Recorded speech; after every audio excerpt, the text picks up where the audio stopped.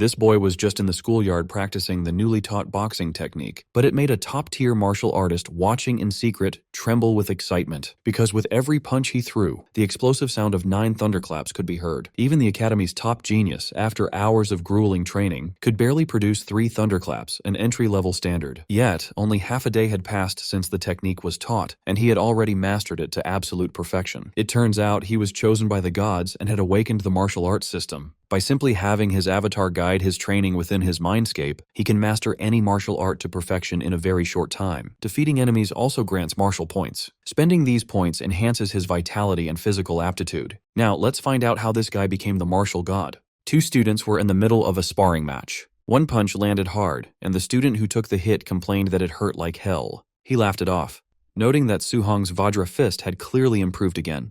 He wondered aloud if Su-hong had already stepped into the micro level. Su-hong stayed calm and replied that he had only broken through to the micro level 2 days ago. In this world, martial arts were divided into specific ranks: basic, proficient, micro level, mastered, and perfect. Reaching the micro level already put someone far ahead of most of their peers. The other student couldn't help but admire him, saying that when it came to the Vajra fist, no one else in their class could even compare. He then asked if Su-hong was done resting so they could continue practicing. But the pain from that single punch was still stinging, and he actually had no intention of taking another hit. Calling Su-hong a cultivation maniac, he waved him off and said he was heading home to eat. Before leaving the training hall, he politely said goodbye to Teacher Lee. Teacher Lee reminded him to straighten up his clothes before walking out. Then, the teacher turned to Su-hong and stopped him. He asked why Su-hong still hadn't paid the 30,000 registration fee for the martial arts department, reminding him that applications were closing next month. Su-hong hesitated for a moment before asking if he could be given a few more days.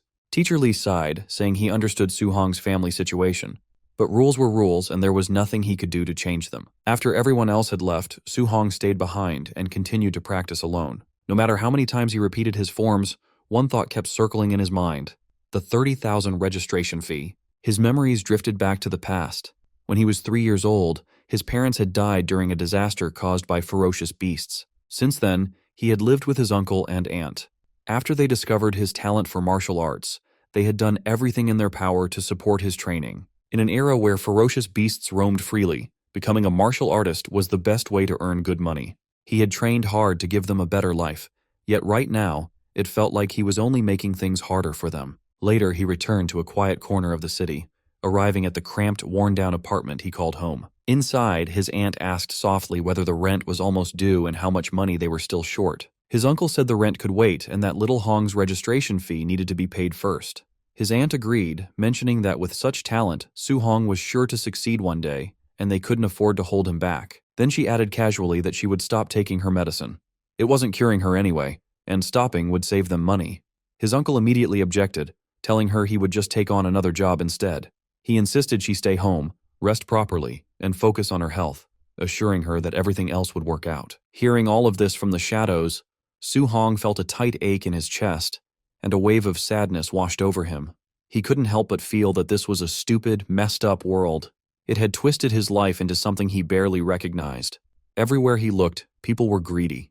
Even if someone simply wanted to register for something they were talented at, they still had to pay money for it. Money he had no talent for earning. If he had actually been good at making money, he probably wouldn't have had talent for martial arts at all. The more he thought about it, the crazier the world seemed. Pushing those dark thoughts aside, he opened the door and called out that he was back. His aunt, who treated him like her own son, immediately fussed over him, asking why he had practiced so late and telling him he must be exhausted. Su-hong tried to take over the chores, telling her he would handle them, but she waved him off. She insisted it was nothing and told him to go rest so he wouldn't be tired the next day. His uncle backed her up, telling him to listen and go to bed quickly. Su-hong returned to his room, but sleep refused to come. He lay there, wide awake, his thoughts running in circles. His uncle and aunt had already sacrificed so much for him. He couldn't keep letting that happen. This time, he would solve his own problem. For a martial artist to earn tens of thousands in just a few days, there was only one place that came to mind. The very next day, a loud announcement echoed through the streets. The crowd was welcomed to the Martial Apprentice Arena Challenge, a place where only victory or defeat mattered, regardless of life or death. It was the underground martial arena. The announcer's voice rose with excitement as she introduced the ring defender for the day, a fighter called Mr. Minotaur. The rules were simple. If he could win 4 matches in a row, he would walk away with 60,000 in prize money. If not, he would get nothing. The crowd was told to watch closely. The audience immediately erupted in whispers. No one recognized him. Some guessed he was a rookie, while others scoffed, saying a newcomer jumping straight into the arena challenge was basically courting death. Off to the side, the announcer leaned over and whispered to the kid to show some passion and heat up the atmosphere. The boy looked confused and asked how he was supposed to do that. The announcer sighed and told him to provoke the crowd or curse a little, muttering that this was exactly why rookies were such a headache. Realization dawned on the Minotaur. Letting out a roar, he shouted that below the level of a formal martial artist, he was invincible, challenging all weaklings to come and fight him. The crowd exploded at once. Some cursed him for being absurdly arrogant, while others laughed and praised his guts. The atmosphere instantly boiled over. Someone in the crowd sneered that this guy wouldn't even know how he died later. That only lit the fuse. Cheers erupted from every direction. Some people shouted their approval, others yelled for blood, and a few just screamed insults at the so-called Minotaur. With the atmosphere at its peak, the announcer declared that the match had officially begun. Behind the Minotaur mask, Su Hong stayed calm. He could clearly feel the heavy killing intent unique to the underground arena. Still, this was the fastest way to gather enough tuition money. As long as he could win a few rounds with his Vajra fist, it would be worth it. His first opponent stepped forward, calling him an arrogant brat and saying he would play with him a little. Su Hong barely paid attention, his eyes calmly sizing the man up. The opponent's momentum was strong, but his footing was unstable. From the look of it, winning wouldn't be difficult. Seeing him space out, the opponent cursed and charged straight in with a punch. Su Hong sidestepped it cleanly, then casually swung his other hand. The strike landed squarely on the man's jaw, sending him flying straight back to where he had come from. The announcer instantly lost her composure. She was already starting to love this masked fighter, even joking to herself that she might want to ask him out later. Laughing into the microphone, she shouted that Minotaur had taken his first win. The crowd exploded with excited shouts and cheers. A second challenger stepped up, scoffing that the last guy had just been unlucky, but things would be different this time. Su Hong simply replied with a casual, "please," while calmly judging his opponent. Based on his build, the guy's strength looked decent, perfect for testing how powerful his Vajra fist really was. The man shouted and leaped in with a heavy punch. Su Hong met the attack head-on. With one Vajra fist strike, he shattered the incoming force. The opponent cried out in shock at the sheer power behind the blow. Su Hong could already tell the difference. This guy was strong, but still weaker than him. After taking a single counterattack, the opponent had relied too much on his upper body strength, leaving his waist wide open. Su Hong followed up with a brutal kick, and the man was sent flying off the stage just like the first one. The arena went wild. Some people cursed in disbelief, while others shouted that he was insanely strong. Next! The announcer excitedly declared that Minotaur had achieved 2 consecutive wins. The cheers grew even louder, becoming almost deafening.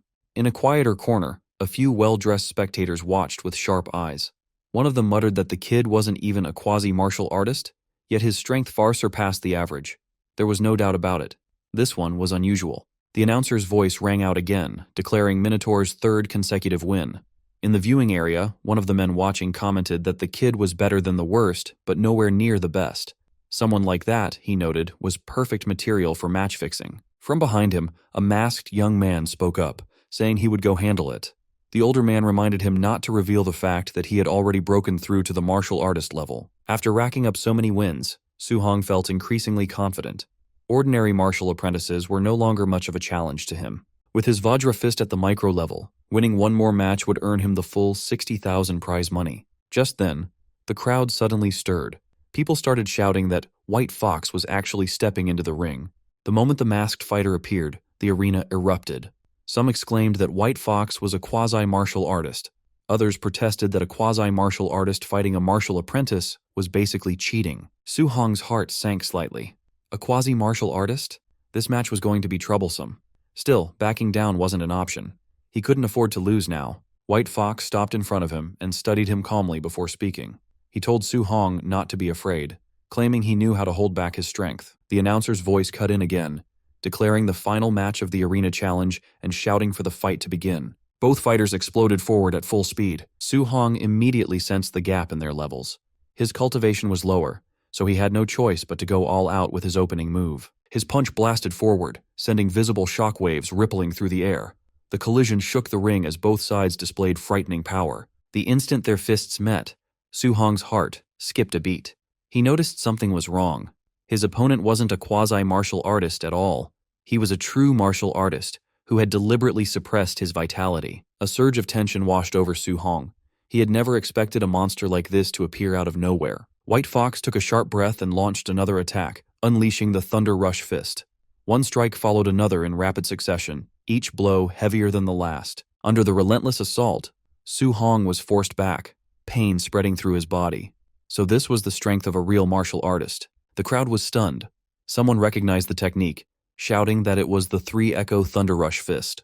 No one had expected to see such a move here, and the surprise alone was worth the ticket price. Others shook their heads, saying the Minotaur was finished. To them, the outcome was already obvious. Yet White Fox showed no intention of stopping, his attacks continuing one after another, pressing the advantage without mercy. After a while, White Fox clearly started getting bored. He told Minotaur that only defending was pointless, and urged him to fight back, saying he wanted to see what kind of strength he really had. For now, Minotaur could do nothing but block. Even through his defenses, the punches were tearing into him, pain spreading with every impact. If this kept up, he knew he would lose for sure. He needed a chance to counterattack, but White Fox's strikes were too fast and too relentless, leaving no openings at all. Then White Fox found an opening himself, a punch shot straight toward Minotaur's jaw. The impact sent him flying, and he crashed hard onto the ground. Lying there, his vision blurred as his consciousness began to fade. Before he could recover, White Fox stepped up and spoke calmly. He told Su Hong that he wouldn't get a single coin of the prize money from this match, but his teacher was willing to invite him in. If Minotaur agreed to fix matches for them in the future, they would pay him the equivalent of this match's prize money. Even with White Fox's foot pressing down on his face, Minotaur refused without hesitation. He said he would never do something so shameless. White Fox was briefly taken aback. He hadn't expected such a firm rejection. Regaining his composure, he warned him to think carefully, saying that refusing them came with a price he couldn't afford. Minotaur shot back, asking whether people who did things like this really deserved to call themselves martial artists. That was enough. White Fox said there was nothing left to discuss. As he turned to leave, he coldly added that since Minotaur wouldn't cooperate, he had no choice but to cripple him, ensuring he could only dream about being a martial artist in the future. As White Fox moved to strike his leg, those words echoed in Minotaur's mind, sharp and piercing. Become a martial artist. A surge of instinct kicked in. He twisted away at the last moment, narrowly avoiding the blow. He couldn't afford to be crippled.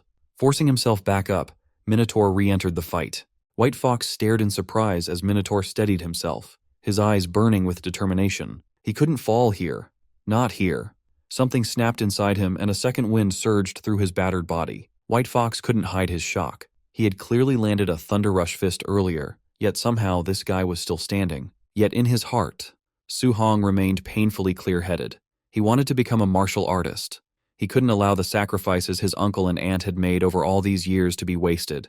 He wanted to give them a good life. But did that really mean he had to abandon everything a martial artist was supposed to stand for? The answer came almost instantly. No. That kind of future was something he would never accept. At that very moment, something strange happened. A status window suddenly appeared right in front of his eyes. Cold, emotionless words floated on the screen, asking what he was willing to sacrifice for his future and for his faith. Su Hong didn't hesitate. His eyes burned with fierce resolve as he answered, without the slightest doubt, that he was willing to give up everything. The system asked once more if he was truly willing to pay the price. Minotaur gave the same answer as before. Everything. The moment the word left his mouth, something deep inside him began to change. His shadow twisted and stretched, transforming into the outline of a terrifying monster. Su Hong was stunned.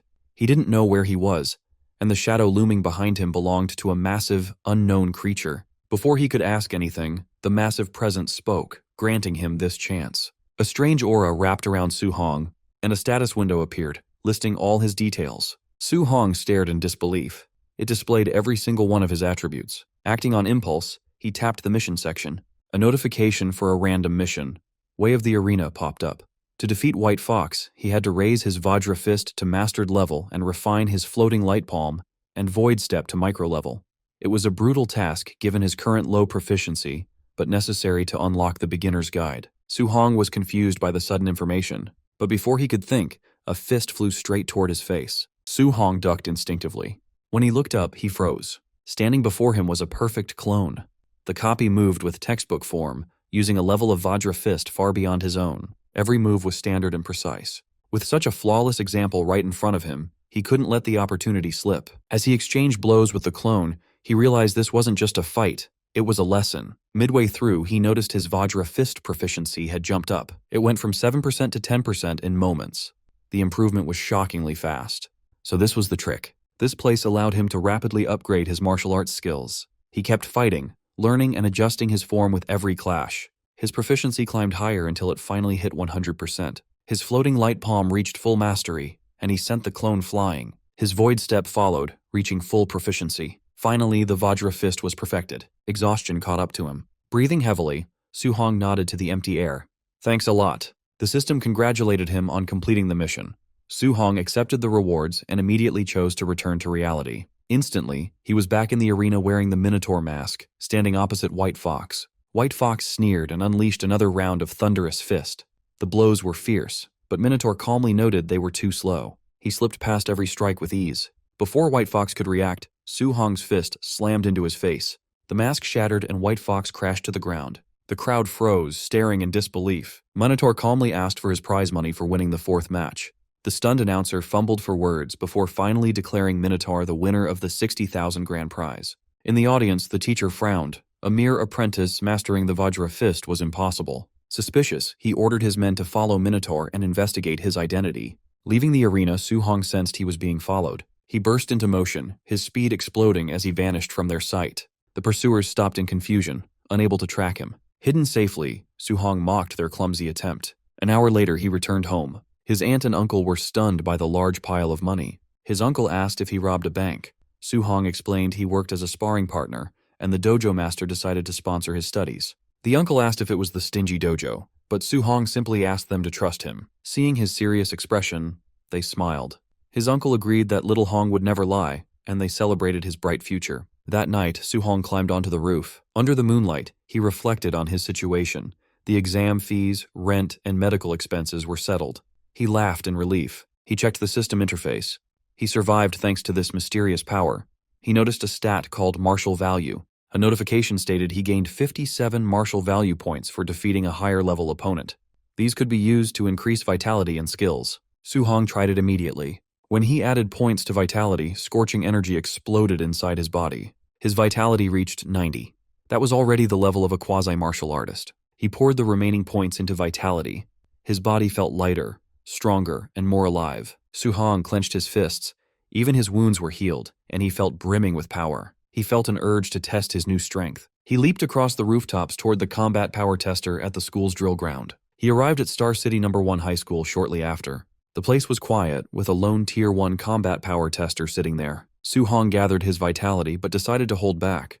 Using only 70% of his strength, his fist struck the machine with a sharp impact. For a split second, the punch felt incredibly heavy. Suddenly the tester sparked and died. Stunned, he worried he would have to pay for the poor quality machine and decided to leave. A voice shouted from behind, asking who was there. Su-hong bolted without explaining. A furious caretaker rushed over to the ruined machine, cursing the vandal. He assumed it was the usual troublemakers, Chun Shan and Li Duo, and swore to educate them when school started. The gymnasium at Star City No. 1 High School was packed.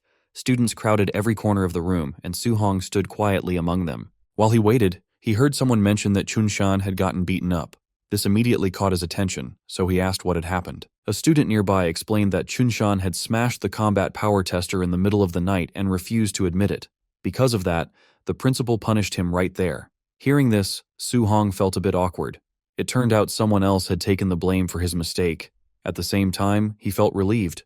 If he had been caught, he never could have afforded to pay for that machine. Before he could think about it further, the announcer's voice echoed through the hall, telling everyone to be quiet. He announced that a special guest, a Tier 3 martial artist named Chan Tian, was here to teach them a C-rank martial art called the Thunder Rush Fist. He told the students to pay close attention. The gym instantly erupted with noise. Some students shouted that this was their first time seeing a Tier 3 martial artist in person. Others talked about how C-rank martial arts usually cost a fortune to learn at outside dojos. But the moment Su-hong heard the name, his eyes lit up. Thunder Rush Fist. That was the same move White Fox had used in the underground arena. One punch created the impact of 3. Its power was undeniable. Outside of school, just the registration fee to learn something like this would be huge. There was no way he was going to miss this chance. Chantian didn't waste time with small talk. He told the students he would demonstrate the technique 10 times from start to finish. How much they learned would depend entirely on them. He stepped forward, got into his stance, and began. Shouting "Thunder Rush Fist," he threw a punch. The force was intense, and the sound of thunder rolled through the gym. As he demonstrated, he explained the levels. At the basic level, a punch makes 1 thunderclap. At the proficient level, it makes 3 sounds. At the micro level, it makes 5. At the mastered level, it creates 7 sounds, which was his current level. As he finished the move, 7 loud thunder sounds echoed out, making the air vibrate. After using so much energy, Chan Tian paused to catch his breath. He added that at the perfect realm, one could strike out 9 thunder sounds. However, he told them not to aim too high. If they could just grasp the basics today, that would be good enough. After a short break, Chan Tian announced the second demonstration and told everyone to try and follow along. The gym quickly filled with students shouting awkward battle cries as they tried to copy his movements. Hours passed by quickly. One by one, students began to collapse from exhaustion. Some complained that they couldn't get it at all, while others groaned about being totally drained. A few stubborn ones kept practicing, asking if anyone had found the trick, even though their bodies were giving out. One of Su Hong's friends wiped his sweat and sighed, saying that C-rank martial arts were just too hard to learn. Looking around, he realized Su Hong was gone. For a second, he wondered if Su Hong had already learned it, but then he just wondered where he went. Just then, excited laughter rang out nearby. Someone proudly announced that he had reached the basic level. The friend turned and saw Chun Shan looking very pleased with himself. A wave of jealousy hit him. No wonder everyone called Chun Shan a genius. How was he so good at this? The principal quickly stepped forward, introduced Chun Shan as the school's top genius, and asked Chan Tian if he wanted to train him. Students crowded around, calling Chun Shan a true prodigy. Chan Tian, however, didn't look impressed. He casually said this barely counted as being a genius. In other cities, this level was just average. Later, the group moved outside while continuing their conversation. Chan Tian complained to the principal that these students weren't impressive at all, making the trip feel like a waste of time. Deep down, he suspected the school focused more on students with money than talent. Still, to make himself feel better, he thought about how at least one student reached the basic level and he got paid well. He asked the principal if he really expected to find a top-tier genius here. The principal sighed, agreeing that the path of martial arts was cruel. Talent was too important. Hard work alone, without opportunity, just wasn't enough. Just as they were talking, a sudden noise echoed through the air. Both of them froze and immediately looked toward where the sound came from. 7 thunderous sounds. 7 sound thunder rush fist. Their expressions changed instantly. They couldn't believe it, asking how the school could have someone at that level. The principal was even more shocked. He said it was impossible. He had never heard of someone like that in his school. The principal then realized something else. He didn't even recognize that student. The kid hadn't paid any extra fees. Staring at his clothes, his heart skipped a beat. That uniform clearly belonged to a student. The shock hit him hard. If he had been strict about the rules, this student probably wouldn't have even been allowed in the lesson. Even Chan Tian was stunned. He muttered that he had only taught for half a day, yet someone had already reached the mastered level. The principal's mind went blank. He asked if he heard wrong. 9 sounds? Was that really 9 sounds? Chan Tian couldn't speak. He stood there silently, feeling so emotional he almost wanted to cry. The principal wasn't doing much better. He never imagined someone without money could have such terrifying talent. Seeing Chan Tian frozen in place, the principal asked what was wrong. Chan Tian finally exhaled and said he understood now. Everything suddenly made sense. Without another word, he got into his stance and threw a thunder rush fist of his own. The air exploded. 8 thunderous sounds rang out. The principal nearly jumped. 8 sounds? Chan Tian had broken through? Chan Tian stared at his own fist, excitement showing on his face. He said that seeing that student's punch gave him the inspiration he had been missing for years. Without it, he might never have broken through in his lifetime. But then reality hit him. This was not the time to celebrate. Chan Tian urgently told the principal to hurry and find that student. The principal snapped out of it and actually started running. Unfortunately, by the time they reached the spot, the student was already gone. As for Su Hong, he had already achieved his goal. While walking away, he thought about how practicing a C-rank martial art was much more exhausting than the D-rank Vajra fist. His Thunder Rush fist had already reached the perfect realm. Now, the next step was figuring out how to earn more martial value points to become a true martial artist as soon as possible. He couldn't risk life-and-death fights in the underground arena every time. If he could gain points through normal sparring, that would be much better. Not long after, he arrived at his workplace, the Raging Thunder Dojo. Inside, students were training as usual. When they saw him, Someone asked why he came in today. Su Hong casually replied that he wasn't busy and just came by to practice. Just then, a loud thud echoed across the hall. A student was sent crashing to the floor. Standing over him, another guy sneered. He said that if someone dared to claim his teacher taught poorly, they should first admit they were just bad at learning instead of making excuses. Su Hong glanced over and asked what was happening. His friend explained that since Su Hong hadn't been around lately, he wouldn't know. That student's teacher was a new instructor who was very strong, but he looked down on ordinary people and taught in a very lazy way. On top of that, his disciple, a guy named Li Yen, was also extremely strong. Right as they were talking, another student was knocked down. Li Yen looked at him and sneered, saying he shouldn't dare to challenge him with such a weak level. Before things could get worse, Su Hong stepped in and grabbed Li Yen's wrist, telling him that was enough. Li Yen immediately glared at him, asking who he was and telling him to let go. He said if Su Hong had the guts, they could settle it properly in the arena one-on-one. Su Hong didn't back down and calmly agreed. At that moment, a voice interrupted, asking what the noise was about and announcing that class was starting. Li Yen pulled his hand back and sneered, telling Su Hong he was lucky this time. Watching him leave, Su Hong thought that this guy was way too arrogant. Soon after, the instructor spoke up. He announced that today was the last day he would teach the Raging Sea Spear technique. As usual, he would only demonstrate it once. As he took his stance, it was clear the instructor didn't believe anyone could learn it from just one demonstration. Still, Su Hong watched with intense focus. For him, once was enough. His eyes followed every movement as the spear swept through the air. When the demonstration ended, the instructor turned to leave, saying that how much they learned was up to them. Complaints immediately broke out. Some students called the one-time demonstration a scam. Others complained that those in the back row couldn't even see clearly. Su Hong, however, had already understood the essence of it. The spear moved like a dragon crashing into the sea, its power rolling forward like endless waves. Picking up a spear himself, he began to move, perfectly copying what he had just seen. For a moment, everyone fell silent. Then, the noise erupted. People stared in disbelief, shouting that Su Hong had actually learned it. Others muttered that this was the first time they'd seen such a prodigy, while some bitterly wondered if they were just too stupid to understand it. Drawn by the noise, Li Yen returned and asked who had supposedly learned the technique. He scoffed at the idea. Then he saw Su Hong. Watching Su Hong's spear flow smoothly, Li Yen's eyes narrowed. It really did look like he had understood it. He felt a spark of interest. Testing someone like this would be fun. Stepping forward, Li Yen called out to him, saying he would give him a few pointers on his spear technique. Li Yen grabbed his spear, twirled it, and pointed the tip at Su Hong, signaling him to come on. He repeated that he would teach him a lesson. Su Hong simply agreed. One of the students hurriedly tried to stop him. He warned that even though Li Yen was a bad person, he was actually very strong, so Su Hong shouldn't be impulsive. Su Hong just smiled and told him not to worry. He stepped forward with his spear and got into position.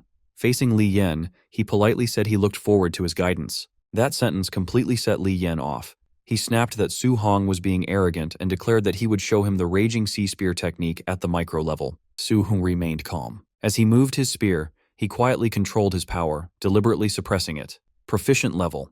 He didn't want to reveal everything. He only wanted the guy in front of him to see just how ridiculous he was acting. The moment Su Hong's spear moved, Li Yen froze. That flow, that momentum, it was unmistakable. Proficient level Raging Sea Spear technique. No matter how hard he tried to deny it, the reality right in front of him wouldn't change. Su Hong reached the proficient level with his Raging Sea Spear technique. His movements flowed just like crashing waves. When he unleashed the attack, his opponent just froze. He couldn't trust his own eyes. Su Hong was just a martial apprentice, not even a real martial artist yet. But somehow, he had mastered the Raging Sea Spear to the proficient level. That was something even veterans struggled to do. But it was happening right in front of him. A notification popped up for Su Hong. Defeated a higher level opponent, martial value plus 35. It worked. Even normal sparring gave him points. He didn't have to risk death every time. He could get stronger just by fighting smart. Meanwhile, the opponent was panicking inside. This is impossible. Totally impossible. I trained for years and he did this so fast? Was all my hard work for nothing? He felt completely crushed. Before things got worse, Su Hong pulled back his spear. That's enough, he said calmly. Just then, the instructor showed up. He saw what happened and immediately stepped in to scold his student. The guy tried to argue, but the instructor slapped him hard across the face. If you can't handle losing, he shouted, you aren't a real martial artist. The crowd loved it. That guy was always stuck up, so seeing him get humbled felt great. The instructor turned to look at Su Hong, amazed. Su Hong only showed the move once, but he already mastered it. Even the geniuses in the capital couldn't do that. Your talent is scary, the instructor said. My student is arrogant, but meeting you is good for him. He bowed slightly. Little brother, I failed to teach him manners. Please forgive us. Su Hong was surprised. He didn't expect the man's attitude to change so fast. This guy changes faces faster than flipping a book page, he thought. Leaving the training grounds, he felt tired, but it was a good tired. He got a lot done today. He mastered the Thunder Rush Fist and the Raging Sea Spear. Plus, he earned a ton of martial value. Walking through his high school campus, he thought about his next steps. The entrance exam was coming up fast. Rich kids were already buying high-grade alloy weapons. To compete, he needed one too. He could still feel the spear in his hands. I'll stick with the spear, he decided. He needed to get a real alloy spear and fast, but he was broke. He barely had enough for his aunt's medical bills, let alone a weapon that cost $70,000. But he wouldn't give up. There had to be a way. Suddenly, an announcement played across the city. Ferocious beasts were attacking the wilderness. The city lord was hiring martial artists to hunt them for big rewards. Su Hong knew instantly this was his chance. When he got home later, his aunt was busy working, just like always. She told him not to push himself too hard since he already gave them money. His uncle insisted on working, saying he wouldn't rely on Su Hong as long as he could still move. They greeted him warmly when he walked in. He told them to rest and let him take care of things.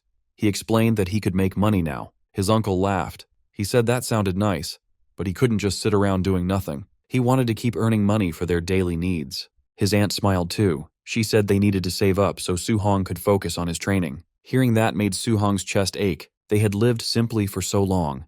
Unless he made enough money to secure their future, they would never stop working so hard. That night on the rooftop, he opened his status panel. The wilderness was dangerous, so he needed to be stronger.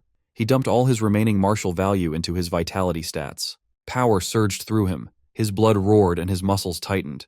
The number climbed until it hit 95.2. He felt like a beast ready to strike. He was now just one tiny step away from being a real martial artist. 2 days later, late at night, he lay on the gym floor, totally drained. But his eyes were shining. He had perfected all his skills: Thunder Rush Fist, Raging Sea Spear, Vajra Fist, and Floating Light Palm. He exhaled deeply. 2 days of non-stop training had paid off. Now it was time to go. The next morning, he headed to the Star City martial artist base. When he got there, he stopped, amazed. He had seen it on TV, but being there was different. The place was packed with strong martial artists. He checked the bounty board. Non-ranked beasts were worth 300 coins. Tier 1 early stage were 1,000. Mid-stage were 3,000, and late stage were 5,000. Su Hong frowned at the rules. They only accepted the left ear as proof for the reward. It seemed pretty old-fashioned. Nearby, a man dropped a bloody sack on the counter. "Miss, count these up for me," he said. The bag was full of ears. Suddenly, there was a commotion at the door. "Move it!" someone shouted. "Young Master Yi is here." The crowd moved aside. Su Hong saw an arrogant-looking guy walking in. He looked familiar. Su Hong frowned. That vibe. It reminded him of someone. People whispered around him. If his uncle wasn't the boss, he'd be dead by now. I heard he got beat up recently. Serves him right. Really? No wonder he's been hiding. Su Hong listened, then looked up. Their eyes met for a second. They recognized each other.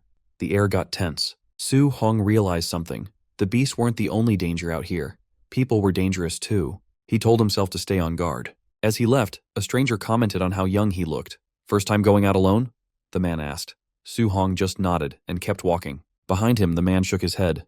"Just another kid rushing to die," he muttered. Su Hong stepped into the wilderness and looked around. The forest was quiet and peaceful, but he stayed alert. He couldn't go back empty-handed. 2 hours later, he was deep in the woods. He took a sip of water, frowning. No beasts anywhere. Maybe the outer area had already been hunted clean. He decided to move faster and go even deeper. Suddenly, his face changed. A massive shape blocked his path. It was huge and scary, exactly like in the books. A ferocious beast. Su Hong knew what it was immediately.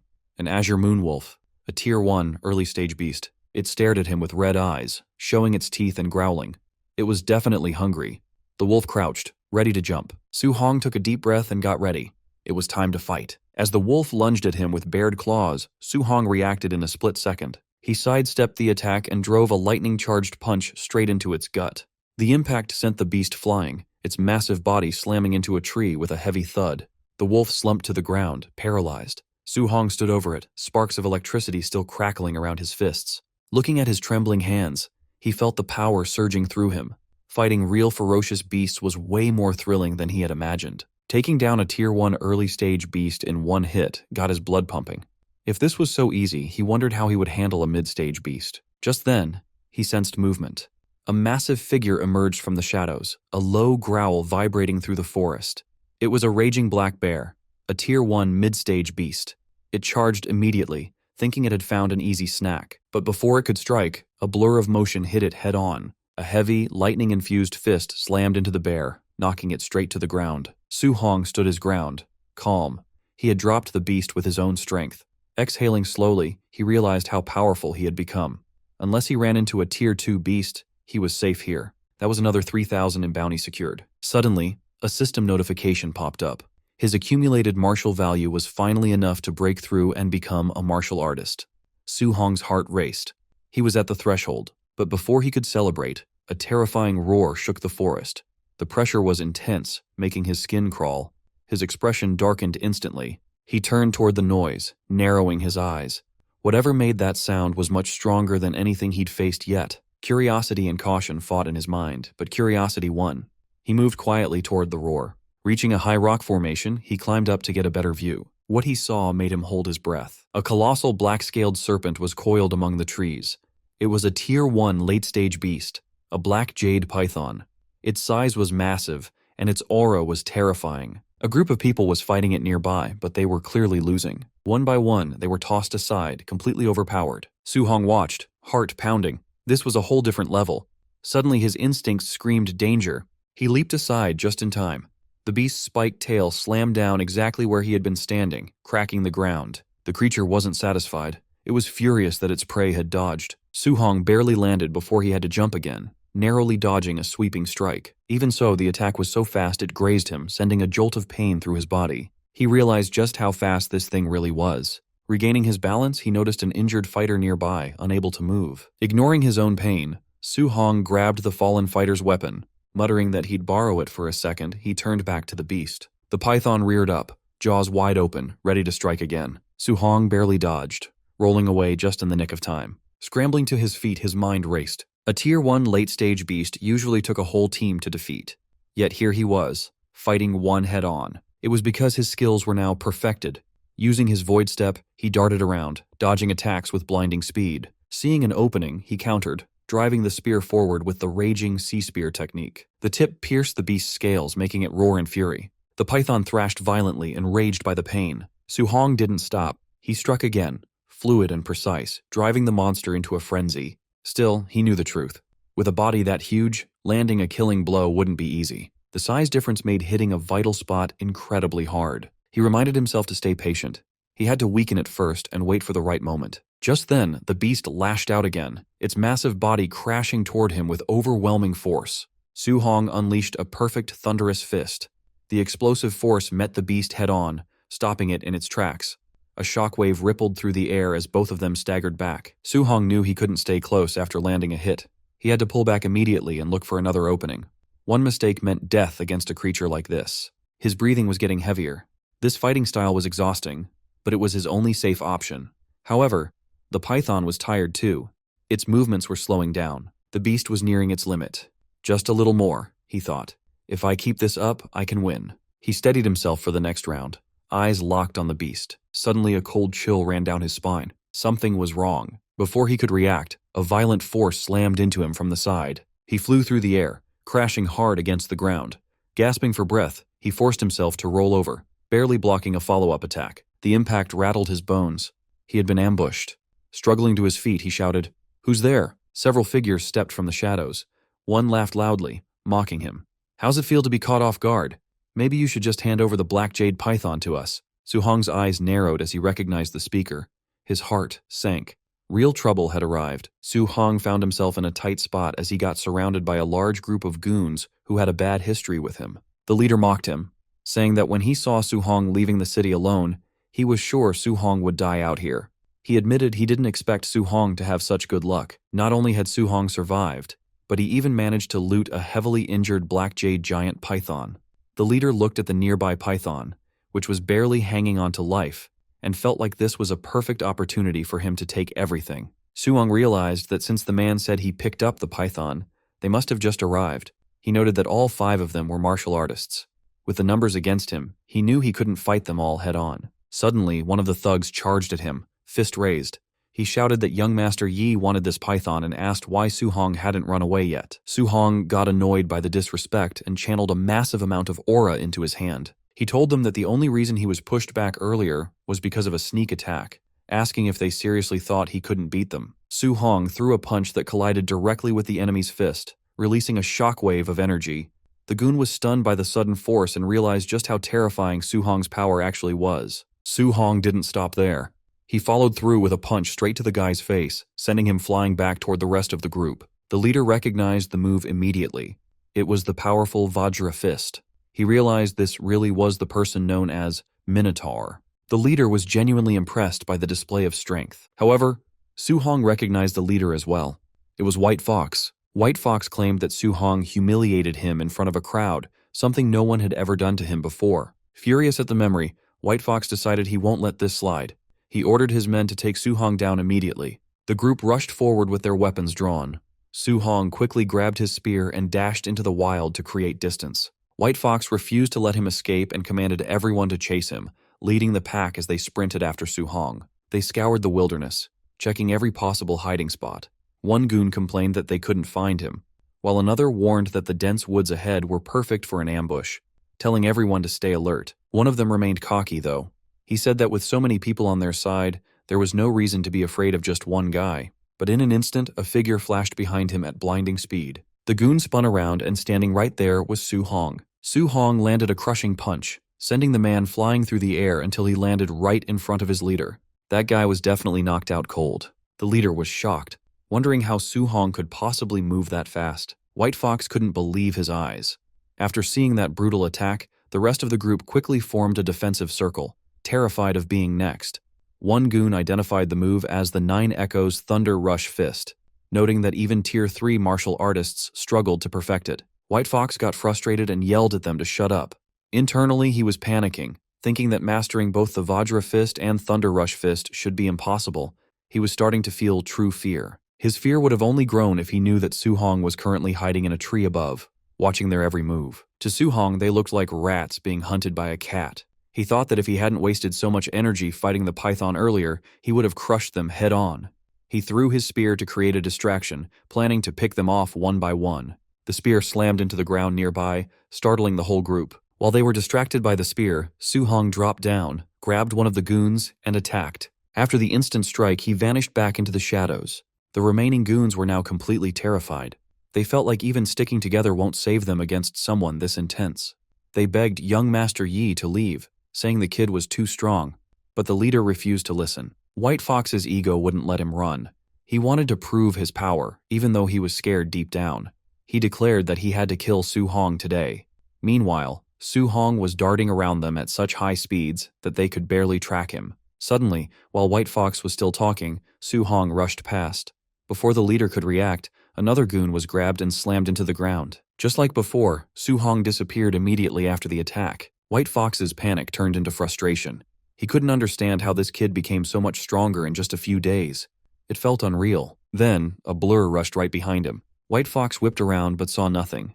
He cursed, refusing to believe Su Hong could catch him off guard. But the moment he turned back around, Su Hong appeared right in front of him, ready to strike. White Fox reacted instantly, spinning around and shouting that he hadn't been beaten yet. He gathered magic aura into his hand and struck, shouting that this was the void-breaking finger. Su Hong dodged the attack with a smooth movement. The tree behind him took the hit instead.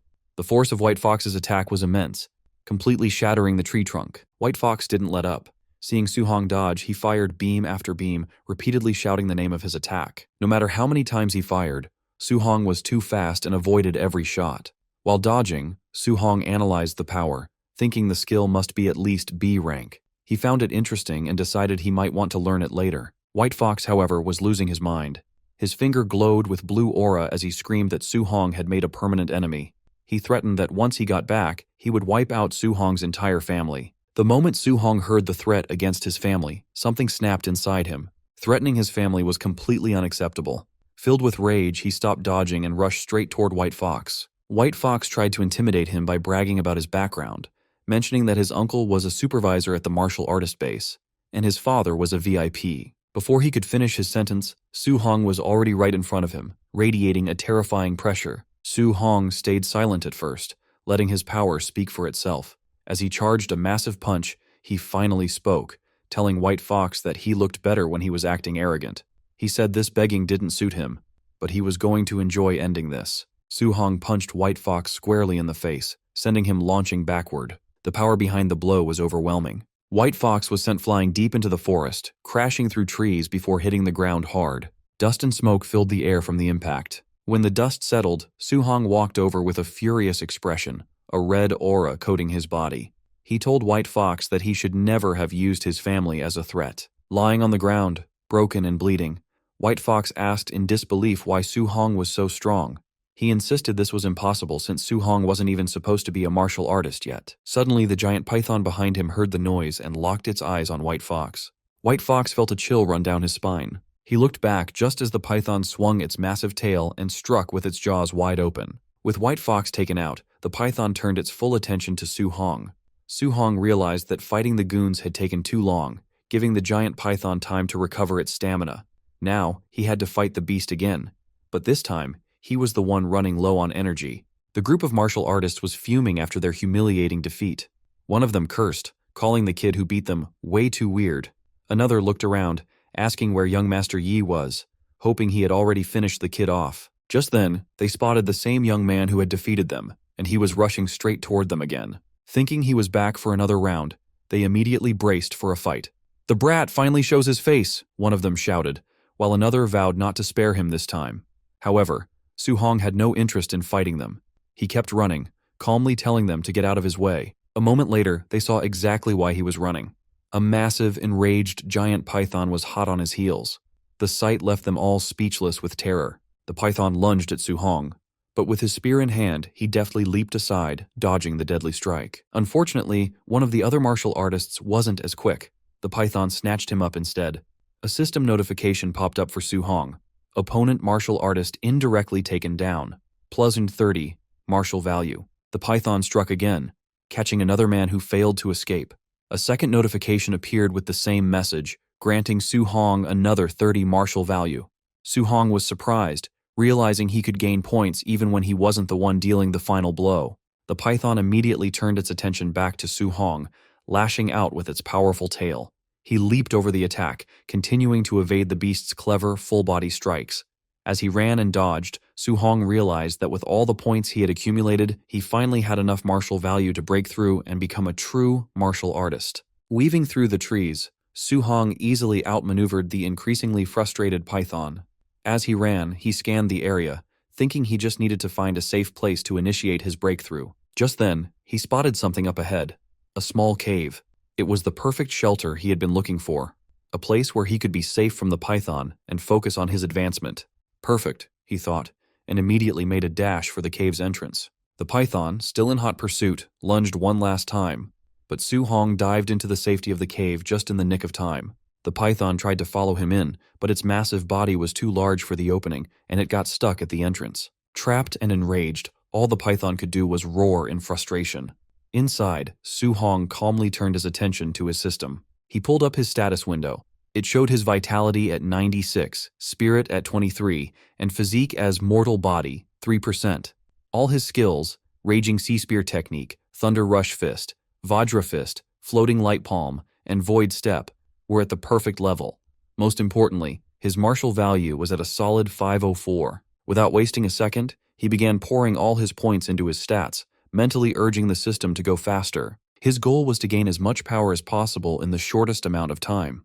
He focused on his vitality, and as the points flowed in, he felt an intense heat spread through his body, as if magma were flowing through his veins. In a matter of moments, his vitality hit 100. Outside the cave, even the trapped python seemed to sense a terrifying change in the air. A new notification appeared. Breakthrough successful. Tier 1 martial artist. Su Hong felt a surge of power and thought to himself, "I've finally become a real martial artist." He clenched his fist, feeling a powerful aura envelop him. Looking at the struggling python, he declared, "Now, it's my turn." For the first time, the python felt genuine fear. It desperately tried to pull its body out of the cave entrance, wanting only to escape, but Su Hong gave it no such chance. He channeled his newfound strength into an incredibly powerful punch. Still wedged in the entrance, the python had no way to dodge the attack. The punch connected with tremendous force, sending the massive beast flying backward with a pained roar. The sheer power behind the blow was unbelievable, a stark contrast to the boy it had just been chasing. But Su-hong wasn't done yet. Before the python could even recover, he was on the move. He leaped into the air, landing on the beast's massive body. With a powerful roar of his own, he unleashed a flurry of Vajra fist attacks. Each punch landed with devastating force, hammering the giant snake into the ground. The ground cracked and shattered under the repeated impacts.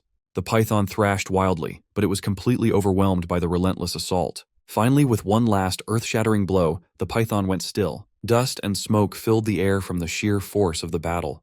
When it finally settled, Su-hong was standing triumphantly on the now-defeated giant python. He got a notification for +92 martial value. Su-hong reflected that while the python was already injured, his new strength allowed him to face it head-on, something that would have been impossible just moments ago. His thoughts then turned to the reward. Usually, you needed to cut off a beast's left ear as proof of the kill, but snakes didn't have ears. He was momentarily stumped on what to do. He decided to worry about it later, and started heading back. The forest was now eerily quiet, the only evidence of the chaotic chase being the trail of destruction left in its wake. As he walked, he came across the bodies of the men who had tried to ambush him. Seeing their state, likely other victims of the python, Su-hong commented that they got off easy. His mind then turned to the high-level martial technique their leader had used. His search paid off. He found a manual on Yi Feng's body. "Void-breaking finger," he read, a look of interest on his face. "This is getting good." Instead of leaving immediately, he decided to stay near the cave. He started a fire and settled down next to the massive python carcass to study his new prize. He began studying the manual and, with his enhanced abilities, quickly memorized the entire introductory method for the void-breaking finger. Now all that was left was to use his system to master it in record time. As he began his training through the system, a clone of himself materialized in front of him, ready for a fight. The clone didn't hold back, immediately attacking him with the void-breaking finger over and over. By sparring with the clone, Su-hong's mastery of the technique skyrocketed, climbing rapidly past 51%, 63%, 77%, and then 93%. Before long, a notification confirmed that his void-breaking finger had reached the basic realm, and his progress toward the next level began. The training left Su-hong completely exhausted. He coughed, noting that as a B-rank skill, even reaching the basic realm put immense strain on his body. The system then prompted him to find a real monster to test his new power. 3 days later, Su-hong stood before a new challenge, a massive, roaring bear-like monster. He put his new skill to the test, using the void-breaking finger to fight the beast head-on, and eventually, he emerged victorious. After the tough battle, Su-hong felt he had finally mastered the skill. "This power is definitely worthy of a B-rank martial skill," he said with satisfaction. A system notification confirmed that void-breaking finger had reached the perfect level. With his new power secured, Su-hong decided it was finally time to head back. Back at the martial artist base, a large crowd was gathered around the mission counter, buzzing with excitement. Someone in the crowd exclaimed in shock, "230,000!" Another person remarked that the Thunder Squad must be incredibly skilled to have killed so many ferocious beasts.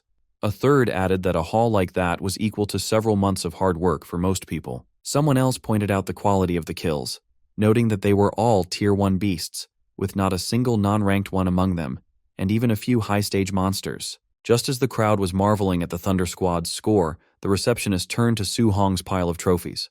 Her eyes went wide with shock as she announced his results.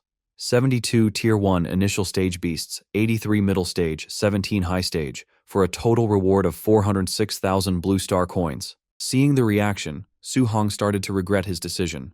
He thought to himself that he might have overdone it. A haul this large was far too conspicuous. He could only hope it didn't attract unwanted trouble. The crowd erupted.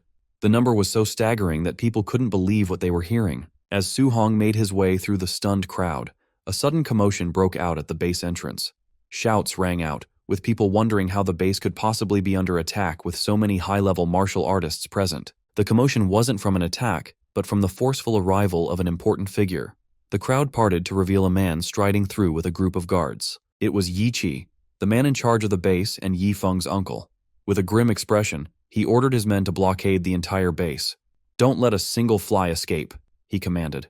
His guards immediately moved to carry out the order. Another supervisor hurried over, asking Yi Chi what was going on. Yi Chi's voice was cold as he replied, "My nephew, Yi Feng, and the 4 martial artists with him are all dead." A shocked silence fell over the crowd. People began to whisper in disbelief that young Master Yi Feng and his entire group were wiped out. However, not everyone was sad. One person muttered that it was a good kill, since Yi Feng had robbed nearly everyone at the base. Another added that if it weren't for his powerful uncle, someone would have dealt with him long ago. Ignoring the whispers, Yichi announced the real reason for the lockdown. A valuable B-rank martial skill was missing from Yi Feng's body. He ordered a search of every martial artist in the base, declaring that no one leaves until they were cleared of suspicion. Hearing this, Su Hong felt a moment of relief. He thought that the state of the bodies clearly pointed to the giant python as the killer, so the deaths shouldn't be traced back to him. However, as the search progressed, he started to feel uneasy. He noticed people glancing in his direction and whispering among themselves, and he began to suspect this search might be targeting him specifically. His fears were confirmed when Yi Chi, flanked by his guards, walked directly toward him. On the surface, Yi Chi's tone was polite. "I heard you killed over 400,000 worth of ferocious beasts all by yourself," he said, praising Su Hong's skills. But his calm words were betrayed by the menacing red aura flaring around him, making it clear that he was anything but pleased. It seemed he already suspected something. Su Hong kept a calm look on his face, but inside he knew the truth. He was much stronger now. Deep down, he even started to wonder if he could actually defeat this man if things really turned sour. The White Fox's father spoke up first. He said he heard that Su Hong took down ferocious beasts worth 400,000 credits all on his own, admitting that was pretty impressive for a student. However, the woman standing next to him wasn't buying it. She argued that Su Hong looked like a rank 1 early-stage fighter at best, so there was no way he could kill that many beasts. She accused him of stealing from young Master Ye's pack and immediately ordered her men to search him. As soon as the order left her mouth, 2 large men with flames burning in their hands started walking towards Su Hong. One of them gave him a sharp warning: "Do not resist, or this would get ugly." But in the blink of an eye, the situation flipped. One of the men suddenly found a spear tip pointed right at his face. The guard froze and asked what Su Hong thought he was doing. Su Hong calmly said it was nothing, keeping the spear steady. The man was completely shocked because he didn't even see Su Hong draw the weapon. It was just too fast. Su Hong then announced that he was a student of Star City High No. 1. He looked at them and asked if they really wanted to force a search on a student from that school. Hearing the school's name, the White Fox's father hesitated. He knew the principal of High School No. 1 was famous for being extremely protective of his students. That was not a person he wanted to offend over a small issue. Ye Chi still thought the whole thing smelled fishy. If this kid really hunted all those beasts, he was a genius. But if they were wrong and they offended a genius student, it wouldn't be worth the trouble. He signaled his men to stop and stepped forward himself. He explained that his nephew was attacked and a secret family technique was stolen, so he had no choice but to find the culprit. He added that he hoped Su Hong would cooperate. Su Hong simply replied that he just hoped they weren't accusing the wrong person. Ye Chi then offered 10,000 credits as payment for the trouble of searching him and asked if that sounded fair. Su Hong countered immediately, asking for 30,000. In his head, he knew Yi Feng was technically killed by the giant python. As long as they didn't find the stolen technique on him, they couldn't prove anything. Ye Chi agreed to the price. Su Hong opened his arms and let them search him. While the men checked his pockets, the woman dug through his bag. Su Hong told them to look closely because he didn't want any false rumors following him later. When they finished, the men reported that they found absolutely nothing. Ye Chi nodded, told them to pay Su Hong the 30,000 credits, and let him leave. Walking away, Su Hong thought to himself that it was a good thing he cleaned up the scene properly. If he hadn't, he would have been in serious trouble today. Ye Chi turned to the crowd and yelled for the search to continue, stating that no one left until the thief was found. Meanwhile, Su Hong planned his next move. He wanted to shower and change, then head straight to the Martial Artist Association to sign up for the assessment. He needed to get a proper guidance technique as soon as possible. A little later, Su Hong was resting at the underground hotel in the martial artist base. He opened his system interface and checked his points. He was surprised to see he had 534 martial points. He realized he was so busy training the world-shattering finger and hunting beasts that he forgot to spend them. His stats looked good. Vitality was over 103, Spirit was at 23, and his physique, the mortal frame, was at 6%. All his skills, Void-Shattering Finger, Raging Sea Spear Technique, and Void Step, were perfected. Looking at the numbers, Su Hong noted that Rank 1 early stage needed 100 Vitality, but mid-stage needed 200. He did the math and realized that even if he used all his points on Vitality, he would still be short about 40 points for mid-stage. He decided to look at Spirit and Mortal Frame instead, to see what upgrading those would do. His Spirit was at 23 and Mortal Frame was at 6%. Since he had points to spare, he decided to test it out. He upgraded his Spirit, watching it go up by 0.1 at a time. After spending some points, he admitted he didn't really feel any different. Next, he tried increasing his mortal frame by 0.1 at a time. This time, the result was instant. He felt a clear boost in physical strength immediately, so he decided to keep adding points there. Watching his martial points drop quickly, he decided to stop upgrading the mortal frame for now.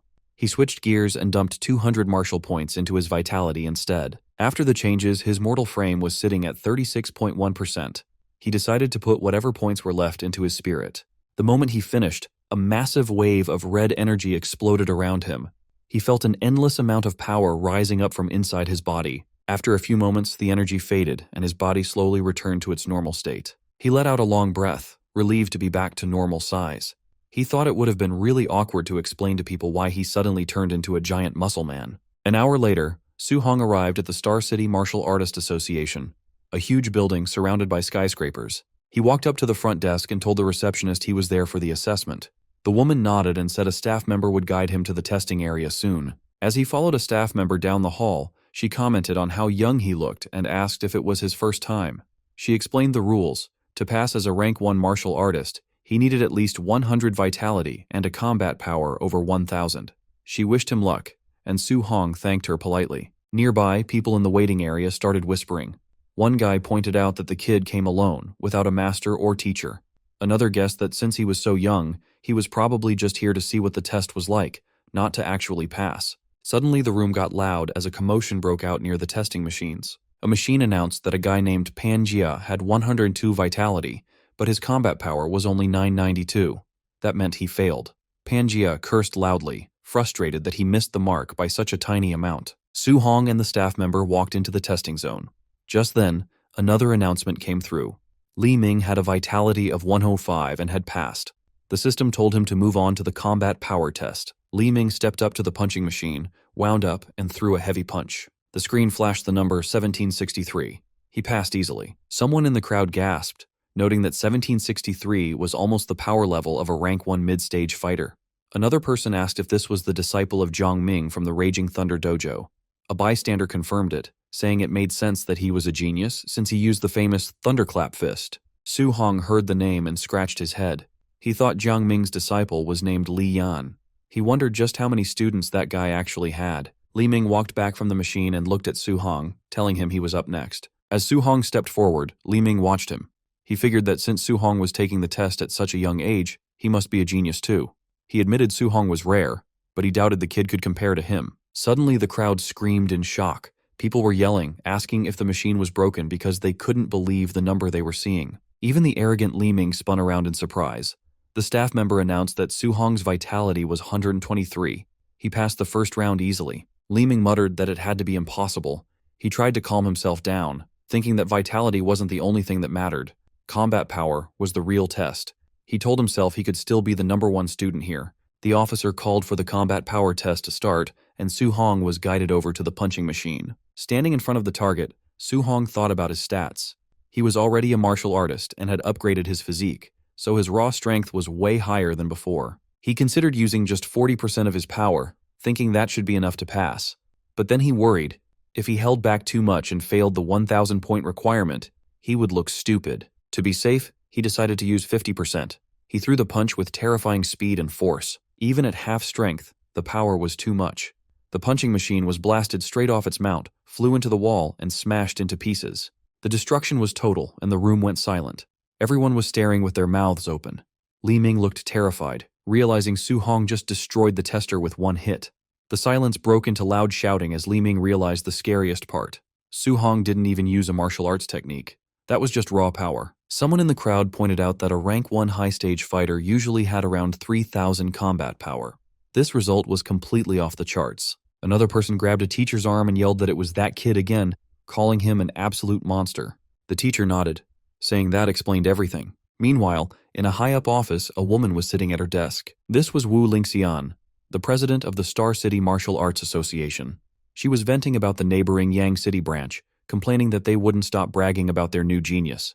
She worried that if Star City didn't find some talent soon, she might actually lose her job. Suddenly, a man burst into her office, screaming that a monster had appeared in the assessment hall. Wu Lingxian glared at him for yelling, clearly startled. The man quickly explained, A rank 1. Early stage kid just sent the testing machine flying with raw physical strength, hitting a combat power of 3,000. Wulingshan paused, finding it hard to believe. But then she realized, this might be the exact miracle she had been waiting for. The central hall of the Martial Artist Association was packed with activity. People were moving everywhere, some were chatting, some were standing guard, and others were helping injured fighters walk, while many just looked around in awe. 2 men were chatting nearby. One told Brother Su-hong that he'd take him to the second floor to register his martial artist identity first, and after that, they could go collect his allowance. Su-hong politely thanked him for the help. Suddenly, someone interrupted, stating that Su-hong was done with the basics and that she would handle him personally. The guide was shocked, realizing it was the president herself. He couldn't believe she would come down to handle this in person. To her, this matter was crucial, and she didn't want any mistakes. She turned her gaze to the young man and confirmed that he must be Su-hong. She introduced herself as Wu Lingxian, the president of the Star City branch of the Martial Dao Association, and simply told him to follow her. Su-hong agreed, addressing her as president. Internally, he was surprised. He recalled rumors that the president was a powerful Tier 8 Rank 5 martial artist, but she looked different from what he had imagined. Moments later, inside the president's private office, the two of them sat down to have a serious talk. Wu Lingxian noted that Su-hong was a student at Star City No. 1 High School.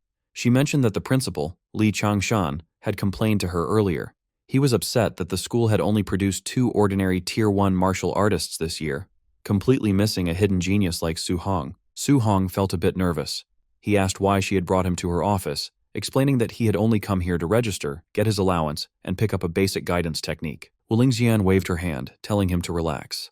She explained that her subordinates were already processing his ID and money.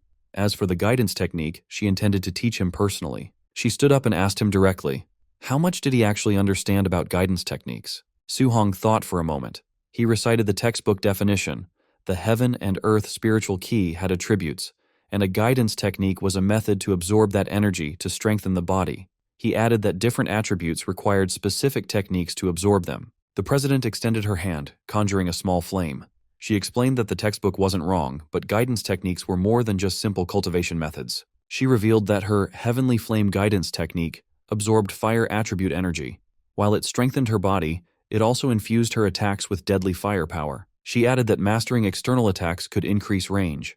However, she noted that for a Tier 1 martial artist, just carrying a trace of the element was impressive.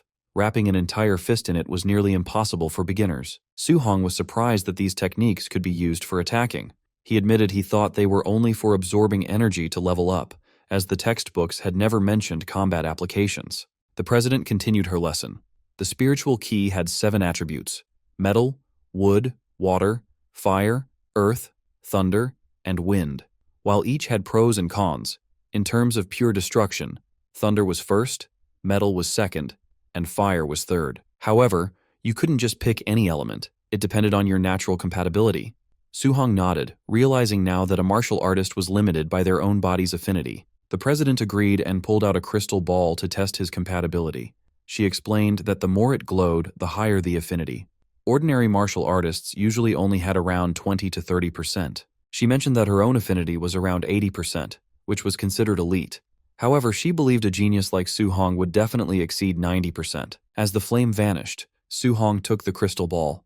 He thought about how President Wu had become a Tier 5 master so young. She was a true genius. If she was only at 80%, reaching 90% himself would be absolutely incredible. Suddenly, the crystal ball began to shine, growing brighter and brighter until it was blinding. The president gasped, exclaiming that it was full. She hadn't been expecting this at all. She announced that Su-hong's fire attribute compatibility was a perfect 100%. She stared at him intensely and asked if he understood what that meant. She stepped closer, full of praise. Su-hong admitted he doesn't know the significance.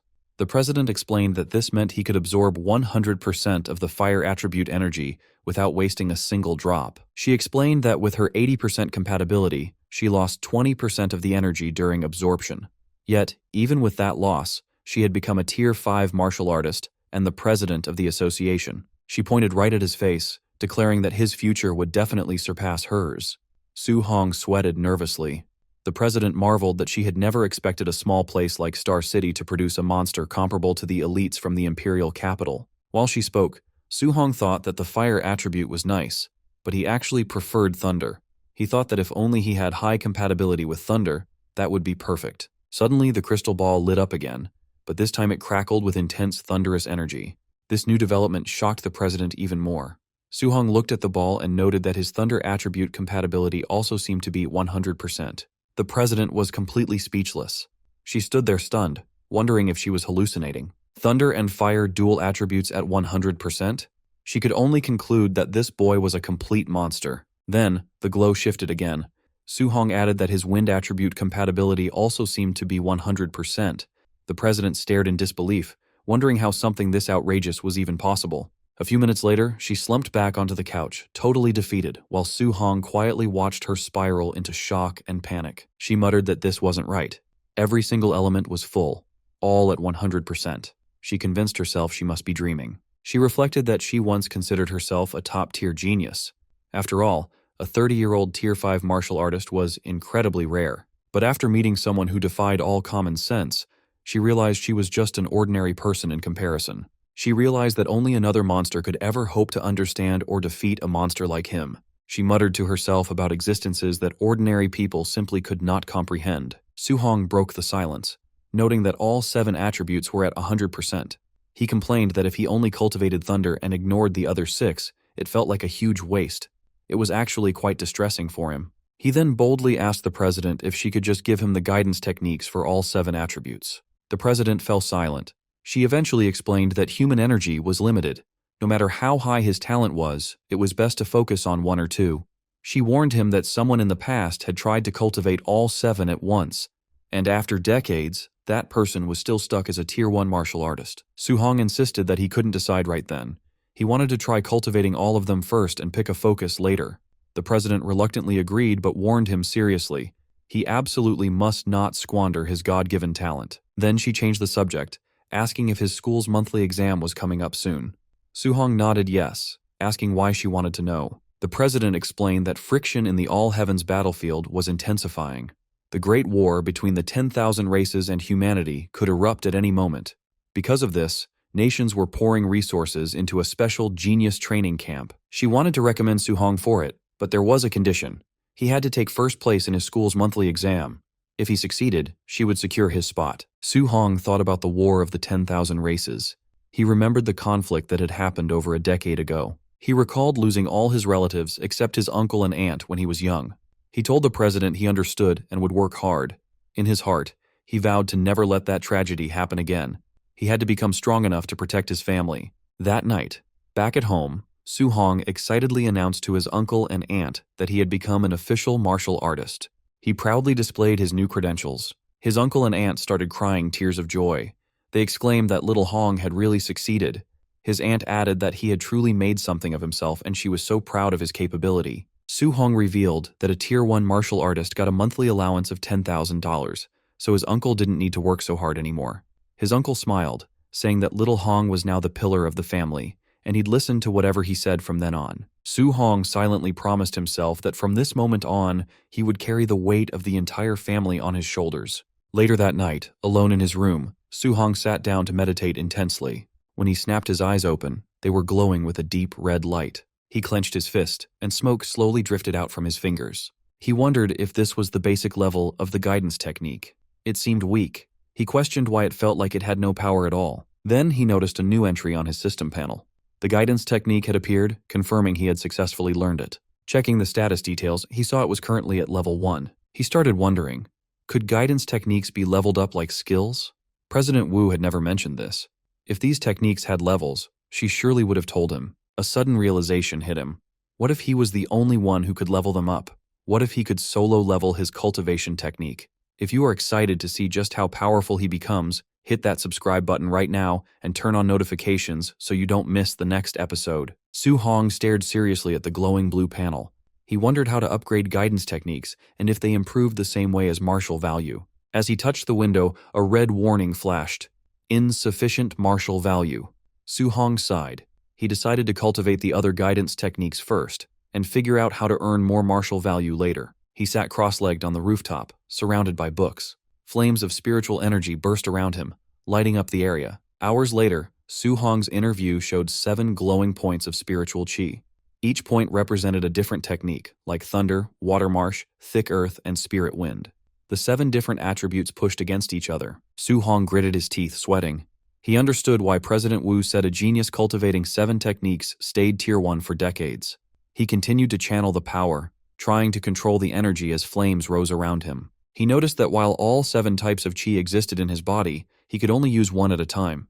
A ball of fiery qi formed in his hand as he breathed heavily. The flames swirled in his hand. He realized that if he forced a second attribute, the forces would collide and cause a violent explosion. A huge explosion of energy shook the rooftop, making both attributes disappear. Su Hong narrowed his eyes. Could thunder and fire not be combined? Their natures felt similar, so why did they reject each other? He tried again. Thunderlight and fire sparks wrapped around his fingers. When the forces touched, another explosion burst out, scattering the energy. Sweating, Su Hong clenched his teeth and refused to give up. He yelled to try one more time. Flashes burst from the rooftop all night as he tried to fuse the attributes. At dawn, the building still glowed faintly from the sparks of Su Hong's nonstop training. Breathing heavily with sweat running down his face, he told himself he just needed a little more. Lightning and flame flickered in his hand. He stared at it, insisting he only needed a tiny bit more. Gritting his teeth, he shouted for the power to fuse. Lightning and fire wrapped around his arms as he forced the energies together. A bright flame exploded in his palm. After trying all night, he finally succeeded. He looked at the flame with relief. Straightening his clothes, he decided it was time to go out and test the power. At Star City's Citizen Martial Arts Square, a large plaza with a clock tower, training robots stood ready. Su Hong stood before a spider-shaped combat tester. He noted that he had switched to a Tier 3 tester, hoping this one wouldn't break. Remembering that 50% power reached 3,000 previously, he decided to try 30% power first. He struck with his glowing fist. The result went above 2,300. He was surprised. At 30% strength, it should have been around 1,800, but it had increased by 500. He looked at the lightning in his hand. The power of thunder alone was already very strong. Then he clenched his hand to aim. He wondered how strong the fused thunder and fire would be, then released the combined force. His punch smashed into the tester with overwhelming speed and power. The screen flashed 3041. Su Hong stared in surprise. It was far higher than expected. He muttered in shock, wondering how it passed 3,000. Rubbing his hands beside the damaged tester, he realized that 30% of his fused power already surpassed a Tier 1 high-stage martial artist. He glanced at his status and sighed. His vitality was only 123, making the result even more terrifying. If the power was this strong with 2 attributes, what kind of strength would he have fusing all 7? The thought filled him with excitement. Watching the flames and lightning in his hand, he smiled. He decided to try fusing 3 attributes next time. Later, he lay flat on the rooftop, exhausted, shirtless and sweating.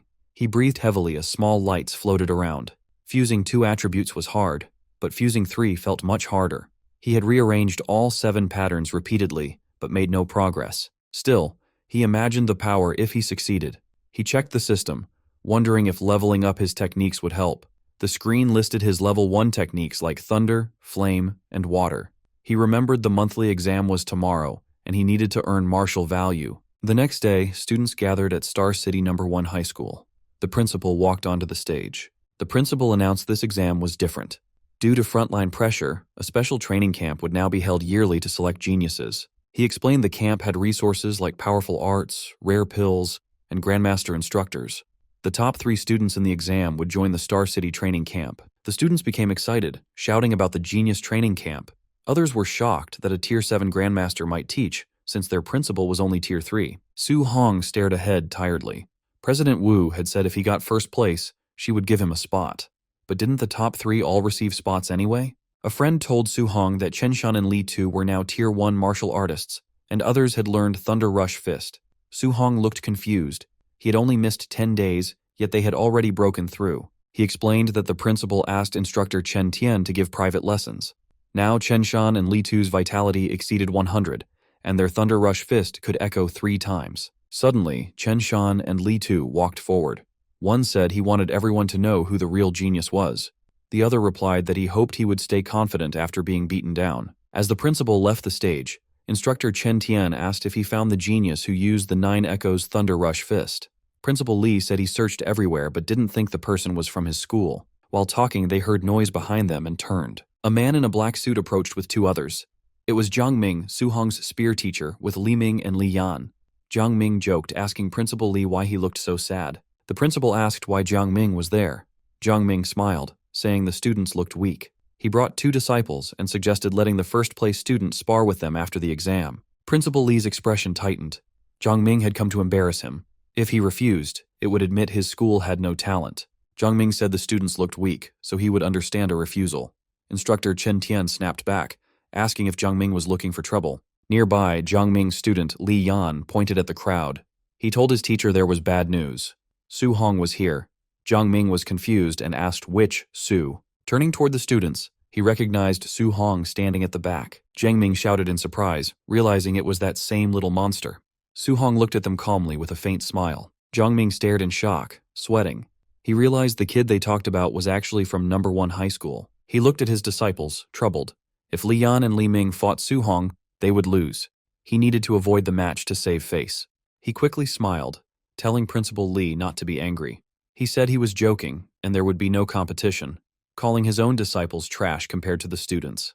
Li Yan and Li Ming immediately conceded. Principal Li and Instructor Chen were furious, thinking these men were mocking them sarcastically. Soon at the arena, a loud announcement called for match number 666, Su Hong, to begin. From the stands, Su Hong's friend watched anxiously. He noted Su Hong's opponent was a quasi-martial artist, which was unlucky. He shouted to Su Hong not to push himself or get injured so early. The opponent, Chen Ping, stepped forward. He asked if Su Hong planned to walk down or be beaten down. He clenched his fist to charge confidently.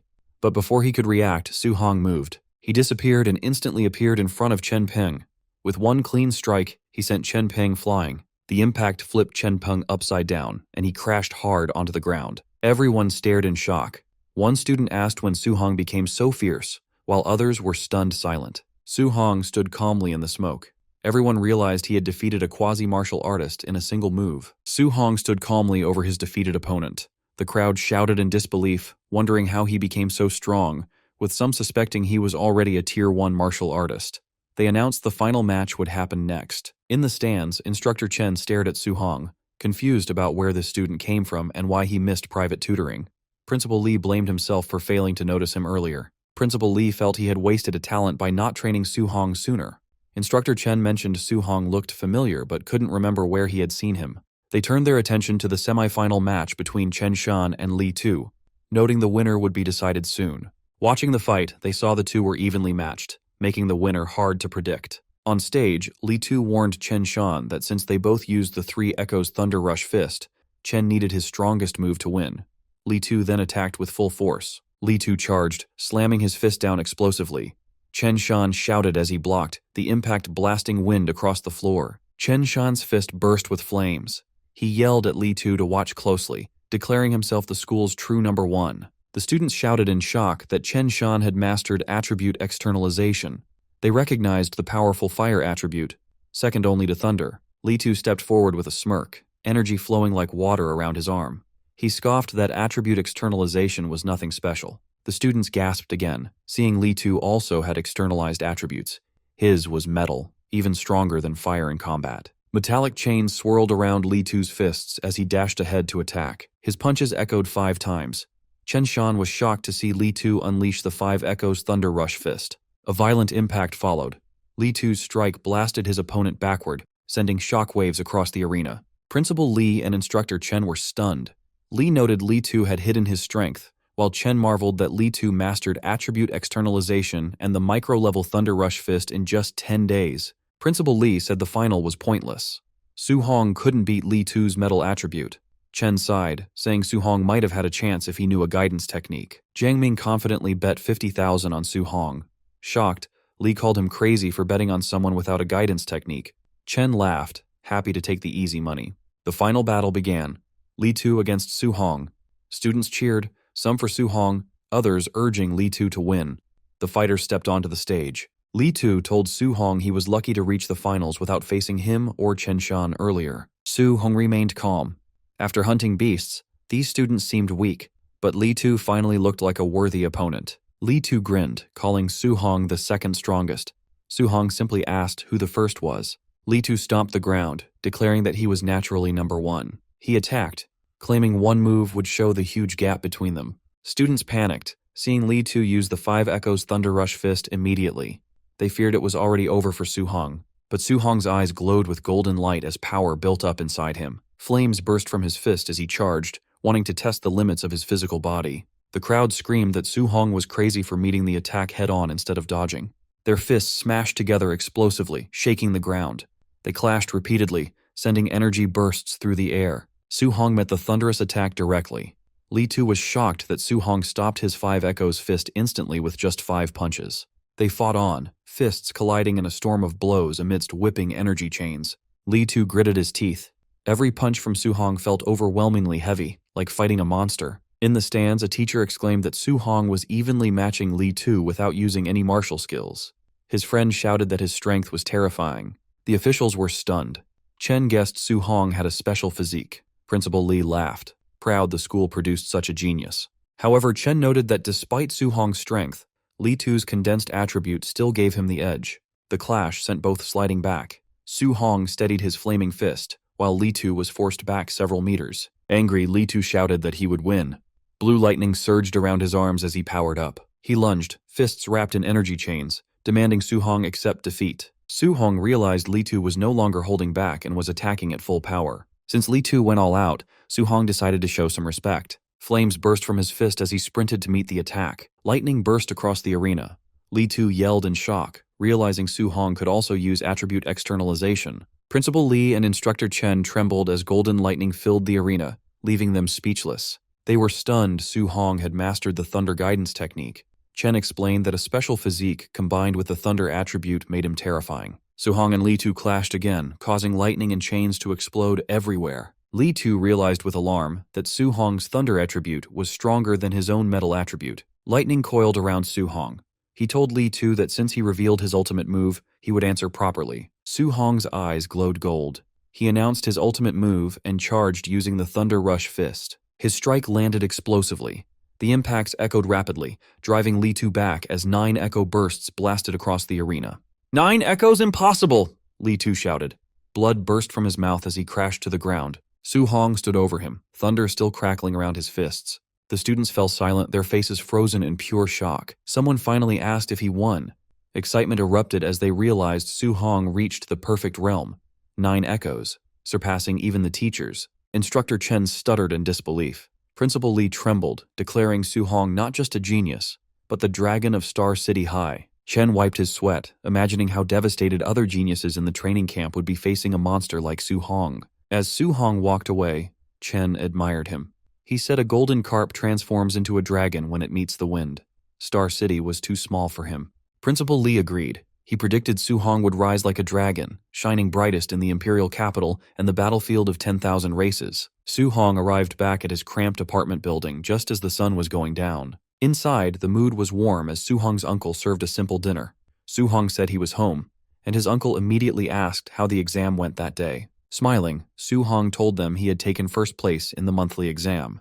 His uncle was shocked and overjoyed, while his auntie realized this ranking meant he could finally go to the special training camp he had mentioned before. Suddenly, loud knocking on the door interrupted their celebration. A woman's voice shouted rudely from the hallway, demanding to know if this was Su Hong's house. Su Hong opened the door looking confused, while his uncle and aunt peeked out nervously from behind him to see who the stranger was. A wealthy-looking woman stood there, wearing expensive clothes and jewelry. She introduced herself as the mother of a student named Lin Nian. She explained that since only the top 3 students could enter the training camp and her son was ranked 4th, she had come to convince Su Hong to give up his spot. She arrogantly held out a stack of cash, offering Su Hong 30,000 to drop out so her son could take his place. Su Hong and his family just stared at her in silence, looking more confused than tempted by the sudden bribe. Seeing that the money didn't work immediately, the woman got furious. She switched to intimidation, shouting that the competition in the camp was extremely cruel and that people could actually die there. She looked down on their poverty, sneering that with their poor family background, giving up early was for his own good. She claimed other students had high-grade pills and resources he couldn't afford. Her harsh words terrified Su Hong's auntie. She looked at her nephew with fear in her eyes, asking if what the woman said was true, and if it was really that dangerous. Su Hong's uncle placed a hand on his wife's back to calm her down, while Su Hong stood there silently. Finally, the uncle looked at Su Hong with a serious, sweaty face, asking if Su Hong could truly guarantee his safety if he went. Su Hong stepped forward confidently, declaring that he could guarantee his own safety. The rich woman scoffed, asking the uncle if he really believed the promise of a child. However, the uncle immediately defended his nephew. He shouted that he trusted Su-hong because he was an adult now, and he certainly wasn't going to trust a stranger over his own family. Defeated, the woman was forced to leave and the door slammed shut behind her. Outside in the hallway, she was furious.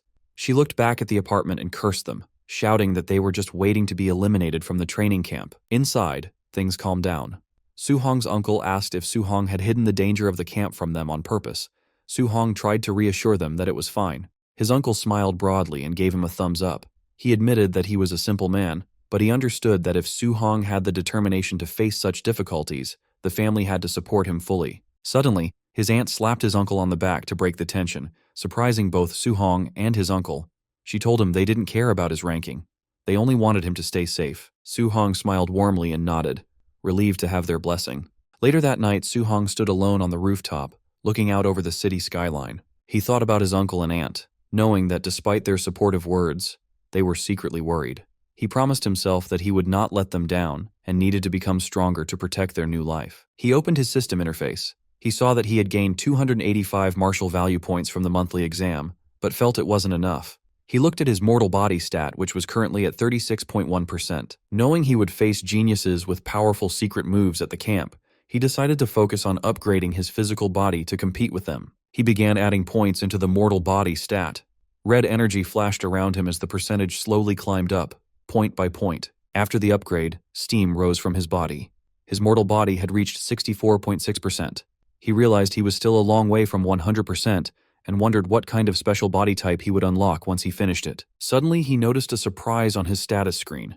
He was confused to see that both his Thunder Guidance Technique and Heavenly Flame Guidance Technique had leveled up to level 2 without him realizing it. Su-hong realized that he had only practiced the guidance techniques for a few days without doing anything special.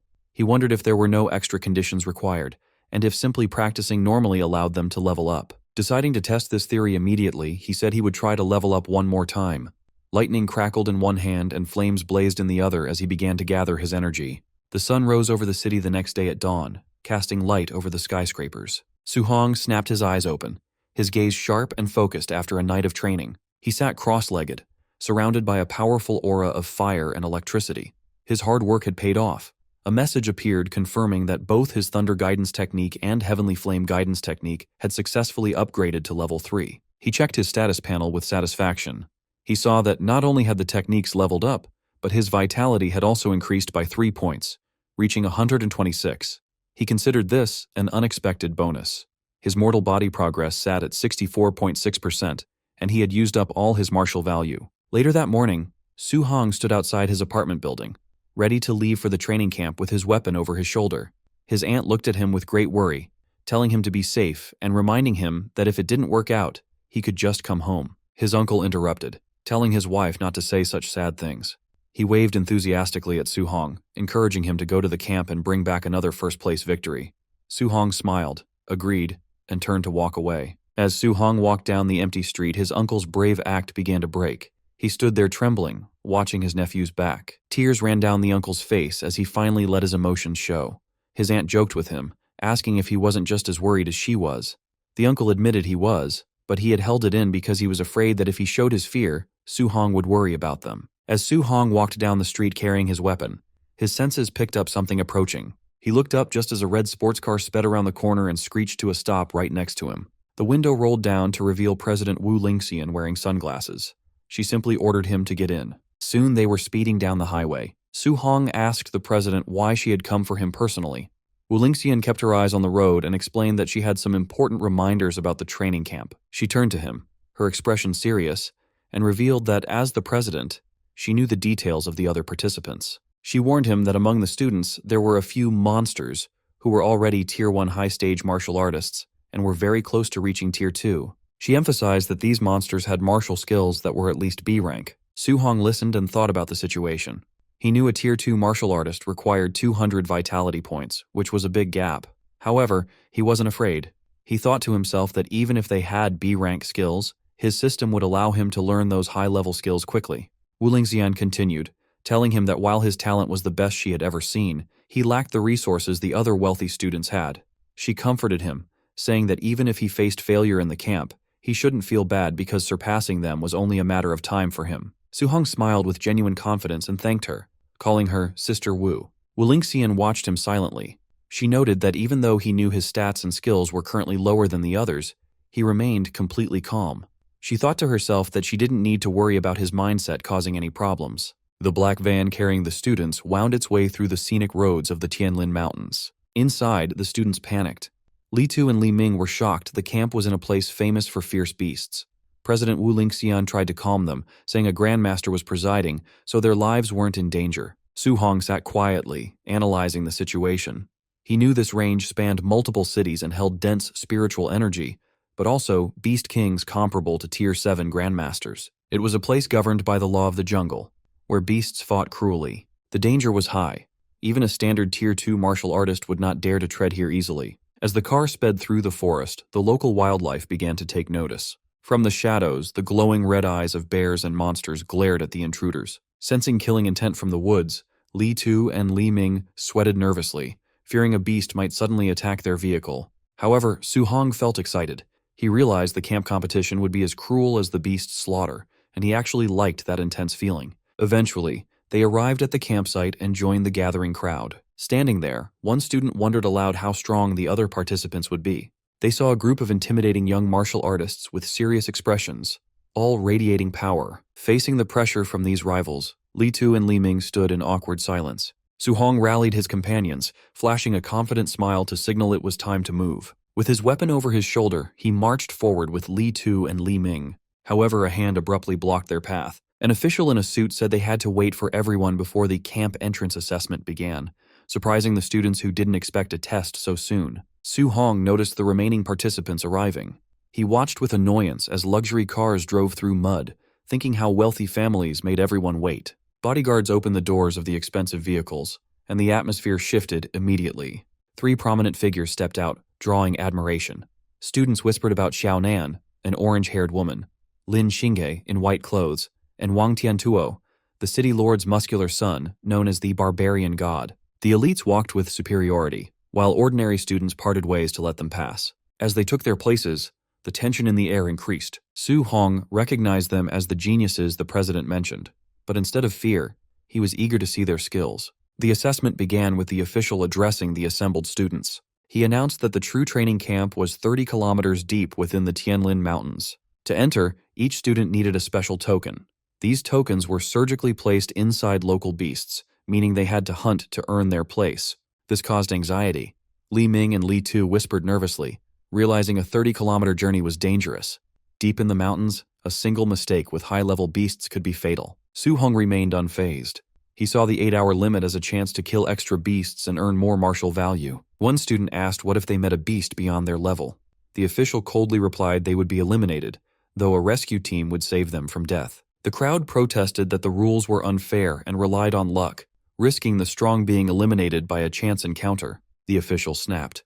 He said the world isn't fair, comparing their complaints to protesting on the real all-heavens battlefield. He shouted that battlefield rules were simple: avoid risks, bully the weak, and use numbers. If they feared strong beasts, they needed more caution. A young man in a suit agreed with the official. He sneered at the complainers, calling them trash and telling them to quit if they were afraid.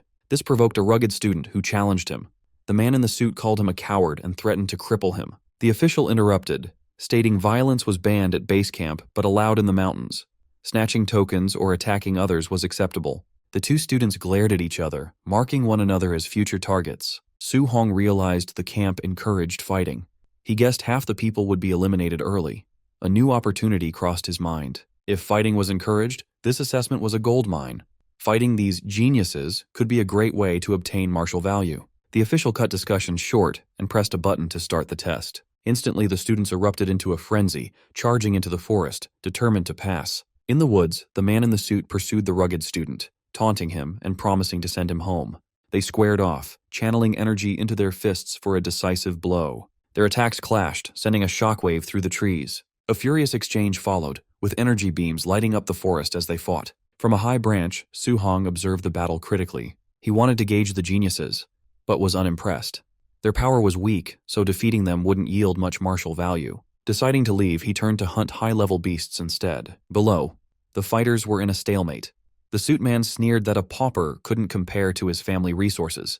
The rugged student shouted back angrily. Hearing the word pauper echo, Su Hong froze in his tracks. It struck a nerve. Su Hong turned back with a dangerous glint, thinking he couldn't let this delivered martial value slip away. He walked toward the fighters and told them to stop. Carrying a wooden club, he casually suggested they should play with him instead. Infuriated, the suit man called Su Hong a pauper and threatened him, while the other student asked why he interfered. Su Hong smirked, explaining he didn't want them to stop fighting completely.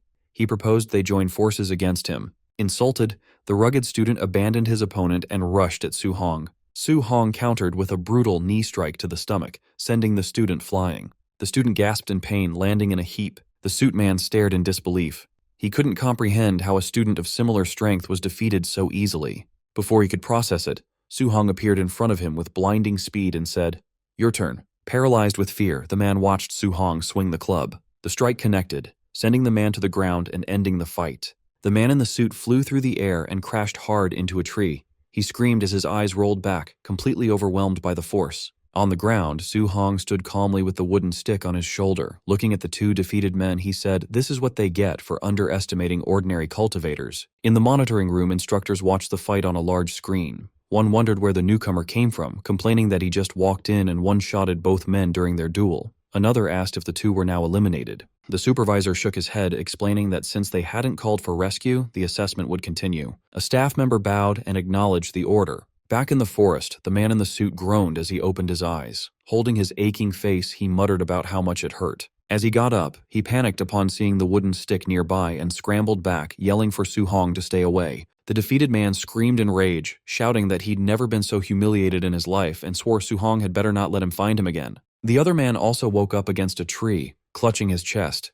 He muttered in frustration, blaming himself for underestimating Su Hong and insisting he wouldn't have lost if he'd been serious. The two men sat in awkward silence for a moment, sharing the same bruised pride. Then, one of them apologized, admitting the other was truly strong. The man in the suit agreed and apologized for mocking him. They shook hands as their hostility faded. Soon they walked through the forest side by side like brothers. They agreed to find Su Hong and get revenge, with the man in the suit determined to hit him with the stick to vent his frustration. Meanwhile, Su Hong sprinted through the forest with a spear in hand, leaving trails of blue energy behind him as he ran. Su Hong's eyes narrowed as he sensed movement ahead. Though his expression was calm, he knew trouble was coming. Moments later, a herd of giant tusk boars burst from the trees, their red eyes glowing as they charged. Su Hong complained that it was another group of low-tier boars, wondering how many he had already encountered in the beast-filled mountain range. The boars snorted and kicked up dust as they approached, their massive tusks cutting through the air. The herd roared in unison and rushed straight at him, their steps thundering across the ground. As they approached, Su Hong's eyes sharpened with a golden flash, his focus intensifying. Instantly, golden lightning erupted around him. He swung his spear in a wide arc, and glowing lines of lightning cut through the charging boars, lighting up the area. With golden light wrapping his arm, Su Hong's spear slammed into the boars, sending them crashing to the ground amidst dust and shockwaves. After the fight, Su Hong stood among the fallen beasts as system screens displayed his martial Dao points. He noted that since he became stronger, the points he earned from weaker beasts had greatly decreased. Sighing, he said he needed to hurry and find a token, then began cutting open a boar's stomach with his spear. Searching the bodies, he muttered that the previous dozen low-tier beasts he killed had no tokens. Hoping this batch was different, he searched each boar one by one.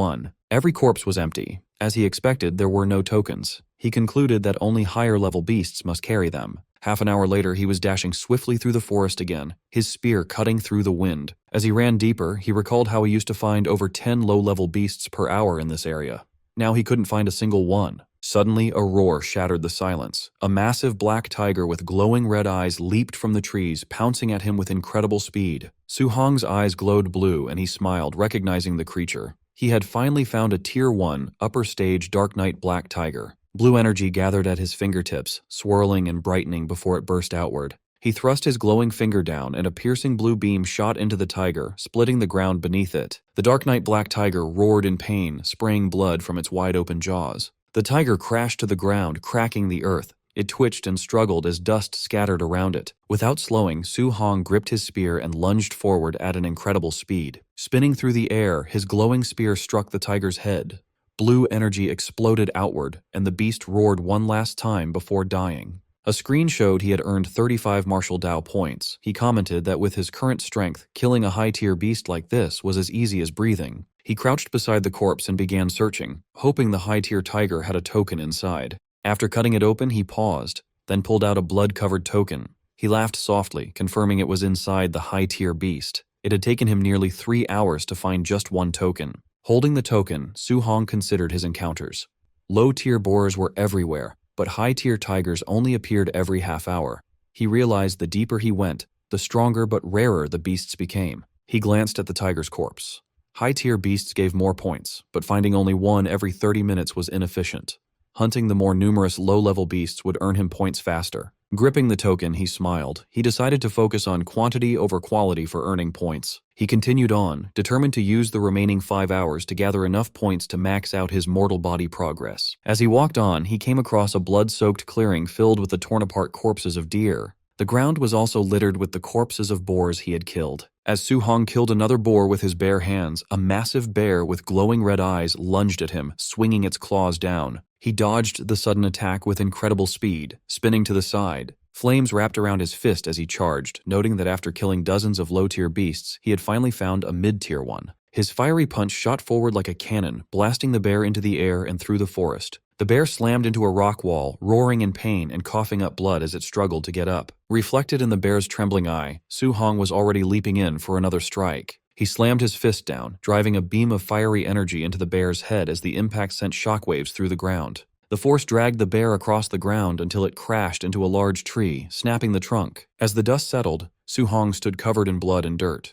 He calmly noted that with his mortal body over 60%, he could kill mid-tier beasts with physical strength alone. A system panel appeared, showing his stats and 254 martial Dao points. He needed just over 100 more to max out his mortal body progress, which was currently at 64.6%. The panel also displayed his level 3 guiding arts and his martial skills, all in a perfect state. Tightening his grip on his weapon, Su Hong knew he had to use the remaining 3 hours to gather the rest of the points he needed. Before he could move, a deafening roar echoed through the trees. Su Hong froze, sweat on his face as the noise echoed. What was that sound? He wondered. Suddenly, a massive shadow fell over him. A gigantic golden bird with glowing wings descended, swirling leaves and wind. As its golden feathers shined like fire, he realized it might be the legendary Golden Rock Beast King. The beast screeched and dived, its body wrapped in blazing energy. The force of its descent tore through the forest, sending out violent shockwaves. Su Hong braced himself, gripping his spear as the wind roared around him. The Beast King's power was terrifying. A single flap of its wings had created this devastating shockwave. A violent crash echoed as a massive tree split apart, its trunk snapping under immense force. Su Hong leaped onto a broken stone as a shockwave rushed past. Wind roared around him while he steadied himself, looking to the sky and wondering what beast could cause this. Pressed against a cliff, sweat on his face, he admitted he'd grown complacent. Faced with such overwhelming power, he realized he was just an ant to top-tier experts. Then his eyes widened. He saw something else approaching high in the air. The Golden Rock Beast King hovered on spread wings. A second figure approached, also shining with golden light. It was Rank 7 Grandmaster Qin Tianli, wrapped in a fierce, flaming aura. He announced himself as Qin Tianli, saying he was borrowing the territory and asked why the Beast King returned. The Golden Rock Beast King swooped down, claws extended. It shouted it never agreed to lend its territory. Qin Tianli shot forward like a golden firestorm. He yelled he would beat the Beast King until it agreed, and the two forces collided in midair. The rock's wings flashed gold as it twisted. Qin Tianli's punch exploded against its feathers, and the beast beat its wings again with a sharp cry. Light spiraled around it, forcing Qin Tianli back with a shockwave. He steadied himself, irritated by the noise. Yelling the rock was too noisy, he rushed in again. A rapid series of impacts followed. Explosions of golden force repeatedly struck the beast, lighting up the sky as they clashed violently in mid-air. Qin Tianli's punch smashed into the Beast King's head, sending feathers and blood scattering. The impact forced the massive beast backward. Floating calmly in his golden aura, Qin Tianli spoke with an icy voice. He declared he was borrowing this land and ordered the beast to leave, warning it not to make him repeat himself. The beast screeched angrily as it flew away, yelling for Qin Tianli to wait. Qin Tianli waved dismissively, telling it to get lost. As the beast disappeared, Qin Tianli took a slow breath, golden light swirling around him. His voice echoed across the area. He announced he was Rank 7 Grandmaster Qin Tianli and told the trainees not to panic as the assessment would continue. Far below, Su Hong looked up in shock, watching golden rings of power spread through the sky. He wondered if this was the true strength of a Rank 7 martial artist, clenching his jaw. With determination in his eyes, he vowed that he would reach that realm one day. High above, Qin Tianli descended toward the base. Below, the crater-like area was filled with buildings for the assessment. Hovering above the officials, Qin Tianli complained the beast should have just agreed. He only wanted to borrow the territory for a trial, but it forced him to fight. The staff stood at attention. Among them, Rank 5 martial artists Lin Zi and Bai Mu spoke in admiration. They noted Grandmaster Qin was more fearsome than rumored, having beaten the famously tough Golden Rock Beast King. Qin Tianli brushed off the praise and ordered them to the monitoring room. He wanted to see which trainees withstood the Golden Rock's pressure earlier, and the staff followed. Inside the surveillance room, the monitors showed trainees collapsed from the shockwave. Lin Zi explained that most were unable to move under the Golden Rock's aura. Qin Tianli stared in surprise. On one screen, a trainee knelt beside dead black tigers, remaining calm under the beast's pressure. "Who is that boy?" Qin Tianli asked. Bai Mu checked the documents. Wang Tiantuo, a Tier 1 high tier with Blood Chai 340 and 95% fire affinity. He has the barbarian god physique and is the Star City Castellan's son. Qin Tianli raised an eyebrow, noting the Castellan treated having children like lottery tickets and had finally produced a good one after 100 tries. Another trainee appeared, using incredible speed to escape the pressure zone. "Impressive movement skills," Qin Tianli commented. Bai Mu identified him as Lin Xing He, a Tier 1 high tier from the Lin family with Blood Qi 325 and 96% wind affinity. The footage showed a girl using a glowing barrier to shield herself. Qin Tianli noted she was a spiritual telekinetic, skillfully using her power to resist the pressure. Bai Mu identified her as Xiao Yan, a Tier 1 mid-stage telekinetic from the Xiao family with Blood Qi 290 and 95% wood affinity. Qin Tianli nodded, noting these three easily handled the pressure and outmatched their peers. He asked for other talents. Bai Mu listed more names from the Lin and Wang families, hesitating as she realized all the top performers were from Star City's famous families. Qin Tianli frowned. Bai Mu explained the dozen on the list all had Tier 2 combat power and withstood the aura. He questioned why every standout was from a major family, asking about the students from the schools, especially number 1 high. Bai Mu explained the school students were only Tier 1 early stage, with the 3 from number 1 high having just broken through. Qin Tianli waved his hand dismissively, saying he wouldn't bother looking and that number 1 high was unworthy of its reputation. Then Lin Zi shouted in shock, pointing at one person on the screen. All three looked up. The screen showed Su Hong cutting down a beast. They were shocked he still had the strength to hunt after experiencing the Golden Rock's pressure. Bai Mu trembled and stuttered. "That's Star City number 1 high's monster." Lin Zi scolded her, telling her not to make a fuss in front of the Grandmaster. Qin Tianli was silent, but after Lin Zi glanced at the report, he also began shaking and repeated with wide eyes, "Monster." Qin Tianli glanced at them, reminding the two rank 5s they should have seen plenty of geniuses. He asked why they were making such a fuss, awkwardly adding that their temperaments weren't steady yet. But when Qin Tianli read the report, his own eyes widened in shock. He screamed internally, wondering if the boy was even human. The report showed Su Hong's profile, 18, from number 1 high, Tier 1 early stage, Blood Chai 123. He had perfected a C-rank art, and his physical strike produced 3004 combat power, rivaling a Tier 1 high level. He also likely had a special physique, a 100% affinity for all 7 elements, and was cultivating all 7 simultaneously. Qin Tianli trembled, muttering in disbelief that such a freak came from a place like Star City. He wasn't a once-in-a-century talent, he realized, but a once-in-a-millennium rarity. His shock turned to joy. Clenching the paper, his eyes glowing red with excitement, he shouted, "I've struck gold!" Then he paused, confused. He demanded to know why someone so talented was only Tier 1 early stage with Blood Qi 123. Bai Mu quickly explained that Su Hong was cultivating all 7 guiding techniques at once. Grandmaster Qin erupted in frustration. "No wonder he's so low," he said. Cultivating 7 techniques at once was a doomed path, even for an immortal. He questioned how Su Hong could advance at all, growling that the local martial arts association president should have stopped him. Just then, a staff member reported that trainees were arriving at the camp. Qin nodded and said they would go take a look. Outside, the first 3 trainees greeted him. Wang Tiantuo saluted, addressing himself as a junior.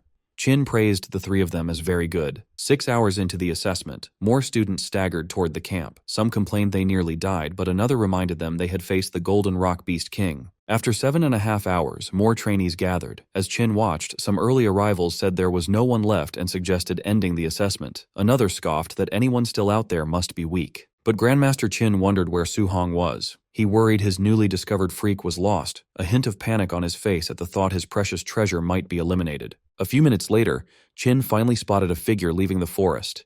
He sighed in relief, thinking the brat had finally shown up. He stepped out of the woods, dragging his spear, his clothes covered in dirt and blood. He muttered that he'd made it in time, having been so focused on earning martial value he almost forgot the deadline. As he entered the camp, trainees stared in shock. One whispered Su Hong was ruthless, another noted he wasn't injured and wondered how many beasts he had killed to get so dirty. The two men Su Hong had embarrassed earlier glared at him. One shouted he'd been waiting for him, but the other stopped him. "Don't rush," he said. "We'll have plenty of chances inside the camp." Nearby, the three elite trainees watched Su Hong. One called him an expert for passing at the deadline, another found it interesting. Wang Tiantuo, eyes closed, simply nodded. As the sun set, Instructor Lin Zi stepped forward and announced the 8-hour limit was over. Anyone not present was eliminated. He then began to introduce the camp's facilities and rules. Instructor Lin introduced the major facilities, which included a gravity room, a movement skill training room, and a ferocious beast combat room. He pointed to a large building, the Martial Arts Pavilion. There, trainees could use contribution points to buy martial arts, pills, and weapons, some as high as a rank. Hearing this, a blood-covered but calm Su Hong sat among the trainees. He thought that coming here was the right decision. But Instructor Lin then explained the rules. All facilities required contribution points to use. The only way to earn points was by passing training subjects. Outstanding performance would earn extra rewards. As the sun set, he dismissed them.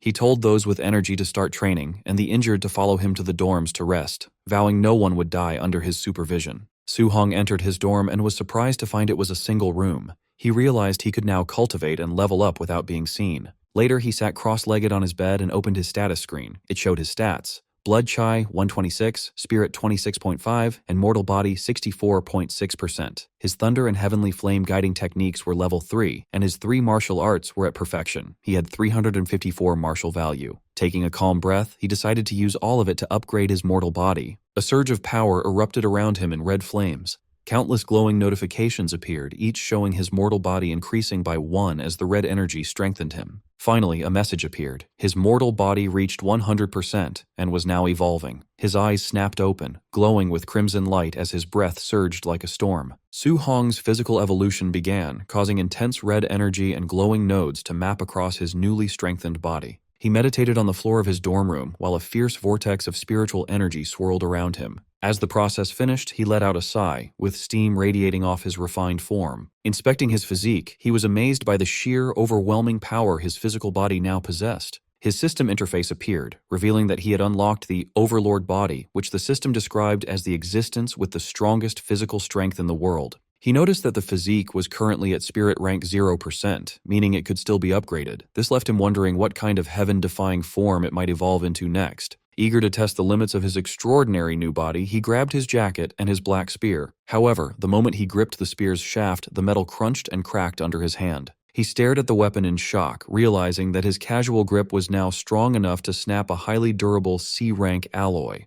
He briefly panicked, lamenting that C-rank spears were incredibly expensive and that he had just ruined a fortune. Fortunately, he quickly remembered that he had actually looted this spear for free during his time in the wilderness. Knowing his old equipment could no longer handle his strength, he decided he must gather camp contribution points as soon as possible to exchange for an A-rank alloy spear. Striding confidently out of his room into the hallway, he planned his next move, contemplating if he could easily earn those points by training with a weight vest of a few hundred kilograms. Inside the camp warehouse, a crowd of trainees gathered in awe around Wang Tiantuo. Despite carrying a massive 3,000-kilogram weight, Wang Tiantuo effortlessly leaped into the air. Watching from the sidelines, Lin Xinghe and Xiaonan were amazed by his monster-like strength, noting that an ordinary Tier 1 martial artist could only handle a fraction of that load. Observing the warehouse feed from the monitoring room, Grandmaster Qin Tianli praised Wang Tiantuo's barbarian god body. The conversation then shifted to Su Hong. Bai Mu asked how they should address Su Hong's flawed path of cultivating 7 guidance techniques simultaneously. Knowing that directly confronting a proud genius would likely backfire, Qin Tianli decided to make Su Hong realize his mistake the hard way. Qin Tianli asked instructor Linze about the progress of a secretly planned night raid meant to ambush the trainees. Linze smiled wickedly, anticipating the despair of the students who mistakenly believed they could finally relax after the entrance exam. To execute his lesson, Qin Tianli specifically ordered Linze to send a powerful Tier 1 high-stage martial artist to overwhelmingly defeat Su Hong. Once Su Hong was utterly crushed, Qin Tianli planned to step in, explain the impossibility of his cultivation method, and force him to give it up. The staff worried that pitting Su Hong against an opponent with over 400 vitality and 5,000 combat power might permanently break his spirit, given his much lower vitality stats. However, Qin Tianli coldly dismissed their concerns, stating that if Su Hong's resolve collapsed that easily, he was nothing but trash. Meanwhile, outside in the camp, Su Hong overheard other trainees rushing to the gravity room to watch Wang Tiantuo train. Preferring to avoid the crowd, Su Hong headed into the now-empty equipment warehouse, planning to check out the commotion later. Inside the equipment warehouse, Su Hong picked up his smart scoring bracelet, confirming it was the device used to calculate his contribution points. As he explored the room, he walked past the lighter equipment racks and stopped in amazement at a rack holding 10-ton weight vests forged from super-heavy alloy, wondering who could possibly wear something so heavy. Curious about his own limits, he tried on a 10-ton vest, but quickly realized the immense weight severely hindered his speed and stamina, making it impractical for long-term training.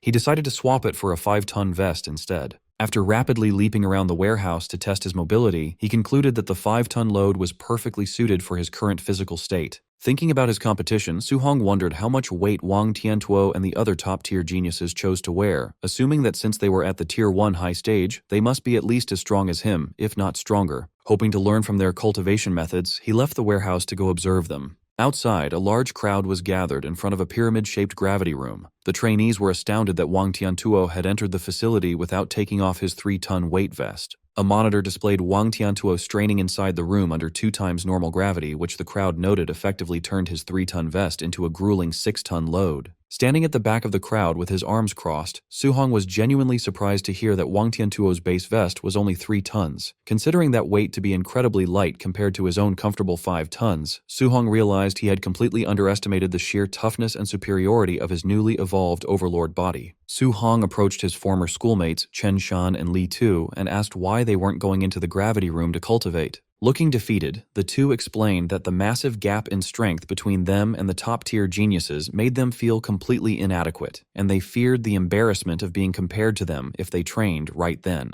Su Hong sighed and patted one of them on the shoulder, disappointed that they would let their pride and fear of comparison stop them from improving. Ignoring their warnings to wait until the crowd left, Su Hong confidently walked toward the brightly lit, pyramid-shaped gravity room. The gathered onlookers immediately began to mock him. Assuming he was trying to arrogantly surpass Wang Tiantuo's record, they called him brainless and shameless, especially since he didn't appear to be wearing a weight suit. Unbothered by their taunts, Su Hong stepped through the entrance, reflecting that such expensive, heavily funded facilities were usually restricted to elite aristocratic families, making this a rare opportunity he refused to let slip by. Inside the high-tech room, Su Hong evaluated his limits. He calculated that because he was secretly wearing the 5-ton weight vest under his tracksuit, setting the room to double gravity would subject his body to 10 tons of force, a crushing load he could only endure for about 10 minutes. Deciding to pace himself so he could train for a longer period, he adjusted the control dial to 1.5 times normal gravity instead. Instantly, the increased pressure hit him and he grunted as his body strained to brace against the heavy, invisible force. Completely unaware of his hidden 5-ton vest, the crowd outside watched his struggles on the monitor and laughed. They mocked him for barely being able to handle a mere 1.5x gravity without any extra weights, cementing their belief that he was just weak, since he had been the last to finish the entrance assessment.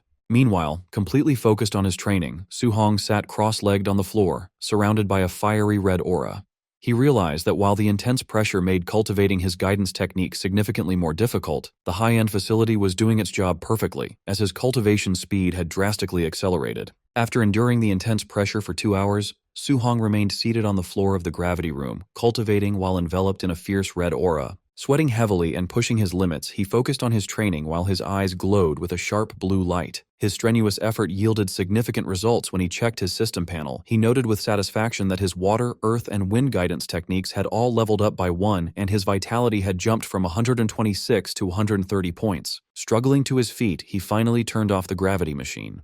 Impressed by the room's effectiveness, he eagerly considered how beneficial the camp's movement technique and ferocious beast rooms would be. Utterly exhausted, he stumbled out of the facility, wiping the thick sweat from his face. Waiting outside, 2 other trainees immediately began to mock him. Still under the false impression that he had been training without weights at a mere 1.5x gravity, they laughed at his worn-out state, with one arrogantly boasting that he could easily sleep overnight in those conditions. Ignoring their baseless taunts, Su Hong simply complained about the boiling heat and terrible breathability of his gear before unzipping his tracksuit, casually revealing the massive 5-ton weight vest he had been wearing the entire time. Seeing the heavy equipment hidden underneath his clothes, the 2 mocking trainees were left completely paralyzed in shock. The 2 trainees were surprised when Su Hong removed his weight vest, assuming it only weighed around 500 kilograms. Despite acknowledging that his strength was passable for lasting 2 hours, they still looked down on him as he dropped the vest to the ground, insisting that he was nothing compared to the camp's top genius, Wang Tiantuo. Suddenly, a commotion broke out as the crowd noticed Wang Tiantuo finally exiting the gravity room. The trainees marveled that he had withstood 6 tons of heavy pressure for over 2 hours. Sweating profusely and panting, Wang Tiantuo stepped out while the crowd praised his physical strength as the absolute best in the training camp.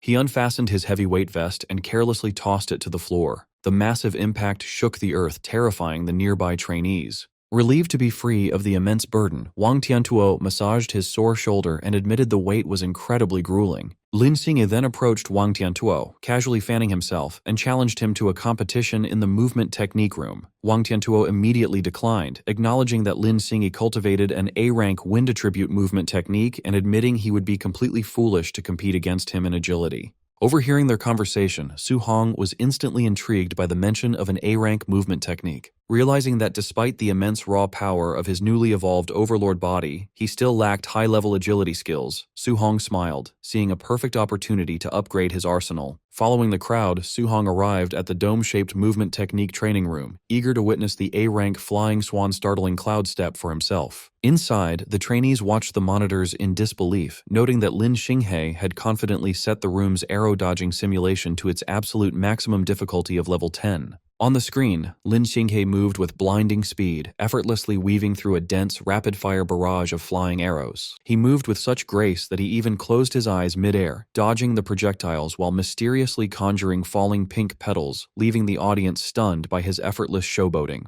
Watching the spectacular display, Su Hong calmly praised the technique. Almost instantly, his system interface appeared in front of him, revealing that merely by observing the skill in action, he had successfully copied the flying swan startling cloud step and unlocked it at 1% proficiency. Su Hong carefully analyzed Lin Xinghe's graceful movements. He stepped forward to test the technique himself, drawing the attention of nearby bystanders. The crowd immediately began to laugh and mock him, finding it ridiculous that he believed he could master a complex A-rank movement technique simply by watching it once. Ignoring their taunts, Su Hong's consciousness entered his system's virtual training space, where he battled against a simulated clone of Lin Xinghe.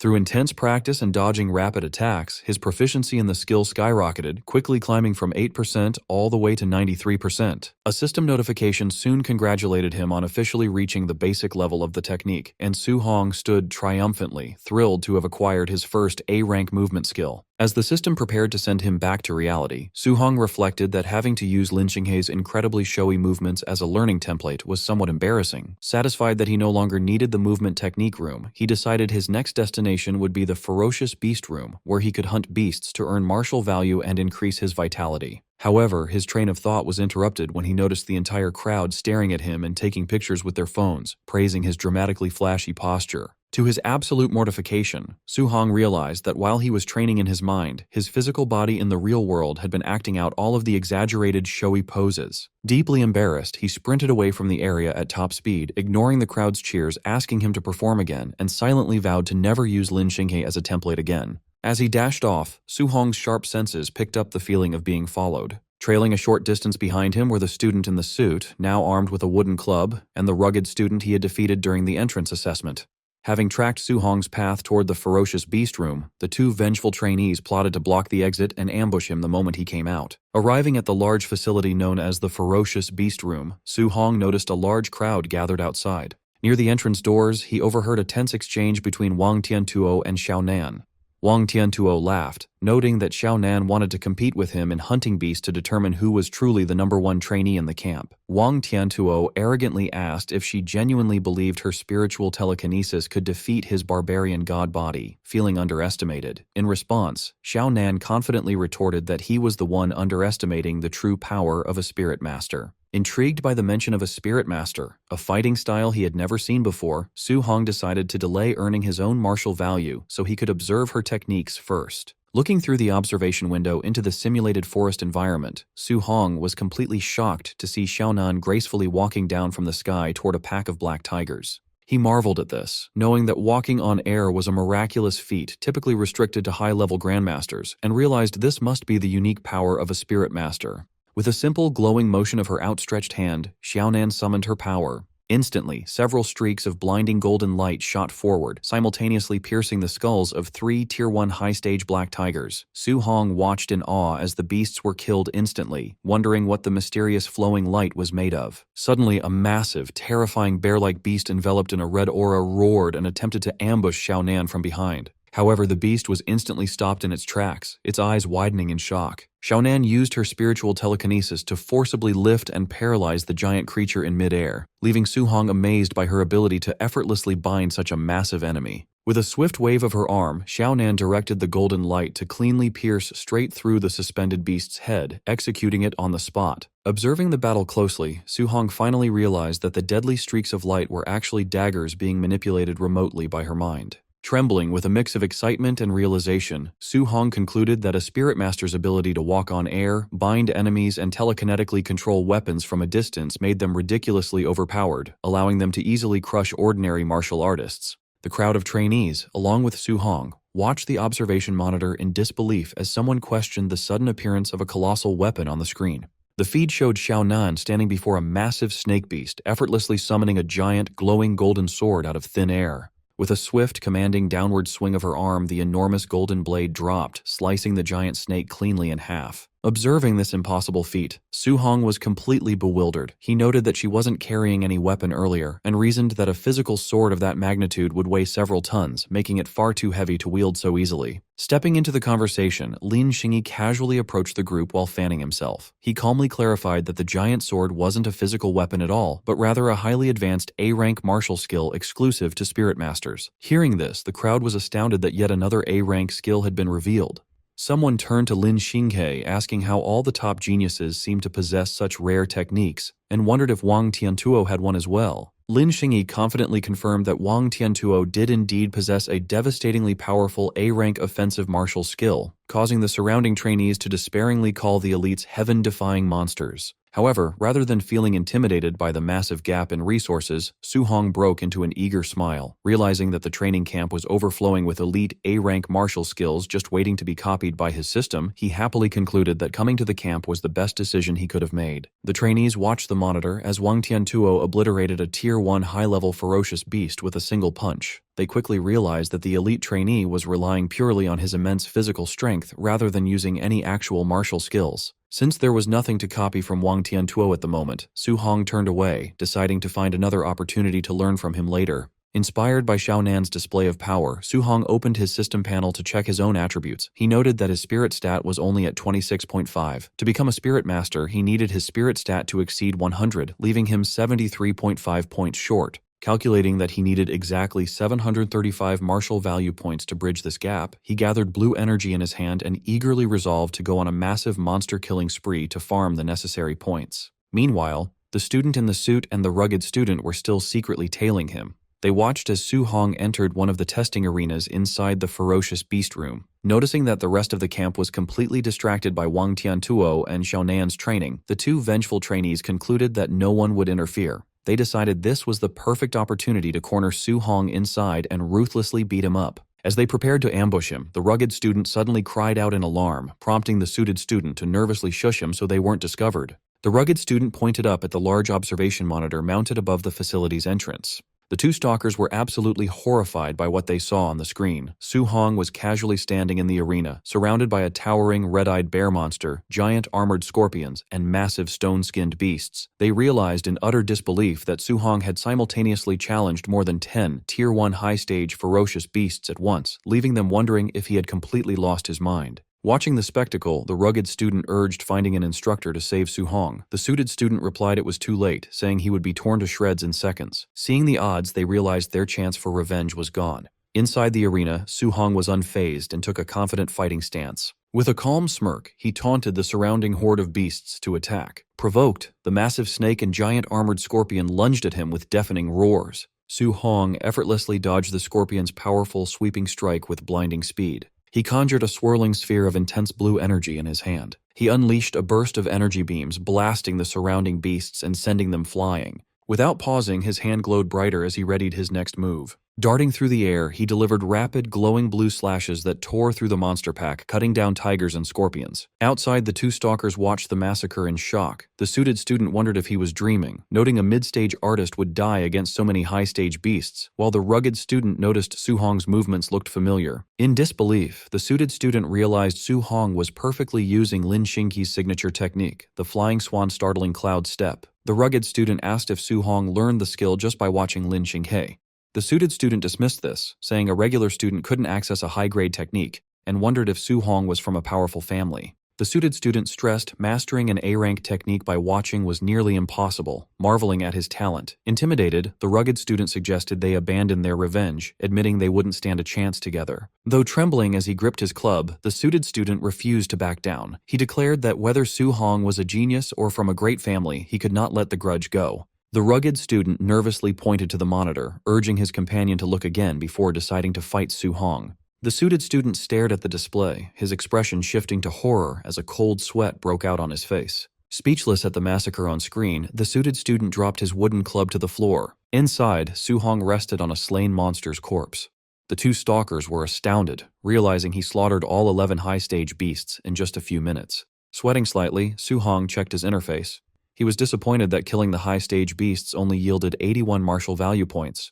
He realized farming points was getting harder as his power grew. Suddenly, Su Hong caught movement in the shadows. Several more red-eyed beasts emerged from the dark enclosures, glaring at him. Standing on his fresh kill as new monsters roared, Su Hong stretched and decided not to rest, eager to continue farming. A massive, saber-tooth-like beast leapt from above, aiming its sharp claws at his head. Su Hong spun around, his fist glowing with intense golden energy as he prepared to counter. He intercepted the beast with a Vajra fist, smashing its face with an explosive burst of golden light. His heavy landing sent a powerful shockwave outward, blowing back the surrounding beasts. Intimidated by his display of strength, the remaining monsters flinched and cautiously backed away. Unwilling to let points escape, Su Hong's eyes flared blue as he charged the retreating monsters for their martial value.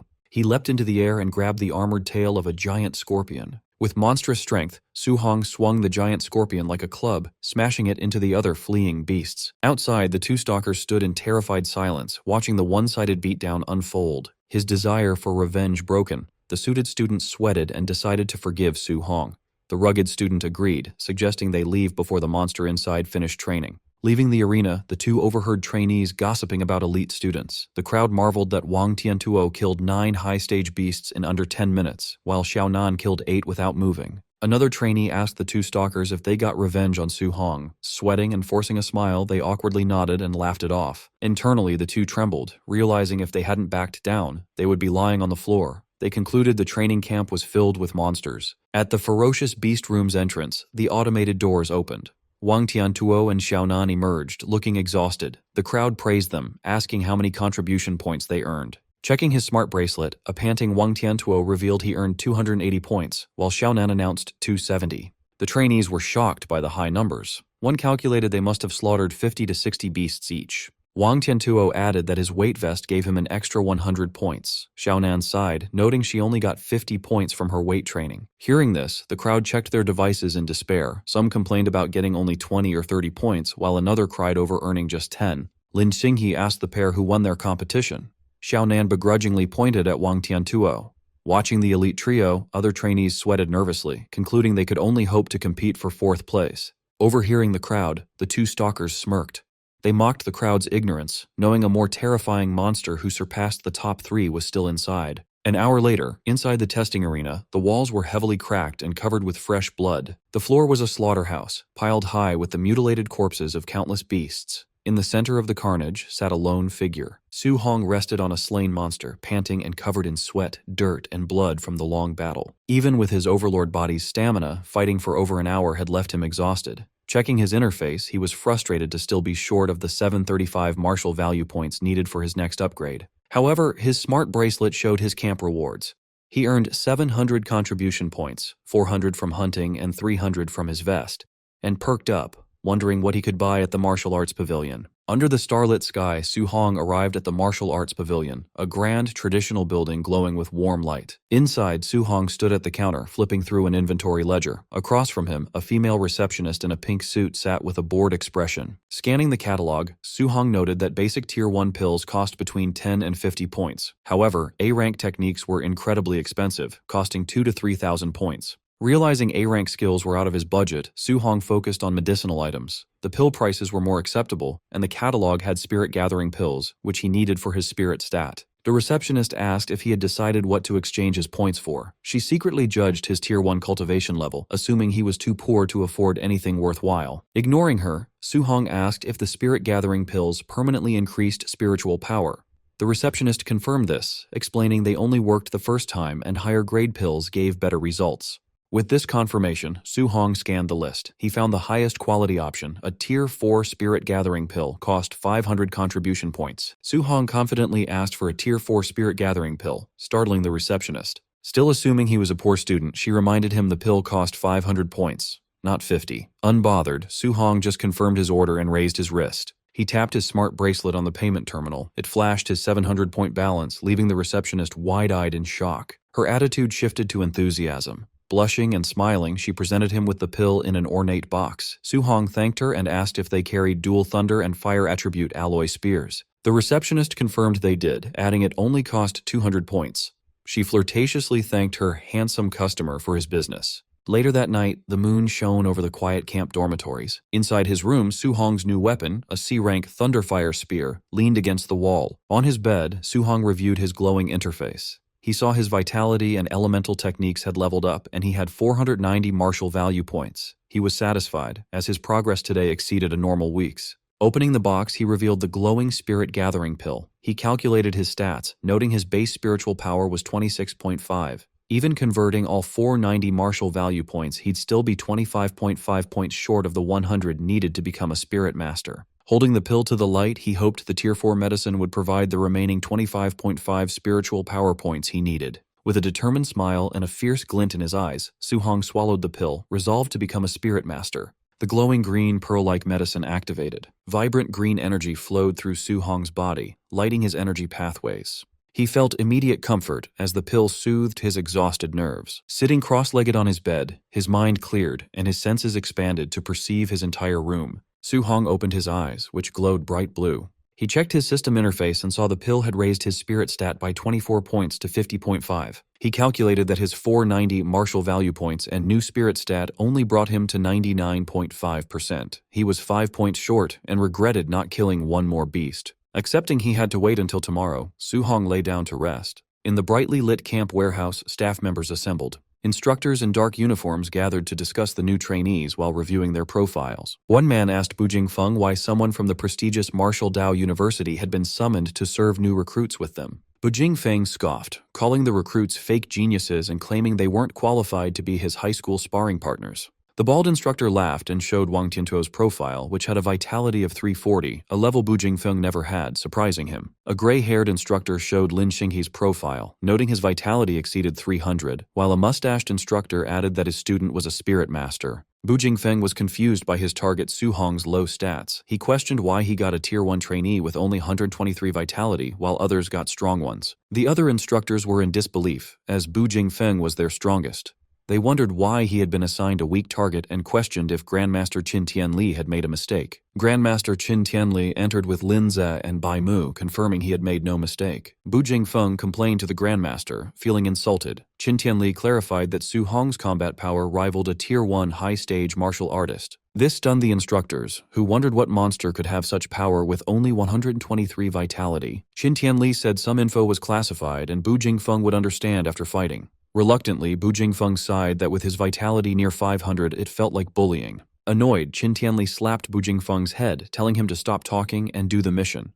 He ordered him to go all out and beat Su Hong until he questioned his life. Rubbing his head, Bu Jingfeng asked if the Grandmaster had a grudge, warning he wouldn't be responsible if he accidentally crippled Su Hong. With a dark grin, Qin Tianli encouraged him to beat Su Hong ruthlessly, promising rewards even if he was crippled. Seeing this, Bu Jingfeng pitied Su Hong. Qin Tianli ordered the operation to begin, and the instructors dashed out to execute the ambush. Late at night, the scene was the quiet, snow-dusted exterior of the training camp. Chaos erupted in the dorms as masked instructors breached doors, launching a violent ambush on the trainees. Panicked shouts echoed from the dorms as trainees screamed in confusion, some begging for time to get dressed. Alerted by the commotion, Su Hong sat up, deducing the camp was under a sneak attack. He stared at his locked door as two massive slash marks tore through the wood from outside. The door shattered as Bu Jingfeng burst in, wielding a sword coated in purple energy with a confident smirk. Bu Jingfeng unleashed a cross-shaped strike that shattered the floor, but Su Hong reacted instantly, leaping backward to evade it. As debris flew, Su Hong recalled rumors of assassins and wondered if his attacker was from that hostile faction.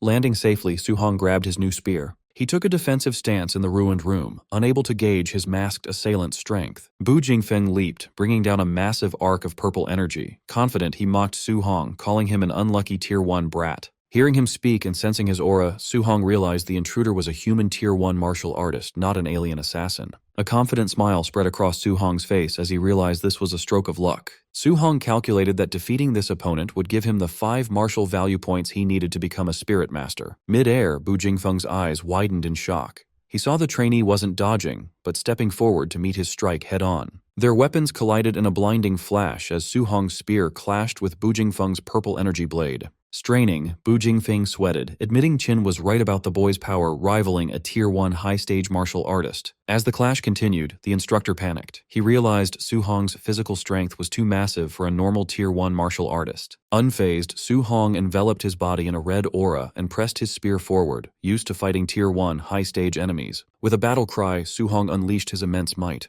He swept his spear upward, shattering Bu Jingfeng's defense and sending the stunned instructor flying. Bu Jingfeng skidded backward, trembling as he struggled to hold his sword. Terrified, he wondered if the trainee was a monster. Regaining his footing, Bu Jingfeng channeled purple fire into his blade, declaring that fights weren't won by strength alone as he readied his elemental skills. Su Hong watched the glowing blade with interest, his first time seeing a fire attribute art. Golden lightning then crackled around his spear. The purple flames on Bu Jingfeng's sword intensified as he gathered power. Leaping high, Bu Jingfeng conjured a glowing purple cross around his blade. He taunted Su Hong, challenging him to withstand a B-rank martial art. With a shout, Bu Jingfeng brought his weapon down, unleashing the flame slash technique. Su Hong braced himself, channeling golden lightning through his spear. He realized the strike's might exceeded his own B-rank void-breaking finger technique. Instead of dodging, Su Hong thrust his spear up, using his lightning energy to block the purple energy blade. The clash of elemental energies caused a massive explosion, shattering the floor and sending concrete flying. As the dust settled, Su Hong landed lightly on his feet. The smoke cleared, revealing an unharmed Su Hong holding his spear, looking down at a stunned Bu Jingfeng in the ruined dorm. Sweating, Bu Jingfeng realized Su Hong had blocked a B-rank skill just with raw thunder energy, not a formal technique. Acknowledging his talent, he understood why Qin had ordered him to go all out. To save face, Bu Jingfeng noted Su Hong lacked thunder spear techniques, claiming that without them, he would be easily defeated. Unfazed, Su Hong smirked, lightning crackling on his spear, and admitted he lacked thunder techniques. However, Su Hong then summoned red flames that wrapped around his spearhead, merging perfectly with the golden electricity. Enveloped in a dual aura of fire and lightning, Su Hong stood confidently as Bu Jingfeng stammered in disbelief at the sight. Sweating and wide-eyed, the instructor stared in shock, terrified to see the trainee had perfectly executed an advanced attribute fusion. Su Hong faced Bu Jingfeng, his spear blazing with merged fire and lightning energy. Bu Jingfeng sweated in shock as he witnessed the dual attribute fusion, a feat he previously had thought was just a legend. Fire surged from Su Hong's eyes as he lunged at the instructor. Bu Jingfeng forcefully swung his weapon, unleashing a wave of purple energy. The purple blade clashed violently against Su Hong's lightning-infused spear. Su Hong overpowered the strike, thrusting his spear to unleash a massive eruption of combined elemental energy that completely engulfed his opponent. The sheer force of the attack shattered Bu Jingfeng's defense, causing him to cough up blood, astounded by the destructive power. The overwhelming blast violently launched Bu Jingfeng backward, sending him crashing through the building's exterior wall in a burst of debris. As the dust settled, Su Hong stood victorious and unharmed amidst the rubble. The system notified him he had earned 7 martial value points. Su Hong smiled as he realized he finally had enough points to become a spirit master. He reviewed his system interface, confirming his updated stats and new total of 497 martial value points. Outside in the courtyard, loud crashes and sounds of battle echoed from the dorm building. Grandmaster Qin Tianli and Bai Mu arrived, observing the commotion. Unaware of Su Hong's victory, Qin Tianli assumed enough time had passed for Bu Jingfeng to crush the young trainee. He confidently told Bai Mu he had prepared speeches to correct Su Hong's cultivation path and force him to abandon his flawed method of practicing multiple techniques. His lecture was cut short by a massive explosion as Bu Jingfeng was violently blasted through the upper wall of the dorm. He plummeted from the sky and slammed heavily into the ground at the feet of the Grandmaster and Bai Mu. Bu Jingfeng was completely unconscious, his eyes rolled back with blood dripping from his mouth. Bai Mu gasped in shock, recognizing the elite instructor. Beside her, Qin Tianli stared down at the body in stunned silence, his confidence entirely shattered. Trembling, Bai Mu pieced together the terrifying implication. If Bu Jingfeng was the one defeated, it meant the low-level Su Hong actually beat him. Before they could fully process this upset, 3 more massive blasts shattered the remaining upper windows of the dorm. 3 more figures were launched into the night sky, trailing distinct paths of elemental energy. The 3 figures plummeted downward, crashing violently into the courtyard right next to Bu Jingfeng. They were revealed to be the other 3 masked instructors sent to ambush the top trainees. All of them were battered and unconscious. Up in the ruined building, the top 3 elite trainees emerged victorious. Wang Tiantuo stood with his arms crossed. Xiaonan floated comfortably inside a telekinetic bubble, and Lin Xinghe sat on a ledge, fanning himself.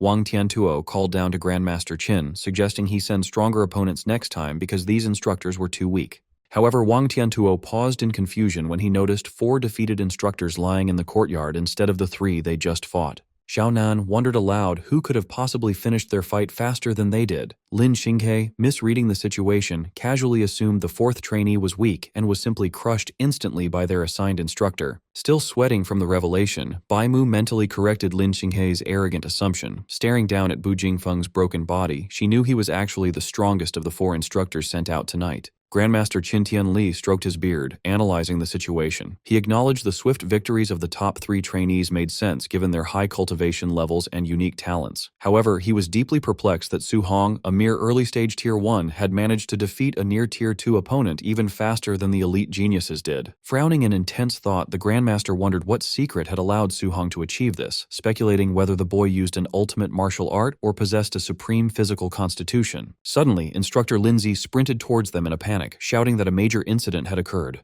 Qin Tianli calmly closed his eyes and waved a hand dismissively. He casually assumed a trainee was accidentally killed in the ambush, stating that a few casualties were a normal part of harsh training. Sweating and frantic, Lindsay loudly corrected him, revealing the crisis wasn't a death, but rather that Su Hong had used an elemental attribute fusion technique during his fight with Bu Jingfeng. Qin Tianli casually nodded, noting a fused technique perfectly explained how the boy had won against a superior opponent. A split second later, the sheer impossibility of what he just heard fully registered, and the Grandmaster was shocked. Erupting in a blazing golden aura, Qin Tianli violently grabbed Lindsay by the shoulders, demanding he repeat himself and warning the instructor not to make up ridiculous lies about Su Hong achieving a dual attribute fusion. Lindsay nervously defended his claim, recalling seeing the monitor feed of Su Hong wielding a spear cloaked in both fire and lightning. He urged the Grandmaster to ask Bu Jingfeng if he still had doubts. Qin Tianli looked down at the defeated Bu Jingfeng, the reality of the thunder and fire fusion finally sinking in. Shaking Linzhou with wild enthusiasm, the Grandmaster noted that the only human genius in history to successfully research dual attribute fusion had taken over a decade to do so. Yet, according to Star City's records, Su Hong had been practicing his guiding techniques for less than a month. Overjoyed to the point of ecstatic laughter, Qin Tianli praised Su Hong as a heaven-sent prodigy and a true dragon among men. He completely ignored the exhausted Lin Ze, who slumped over and had to be awkwardly supported by Bai Mu. Holding up her reeling colleague, Bai Mu asked the Grandmaster if attribute fusion was truly powerful enough to let an early-stage Tier 1 defeat a near Tier 2 opponent. Regaining his dignity, Qin Tianli confirmed it, explaining that the historical pioneer of the technique could easily suppress Tier 2 enemies while still at Tier 1. Intrigued by the overwhelming power, Bai Mu questioned why such a formidable combat method wasn't widely promoted for cultivation, reasoning that despite the extreme difficulty, the potential rewards were worth the risk. Qin Tianli solemnly explained that many had tried attribute fusion in the past, but the process was incredibly difficult and carried a high risk of severely crippling the practitioner. He added that even if someone succeeded, they often remained permanently stuck at the Tier 1 cultivation level, making the immense effort and danger ultimately pointless. However, his demeanor shifted back to intense excitement as he clenched a fiery fist, emphasizing that Su Hong had managed to master this fusion in less than a month.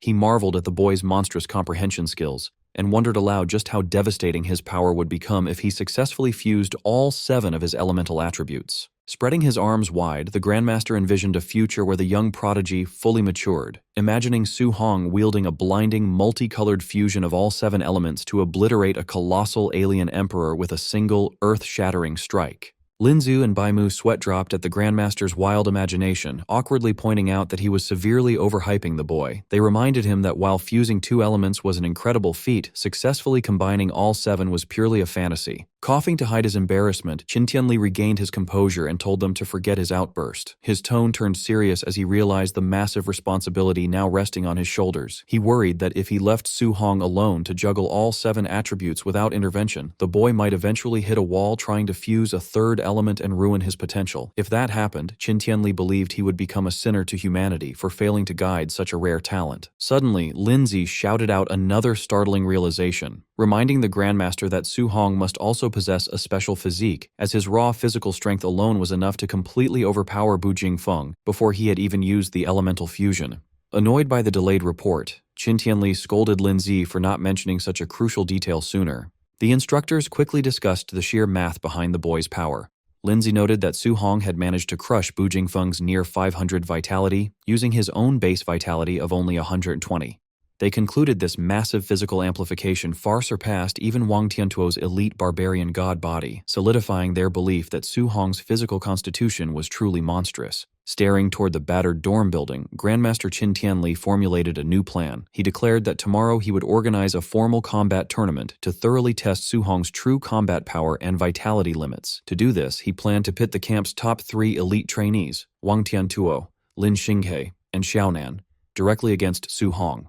With a determined glint in his eye, the Grandmaster stated he wanted to personally witness exactly what happened when an unprecedented monster like Su Hong clashed with the absolute strongest geniuses the training camp had to offer. Su Hong sat calmly in the ruined room, meditating amidst the debris.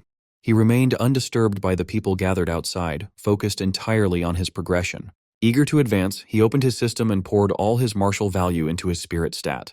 A radiant blue aura enveloped him as he finally became a spirit master. He closed his eyes, enjoying the sensation of his newly awakened power. Testing his abilities, he conjured a glowing phantom fist. The telekinetic control felt a bit strange, like suddenly growing a 3rd arm. Sweating slightly, he checked his interface and confirmed his spirit stat had crossed the 100% threshold. To test his power in the real world, he focused on his bed and effortlessly levitated it with a mere thought. Thrilled, Su Hong floated off the ground alongside his spear, celebrating that he could now walk on air and use telekinetic attacks like Xiaonan. With his new status, he firmly resolved to copy Xiaonan's A-rank spirit martial art and Wang Tiantuo's offensive technique. The next morning, an urgent announcement ordered everyone to gather within 1 minute, threatening point deductions for anyone who was late. Trainees rushed downstairs in a panic. They loudly complained that the camp's schedule was outrageous after enduring the entry assessment, heavy training, and a brutal night raid all in one day. The trainees formed a large crowd in the courtyard. Su Hong arrived casually, stretching his arms and looking completely unfazed by the previous night's events. Instructor Lin Ze stood before them, glad that no one was late to the sudden assembly. With a cheerful smile, he admitted he expected many to be too beaten up to stand, praising their resilience. The rugged student complained that he only lost because of a dirty sneak attack. He argued he wasn't even given time to put on his underwear, and the attacker aimed for his crotch. Lin Ze sarcastically asked if a real alien assassin would wait for him to get dressed before an ambush. His friend laughed and teased the rugged guy, calling him Bro Underpants.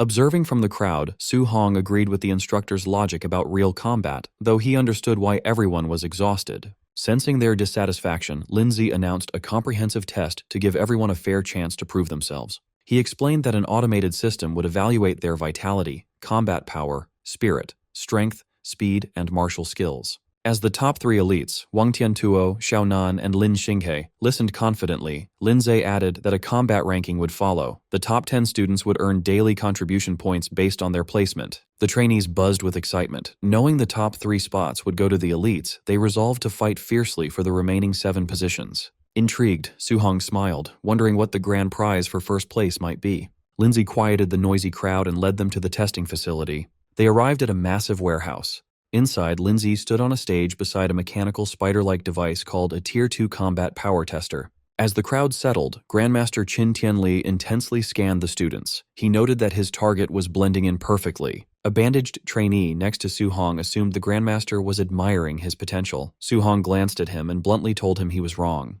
Feeling the weight of the Grandmaster's stare, Su Hong sweated nervously, well aware he was the actual target. Grandmaster Qin Tianli addressed the trainees. He announced a new grand prize. Whoever ranked first overall could choose an A-rank martial art or movement technique. The crowd erupted in excitement. Realizing the top 3 elites would now go all out, the trainees eagerly debated who would win.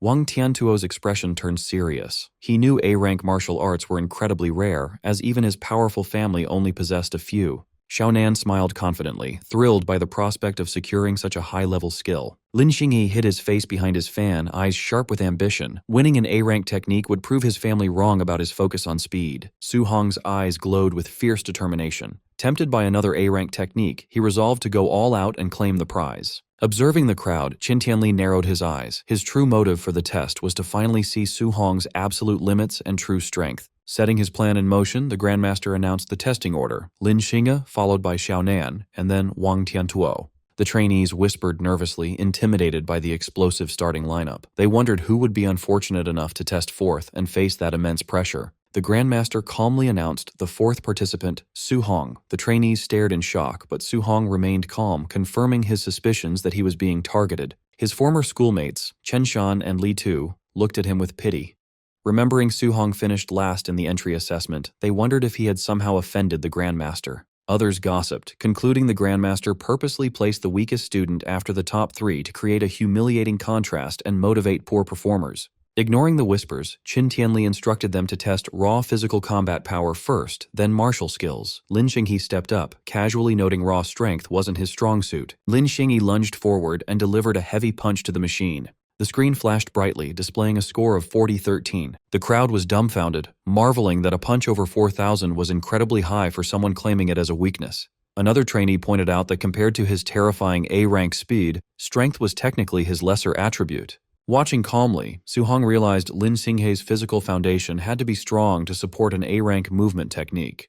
Su Hong prepared his system, eager to copy the martial art Lin Xinghe would use next. Lin Xinghe gathered a vortex of green wind energy around his fist. Unleashing the cloud-hiding gale fist, he struck the machine with a concentrated blast. The tester trembled, and its display updated to a much higher score of 56-42. The crowd gasped. A score over 5,600 reached the standard of a Tier 2 martial artist. They marveled at the terrifying power of his B-rank technique. Su Hong successfully copied the wind attribute cloud-hiding gale fist. As green energy swirled around his hand, he analyzed the numbers. The B-rank art only boosted Lin Xinghe's base score by 1,600 points, which Su Hong found underwhelming. Lin Xinghe stepped down smugly. Xiaonan scoffed at his display, calling his results average. Unbothered, Lin Xinghe challenged her to do better. Xiaonan registered a base combat power of 32-53. Trainees agreed it was normal for a spirit master's physical body to be weaker, knowing her true strength lay in telekinesis. For the martial skill phase, Xiaonan's eyes glowed. Using her telekinesis, she manifested a massive golden hammer and brought it crashing down onto the machine. Su Hong's system instantly copied the ability, acquiring the spirit attribute weapon condensation art. Thrilled by the effortless acquisition, he praised the training camp as a treasure trove. An eager smile spread across his face as he wondered how many more skills he could secretly learn before the test ended. Xiaonan swung her arm down, bringing the huge spiritual weapon crashing onto the tester. The screen flashed, showing a high score of 59-42. The trainees were amazed, noting her score beat Lin Xinghe's and nearly doubled her base power. They marveled at the explosive strength of spirit masters. In the crowd, Su Hong reflected on how useful spiritual power was in combat for things like walking on air and controlling objects. He tried to practice the weapon condensation art in his mind, gathering golden energy above him. He snapped his fingers and the shape quickly faded. Feeling the strain, Su Hong realized that creating solid objects from weapons to beasts used a huge amount of spiritual power. Sweating, he concluded his current spiritual power was just too low to learn the technique right then. Su Hong decided to learn it later. He looked back at the stage as Wang Tiantuo prepared for his turn, eager to see the elite trainee's skill. Wang Tiantuo stepped forward confidently while the crowd cheered him on, praising the strength of his barbarian god body and calling him a combat god. Su Hong watched closely, curious how Wang Tiantuo's famous body compared to his own overlord body. Warning the crowd to watch closely, Wang Tiantuo threw a pure physical punch at the machine, creating a massive shockwave on impact. The trainees were in shock. Wang Tiantuo's raw physical strike scored only 300 points lower than Lin Xinghe's martial art attack, proving his legendary strength. Grandmaster Qin Tenli nodded in approval, highly impressed by the elite trainee's physical base. Wang Tiantuo bowed to the Grandmaster before announcing he would then show his martial art for the second phase. Watching from the crowd, Su Hong smiled, excited to finally see Wang Tiantuo's rumored A-rank attack. Wang Tiantuo channeled his power, making a pale blue flame ignite and wrap tightly around his right arm. He dropped into a combat stance, pulling back his glowing fist as fiery energy surged around him. Recognizing the rare ability, Grandmaster Qin identified the technique as the strong A-rank Bone Netherfire Fist. Su Hong's system interface chimed, notifying him he successfully copied the fire technique. Surprised and happy, he remembered from the martial arts pavilion that this exact skill cost 2,800 contribution points, making his easy copy a huge steal. With intense focus, Wang Tiantuo launched his attack. He slammed his blazing fist into the testing machine with a powerful burst of elemental force. The screen lit up with a massive score of 7534. The trainees were shocked, realizing the A-rank technique pushed his attack power close to a middle-stage Tier 2 martial artist. This was a crazy boost since his base vitality was only around 350. Grandmaster Qin praised him, noting Wang Tiantuo's father often bragged about raising a future grandmaster, which Qin now believed. Wang Tiantuo gladly accepted the compliment. With the top 3 elites setting a very high bar, the Grandmaster finally turned to his true target and called Su Hong to the stage. As Su Hong calmly walked forward, the trainees stepped aside and whispered. They pitied him, thinking anyone going after the elites would be embarrassed, and they mistook his calm look for giving up. Standing before the machine, Su Hong listened as Grandmaster Qin told him to use only pure physical strength for his first strike, forbidding any martial arts. Unbothered and ready, Su Hong simply agreed. Su Hong dropped into a stance, winding up his arm as the force of his movement whipped the air around him. Exhaling sharply, his expression turned serious, his eyes shining with intense focus. Driven by his drive to win the grand prize, Su Hong threw a powerful punch, confident he would take first place. His bare fist hit the machine, creating a massive explosive shockwave that kicked up a huge cloud of dust. The heavy machine shook violently as the screen updated, revealing a mind-blowing pure physical score of 6551. Seeing the results, Grandmaster Qin and instructor Lindsay broke out in a cold sweat. The Grandmaster was completely shocked, admitting to himself he still underestimated the young man's crazy base strength.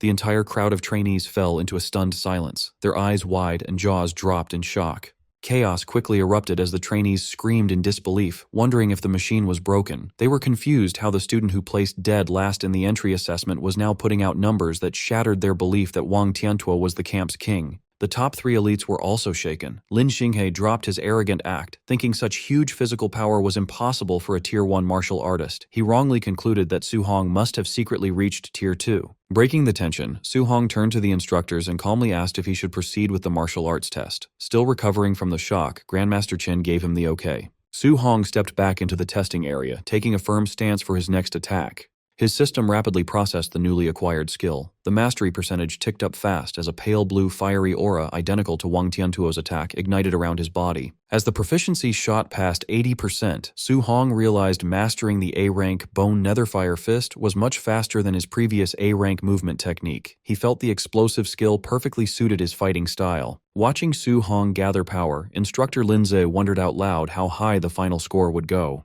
Knowing Su Hong came from an ordinary working-class family, Lindsay assumed he didn't have the resources for anything higher than a low-rank martial art. Grandmaster Qin narrowed his eyes, sensing the strong elemental energy radiating from the trainee. He corrected the instructor, stating that based on the intense aura, the technique was definitely not a low-level martial art. Su Hong's system chimed as his understanding of the Bone Netherfire Fist hit 100%, officially mastering the technique. His eyes flashed with glowing energy as the process completed. He casually summoned the pale blue flames around his fist. The crowd immediately recognized the aura and went crazy, completely confused how Su Hong secretly learned Wang Tiantuo's exclusive martial art. Eager to test his new A-rank attack, Su Hong dropped into a fierce combat stance. He launched forward, slamming his blazing fist into the testing machine with a massive impact. The explosion was massive, creating a shockwave so powerful it blew the trainees backward. Struggling against the wind, they screamed in terror, noticing the force of the strike was much greater than Wang Tiantuo's. As the dust cleared, the screen showed an unbelievable score of 9,013. The crowd lost their minds, knowing that breaking 9,000 points was the standard for a high-stage Tier 2 martial artist. Instructor Linza sweated, unable to understand how a Tier 1 student with only 123 base vitality could produce such numbers. He suspected the machine might be broken. Beside him, Grandmaster Qin admitted Su Hong was a true monster.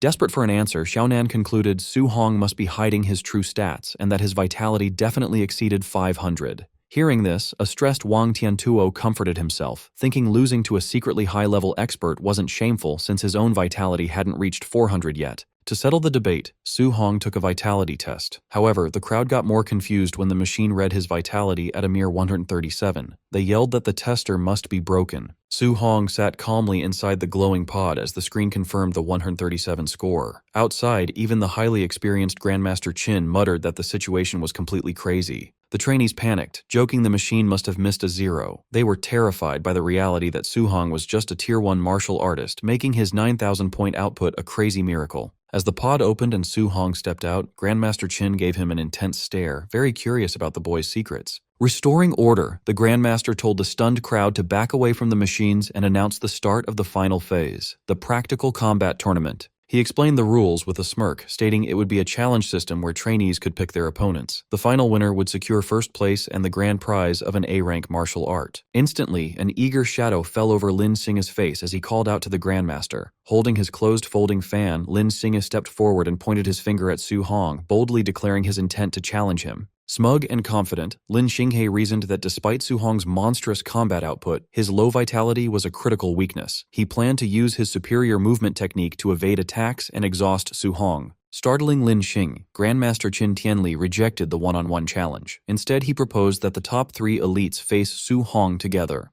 The trio was deeply offended. Wang Tiantuo scowled at being underestimated. Xiaonan scoffed at Su Hong's worthiness of a combined assault, and Lin Xinghe worried their combined might would cripple the lower-tier trainee. Ignoring their complaints, the Grandmaster asked for Su Hong's opinion. Su Hong calmly agreed to fight all 3 simultaneously. The elites glared at Su Hong, irritated by his apparent arrogance. Wang Tiantuo believed he could easily defeat Su Hong all by himself. Grandmaster Qin Tianli announced the start of the match, and the 3 elites squared up against Su Hong in the testing facility. As the fight commenced, Wang Tiantuo and Xiaonan charged forward while Lin Xinghe leaped backward to create distance. Lin Xinghe intended to hang back and wait for Su Hong to be fully engaged before using his high-speed movement skill for a devastating sneak attack. His plan shattered when Xiaonan and Wang Tiantuo screamed in panic, warning him to dodge. Caught off guard, Lin Xinghe turned in shock. Moving with blinding speed, Su Hong slid effortlessly past his line of sight, appearing directly behind him. Su Hong unleashed a glowing blue punch, calmly bidding him farewell. Just before landing, the crushing blow was brought to an abrupt halt inches from Lin Xinghe's face. Given a split-second reprieve, a terrified Lin Xinghe frantically leaped backward to escape. Landing safely, Lin Xinghe thanked Xiaonan for her telekinetic intervention, warning his teammates about Su Hong's dangerously unnatural speed. Restrained by a faint telekinetic aura, Su Hong looked at his hand with mild intrigue. He remarked it was his first time experiencing spiritual telekinesis in combat, unaccustomed to his movements being controlled. Realizing he needed to eliminate Xiaonan first, Su Hong unleashed an explosive burst of speed, shattering the floor as he rushed toward her. Xiaonan's eyes widened in shock, realizing he was perfectly executing the elite flying swan's startling cloud step. Lin Xinghe and Wang Tiantuo charged to intercept. Baffled by how a fire attribute user could perform his wind-based technique, Lin Xinghe concluded Su Hong possessed dual attributes and yelled for Wang Tiantuo to stop him. Wang Tiantuo stepped into Su Hong's path, his arm igniting with a fiery aura. He instructed Xiaonan to focus on her spiritual control while he physically blocked the advance. Wang Tiantuo unleashed his A-rank bone netherfire fist. Instead of dodging, Su Hong mirrored the attack perfectly, his own fist violently erupting with the exact same pale blue flames. Before the strikes connected, Xiaonan amplified her telekinetic hold, freezing Su Hong in his tracks. Straining against the intense pressure, his feet cracked the concrete. He noted the spiritual control was more troublesome than anticipated. Taking advantage of Su Hong's immobilized state, Lin Xinghe leaped and brought down a fierce kick aimed at his head. Observing from the sidelines, Grandmaster Qin Tianli mused it might have been premature to let Su Hong fight all 3. He acknowledged that escaping a spirit master's crowd control required either overwhelming physical strength or counteracting spiritual power. Despite the intense combined attacks and telekinetic hold, a confident smile spread across Su Hong's face. The Grandmaster noted with shock that he didn't seem panicked at all. Just as the attacks were about to land, Su Hong unleashed a massive surge of brute strength, shattering the telekinetic bind. The violent backlash caused Xiaonan to cough up blood, losing her spiritual control. Now free, he effortlessly intercepted their attacks, creating a shockwave. The spectating trainees erupted in disbelief. Terrified that Su Hong shattered Xiaonan's telekinesis and blocked the elites using only sheer physical strength, they likened him to a ferocious beast. With a ruthless motion, Su Hong twisted the limbs he held, completely throwing Lin Xinghe and Wang Tiantuo off balance. Caught off guard by the overwhelming force, Lin Xinghe panicked and Wang Tiantuo cursed, realizing they were entirely at Su Hong's mercy. Utilizing his monstrous strength, Su Hong lifted both elites and spun them rapidly through the air like ragdolls. Eyes glowing fiercely, Su Hong halted his spin and mercilessly slammed both elites face first into the concrete floor. The massive impact shattered the ground. Wang Tiantuo's face was driven into the rubble while Lin Xinghe coughed up blood from the immense shock. The trainees watched in horror as heavy thuds echoed through the facility. Displaying terrifying savagery, Su Hong repeatedly lifted and smashed the two elites into the ruined floor in a relentless blur of motion. When Su Hong finally released his grip, the once proud elites lay completely motionless, having fainted from the savage beatdown. Standing tall amidst the settling dust, he had completely dominated the match. Still radiating a fierce battle aura, Su Hong locked an intense gaze onto his last remaining opponent. Catching his terrifying stare, Xiaonan lost all will to fight. Trembling, she threw her hands up and backed away, loudly surrendering and begging him not to come closer. The spectating trainees erupted into a frenzy of awe. They marveled that Su Hong had single-handedly crushed the camp's strongest trio, cementing his status as an unmatched monster. Silencing the commotion, Grandmaster Qin Tianli stepped forward. He asked if anyone else dared to challenge Su Hong, declaring that otherwise, the young man would claim first place. The trainees practically tripped over themselves to forfeit. Fearing the same brutal fate, they universally agreed Su Hong was the undisputed number one, admitting only a fool would challenge him now. With no objections, the Grandmaster declared Su Hong the winner. He then instructed instructor Lin Zhe to organize the remaining matches to determine the secondary rankings. Acknowledging his overwhelming victory, Grandmaster Qin Tianli instructed Su Hong to follow him to claim his grand prize and select a new A-rank martial art. A satisfied smile spread across Su Hong's face. He was thrilled that his victory meant adding another powerful A-rank martial art to his arsenal. As they walked, Grandmaster Qin Tianli mentioned he had been observing Su Hong since his arrival. He questioned why Su Hong chose to hide his true strength when most trainees eagerly showed off. Su Hong explained his caution, stating that without the backing of a powerful family, revealing his abilities too early would make him an easy target. The Grandmaster laughed, appreciating the boy's survival instincts. He confessed he had orchestrated the tournament specifically for Su Hong, intending to use it to secure more elite training resources for him. Qin Tianli advised that resources were heavily concentrated on recognized geniuses. He assured Su Hong he no longer needed to hide his power, offering his personal protection. Grateful for the backing, Su Hong thanked the Grandmaster. They soon arrived at the martial art pavilion. Inside, the startled receptionist stood at attention as the Grandmaster ordered her to bring out the master list of martial arts. While reviewing the catalog, Qin Tianli told Su Hong to ask if he needed clarification. Taking advantage of the expert guidance, Su Hong asked what type of martial art would best suit his progression. Before advising, the Grandmaster asked Su Hong to list his current martial arts. Su Hong casually listed the Bone Netherfire Fist, Flying Swan Startling Cloud Step, Cloud Hiding Gale Fist, and Void Breaking Finger, noting his other skills were lower ranked. The Grandmaster's expression tightened, pointing out the Flying Swan and Cloud Hiding techniques weren't in their inventory. He incredulously asked if the boy genuinely learned them just by watching Lin Xinghe once. When Su Hong casually confirmed, a drop of sweat rolled down the Grandmaster's face. Staring in stunned silence, he internally reaffirmed that Su Hong was an absolute monster. The receptionist watched in shock, wondering who Su Hong was to have Grandmaster Qin Tianli personally help him choose a martial art. Looking through the catalog, Qin suggested a control-type martial art since Su Hong already had attack and movement skills. He recommended the A-rank Flame Cage, which used fire qi to trap enemies. Qin explained that control arts required qi to leave the body, a hard task even for Tier 2 artists. However, he believed Su Hong's talent could overcome his Tier 1 limits.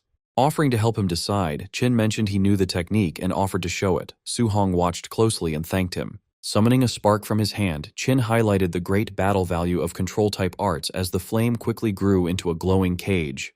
He explained the battle plan, showing how to trap an enemy in the cage and then launch another attack like an energy arrow for a quick kill. However, Qin warned that keeping the cage active while attacking would be impossible for Su Hong right now. Qin admitted he only mastered that level of control at Tier 3. Hearing this, Su Hong immediately shook his head and gave up on the technique. Surprised by his quick surrender, Qin silently praised him. He noted that unlike arrogant geniuses, Su Hong listened to good advice, proving his true potential.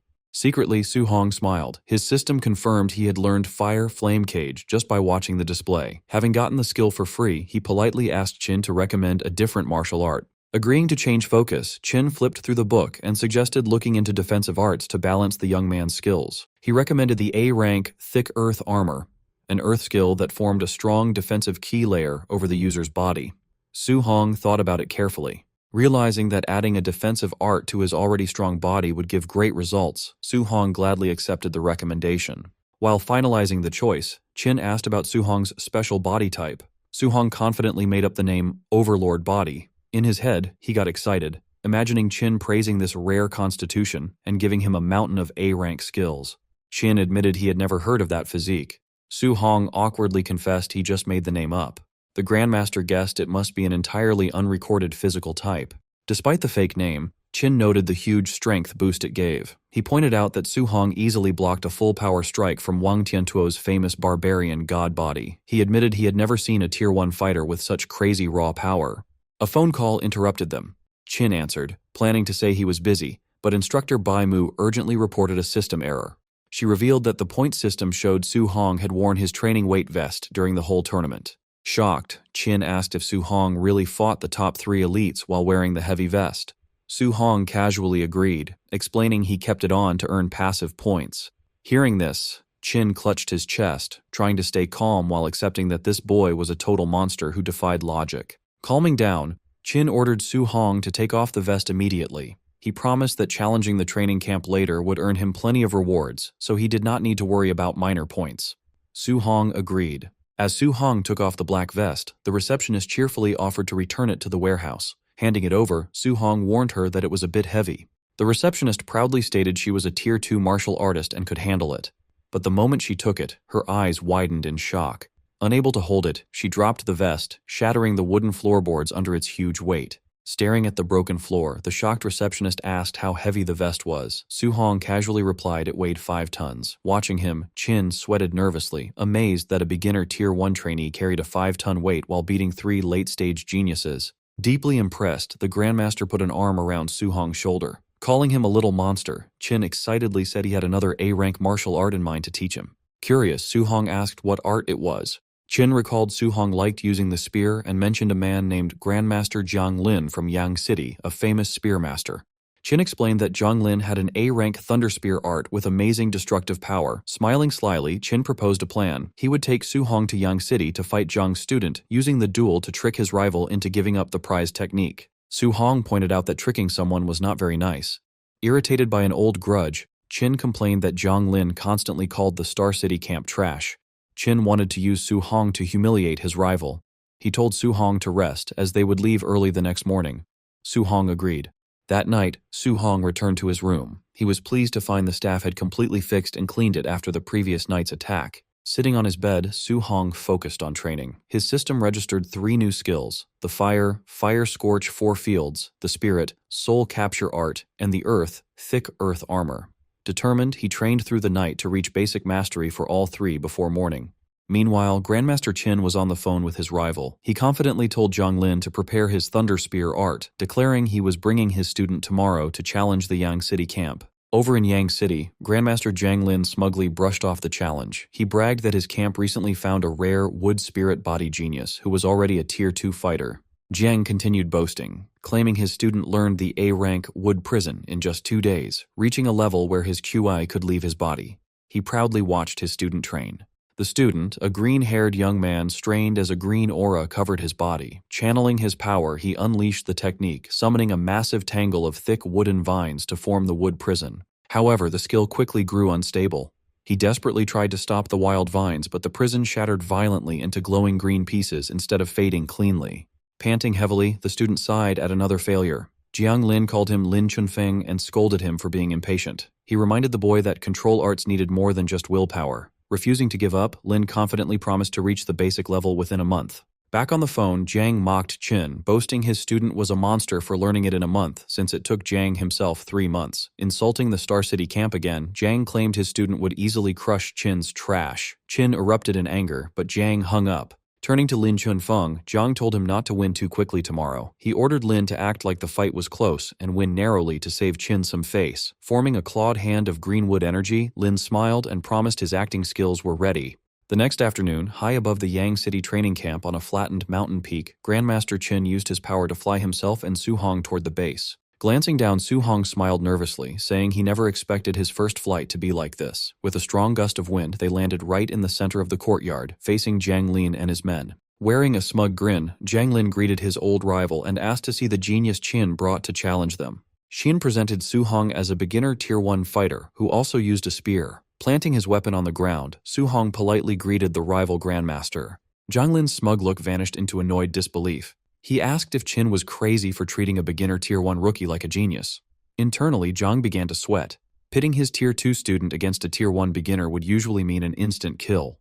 He worried Lin's acting skills would be heavily tested to make this fight look fair. Ignoring the insult, Qin confidently urged Jiang Lin to start the match, casually adding that he and Su Hong needed to get home in time for dinner. A large crowd of trainees gathered at the Yang City Training Camp's arena, waiting in excitement. Some wondered about the visiting genius from Star City, joking that they hoped the challenger wouldn't be too weak. Grandmaster Jiang Lin introduced the famous Grandmaster Qin Tianli and his supposed genius student, Su Hong, to the crowd. Smiling smugly, Jiang Lin revealed to everyone that Su Hong was only a beginner at the Tier 1 stage. The local trainees erupted in disbelief, insulted that someone so weak dared to challenge them. They mocked Su Hong, pointing out that their champion, Lin Chunfeng, was a Tier 2 martial artist who could crush him instantly.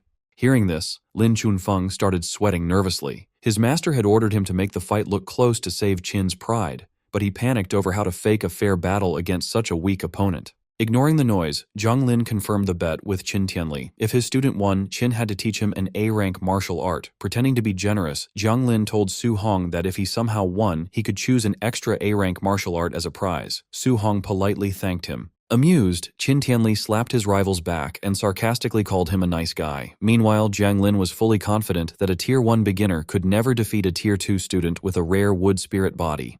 The competitors stepped into the arena while the grandmasters watched. Jiang Lin subtly reminded Lin Chunfeng to hold back his strength. Gripping his sword, the anxious student assured his master that he would. Drawing his blade, Lin Chunfeng continued to worry about his acting. He was terrified of accidentally hurting the beginner with a single careless strike. Noticing his opponent was unarmed, Lin Chunfeng asked why Su Hong wasn't using the spear he brought to the camp. Su Hong casually stretched and replied that he wouldn't use his weapon just yet. In reality, Su Hong chose to go unarmed because his only spear skill was a basic C-rank technique. This was much weaker than his new A-rank fist and movement skills, making the spear a clear disadvantage. Misunderstanding this practical choice as pure arrogance, Lin Chunfeng grew annoyed. Eager to test this supposed confidence, he leapt into the air and charged at the unarmed trainee with his sword. Covered in a green aura, Lin Chunfeng swung his sword down. Su Hong easily dodged the heavy slash, stepping aside as the blade smashed into the stone floor and sent debris flying. Using his A-rank movement skill, Su Hong gracefully glided backward across the arena. He left a trail of wind behind him as he casually kept his distance. Lin Chunfeng was shocked to see a beginner use an A-rank wind movement technique. Watching from above, the grandmasters smirked in amusement at the impressive display. Refusing to let him escape, Lin Chunfeng charged forward. He declared that movement skills were useless now and unleashed his wood prison technique. Thick green vines shot from the ground and tightly wrapped around Su Hong's leg. Surprised to face a rare control-type skill, Su Hong briefly praised Lin Chunfeng's talent. Still, he remained calm and flared his aura, preparing to use his raw physical strength to break the vines. Before Su Hong could even try, the weak green vines suddenly shattered and vanished into thin air. Confused and disappointed, he wondered how such a powerful technique could fall apart instantly. Using this brief distraction, Lin Chunfeng appeared mid-air behind Su Hong. Swinging his sword down, he confidently claimed that stopping his opponent for just a second was enough to win. Unfazed, Su Hong calmly looked over his shoulder. Gathering glowing green wind energy around his fist, he prepared a quick counterpunch. As Su Hong threw the wind-infused strike, Lin Chunfeng's eyes widened in shock. He realized Su Hong's attack was so fast that the punch would hit before his own sword could land. He desperately used his wood escape technique, creating a thick wooden barrier to shield himself just as the fist struck. The defense was completely useless. Su Hong's punch violently shattered the wooden shield into splinters, launching Lin Chunfeng backward with immense force. Sent flying through the air, a battered Lin Chunfeng was completely baffled by the overwhelming physical power of this lower-level beginner. The local trainees watching were equally shocked. Seeing their champion's A-rank defense easily broken, they fearfully realized the beginner's raw strength was greater than a wild beast's. Above the arena, Grandmaster Qin laughed loudly, teasing his rival about the sudden turnaround. Sweating but stubborn, Grandmaster Jiang Lin argued that raw strength alone wouldn't defeat his genius student and told Qin to keep watching. Pressing his advantage, Su Hong launched himself forward at high speed to chase down the retreating Lin Chunfeng. Su Hong delivered a fierce kick, but his leg passed right through the target, shattering it into shadows. He quickly realized he had hit an afterimage. Using his own A-rank movement skill, Lin Chunfeng appeared directly behind him. Boasting about his own footwork, he unleashed an explosive sword slash, but Su Hong easily dodged it. As the dust cleared, a panting Lin Chunfeng looked across at Su Hong. Acknowledging the boy's immense power, Lin Chunfeng urged him to give up. He humbly admitted that if they were at the same level, he would definitely lose. Surprised by this shift in tone, Lin Chunfeng watched as Su Hong knelt and extended a hand toward him.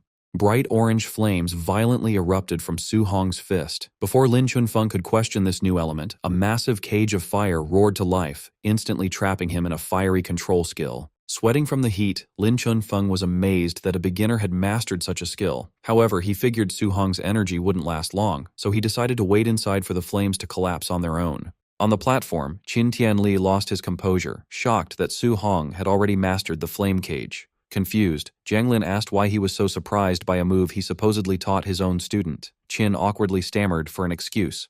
Jiang Lin then demanded to know how a wind attribute student was suddenly using fire. Masking his own ignorance of the boy's abilities, Qin coughed and casually claimed that having multiple elements wasn't a big deal. Desperate to change the subject, Qin pointed back at the fight. He loudly wondered why the flame cage hadn't collapsed yet and pointed out the new glowing energy on Su Hong's hand. Su Hong stood calmly outside the cage, gathering a swirling pale aura around his fist. Trapped inside, Lin Chunfeng stared in horror. He realized Su Hong was multitasking by preparing an attack while maintaining the cage, a feat incredibly difficult even for advanced fighters. Confirming his worst fears, Su Hong launched himself forward and drove his glowing fist right through the flames toward the trapped student. Panicking as the strike approached, Lin Chunfeng desperately triggered his wood escape again, summoning thick wooden roots to shield himself. The defense was useless. Su Hong's glowing fist pierced straight through the wood and slammed into Lin Chunfeng's stomach. Coughing up blood as the force blasted him backward, the defeated student cursed the absurdity of the beginner's power. Su Hong's fist smashed brutally into Lin Chunfeng's chest, spraying blood into the air. The massive force launched Lin backward. He crashed violently against the scorching walls of the flame cage, severely burning his bare back. However, bright green energy instantly flared over the burns, rapidly healing the damaged skin.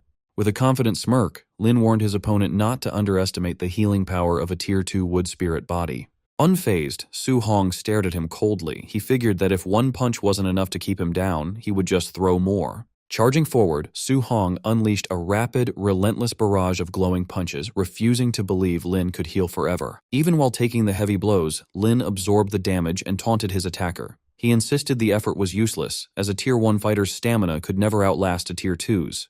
Gathering a dense sphere of green energy in his free hand, Lin challenged him, eager to see if the flame cage would break first or if Su Hong's energy would run out. Realizing his fire energy was running dangerously low, Su Hong suddenly stopped attacking. Knowing the cage might collapse on its own and turn the fight against him, he canceled the fiery prison himself. Seeing the flames vanish, Lin laughed in triumph, assuming Su Hong had given up. He declared it was now his turn to attack and that Su Hong's defeat was guaranteed. His arrogant smile quickly vanished, replaced by sheer terror. Su Hong gathered a crackling mass of golden lightning and fire in his hand, casually mentioning he hadn't planned to use this move because it drained too much energy. Staring at the terrifying energy in Su Hong's hand, Lin broke into a cold sweat. He was stunned that a mere Tier 1 fighter could produce such monstrous power. Panicking, Lin knew he absolutely couldn't let Su Hong get close. He slammed his glowing green hands onto the stone floor, channeling every ounce of his remaining energy. Roaring the name of his defensive technique, he summoned a massive wall of thick wooden pillars that erupted from the floor to shield himself from the attack. Su Hong's eyes flared with intense golden light. Stepping up to the towering wooden wall, he pulled back his fist, which violently crackled with raw lightning energy. With devastating force, Su Hong drove his blazing, lightning-infused fist forward, warping the very air around the impact. The strike pierced straight through the thick wood like paper. The overwhelming punch hit Lin squarely in the face, blasting him backward and sending his unconscious body crashing onto the stone floor. Su Hong stood calmly among the fading flames and debris, looking down at his defeated opponent. A stunned silence quickly fell over the massive crowd around the arena.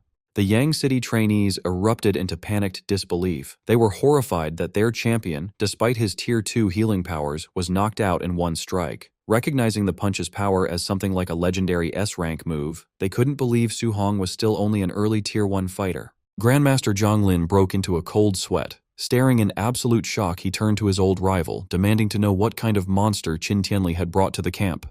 Trembling, Zhang Lin pointed at the arena, realizing the boy had used element fusion to achieve that level of destruction. He was amazed by the impossible reality of a young Tier 1 fighter already mastering such an advanced technique. Sipping his tea innocently, Grandmaster Qin casually remarked that he definitely wouldn't tell his old rival about Su Hong mastering dual-element fusion in just 1 month. Zhang Lin stared back in complete disbelief. Continuing to brag, Qin looked away and added that if Zhang Lin knew Su Hong had perfect compatibility with all 7 elements and was training 7 techniques at once, he would probably drop dead from fright. This left Zhang Lin completely shell-shocked. Pretending to be clumsy, Qin cheerfully apologized for letting the secret slip, though his smug face showed he didn't regret it at all. Meanwhile, Zhang Lin stood paralyzed, his mind struggling to process how a student could achieve such insane feats in a single month. Seizing the moment, Qin threw an arm around his dazed rival and brought up their bet. Since Su Hong won the match, Qin demanded Zhang Lin teach the boy the A-rank Thunder Spear art and his ultimate skill, Palm Thunder. Still overwhelmed, Zhang Lin mindlessly agreed. Sometime later, inside a massive dome-shaped training room, Su Hong and Grandmaster Zhang Lin stood across from each other in a high-tech arena, holding practice spears. Zhang Lin stared at the young trainee, still amazed by the boy's monstrous potential. He admitted to himself that he had never met anyone like Su Hong in his entire life. Pushing aside his shock, Zhang Lin introduced the technique he was about to show, an A-rank Thunder Spear art called the 9 Heaven-Breaking Spears. As blue lightning violently crackled around his grip, Zhang Lin explained the technique. The art had 3 stances, each with 3 unique moves. He warned that both the destructive power and the difficulty increased heavily with each stance. Noting the move's extreme difficulty, Zhang Lin said he would normally never teach it to a fighter below Tier 4. However, given Su Hong's rare talent, he was confident the boy could learn the first stance without issue. Telling Su Hong to watch closely, Zhang Lin's eyes glowed with electricity. He unleashed the first stance, River Overturning, sending a massive wave of pure lightning crashing down vertically through the arena. Moving smoothly to the next attack, Zhang Lin announced the second stance, Sea Inverting. Sweeping his spear, he summoned a huge wave of lightning that surged across the arena like a raging ocean. Gripping his own weapon tightly, Su Hong watched the incredible display. Caught in the simulated storm, he felt like a tiny boat lost at sea, knowing even a single stray bolt could obliterate him. Without pausing, Zhang Lin leaped high to perform the third stance, Heaven Breaking. He drove his spear downward, releasing a piercing blast of lightning that struck the center of the room with explosive force. The leftover energy from the strike created a massive, terrifying tornado of swirling electricity. Watching the fierce storm, Su Hong realized the Grandmaster had held back to avoid destroying the reinforced training room. Even though he felt like a mere ant against such overwhelming power, Su Hong's eyes shone with determination. He firmly resolved that one day, he too would have that level of devastating combat power. As the storm finally faded, Zhang Lin handed Su Hong a small manual explaining the 9 heaven-breaking spears. He told the trainee to practice on his own first, offering to answer any questions later. Su Hong respectfully thanked the Grandmaster for his guidance. Smiling warmly, Zhang Lin said he was just honoring their bet. He promised that once Su Hong mastered the first stance, he would teach him the second martial art, Palm Thunder. Zhang Lin casually added that while the spear art was strong, its power still fell short compared to his ultimate Palm Thunder. Holding the manual tightly, Su Hong's eyes lit up with excitement. Amazed that Palm Thunder could be even more destructive, he eagerly resolved to master the spear art as quickly as possible. Waving his hand, Zhang Lin turned to leave the dome. He mentioned he had things to discuss with Grandmaster Qin and promised to return later to check on Su Hong's progress, leaving the eager trainee alone to begin his training. An hour later, Grandmaster Zhang Lin returned to the training room. He asked Su Hong if he understood the technique, telling him not to rush since it usually takes months to learn. But when he looked inside, he saw Su Hong surrounded by a swirling vortex of golden lightning. Su Hong then unleashed a powerful blast of electricity from his spear. As the lightning faded, Su Hong turned to the Grandmaster and complained that the spear art was too hard, saying he had only reached a basic level. He then immediately asked to learn the ultimate skill, Palm Thunder. Zhang Lin, dumbfounded, could only wonder if this was the talent of a monster. Later, as the sun set, Grandmaster Zhang Lin sat outside the training room, looking completely defeated. Grandmaster Qin Tianli approached, asking why he looked so dazed and if he had taught the boy Palm Thunder. Still in shock, Zhang Lin just said he was done teaching and told Qin to see for himself. Skeptical, Qin Tianli went to the door, wondering if Zhang Lin had held back. He noted that Palm Thunder required careful instruction and was impossible to learn otherwise. His words died as he opened the door. Inside, Su Hong stood crackling with electricity, holding a perfect ball of lightning. He then cheerfully announced that he had learned Palm Thunder. Both Grandmasters sat in the doorway, stunned. Even Qin Tianli, who expected a lot, was shocked by Su Hong's speed. Zhang Lin despaired, remembering it took him 3 months to master the same skill, for which he had been called a genius. Recovering, Qin Tianli declared the boy had a limitless future and would reach Tier 9. He then offered to take his rival out for a meal. Qin contacted Su Hong, telling him to rest in a temporary dorm for the night, as they would leave the next day. Su Hong agreed. That night in his dorm, Su Hong reviewed his system interface. He had earned 230 martial value points from his recent victories against Wang Tiantuo's group and Lin Chunfeng. He saw his vitality was too low, and with everything else also needing upgrades, he knew 230 points wasn't nearly enough. Since his core cultivation was the most important, Su Hong decided to spend all his new points on upgrading his vitality. After spending his points, he knew he needed more martial value. Since no one would spar with him anymore, his only option was to hunt monsters in the ferocious beast room. Meanwhile, the two grandmasters were drinking. Zhang Lin complained that Qin had scammed him out of 2 A-rank martial arts, but Qin just brushed it off, saying he'd heard it 100 times. They were interrupted by a staff member who announced that the camp's night raid event was ready to start, awaiting Grandmaster Zhang's command. Zhang Lin casually approved the raid, telling the staff not to go easy on the trainees. The man immediately relayed the orders, and the raid began. Xin Tianli sobered up instantly, panicking. He reminded Zhang Lin that Su Hong was in those dorms. Realizing their mistake, Zhang Lin also sobered up and tried to stop the raid, but it was too late.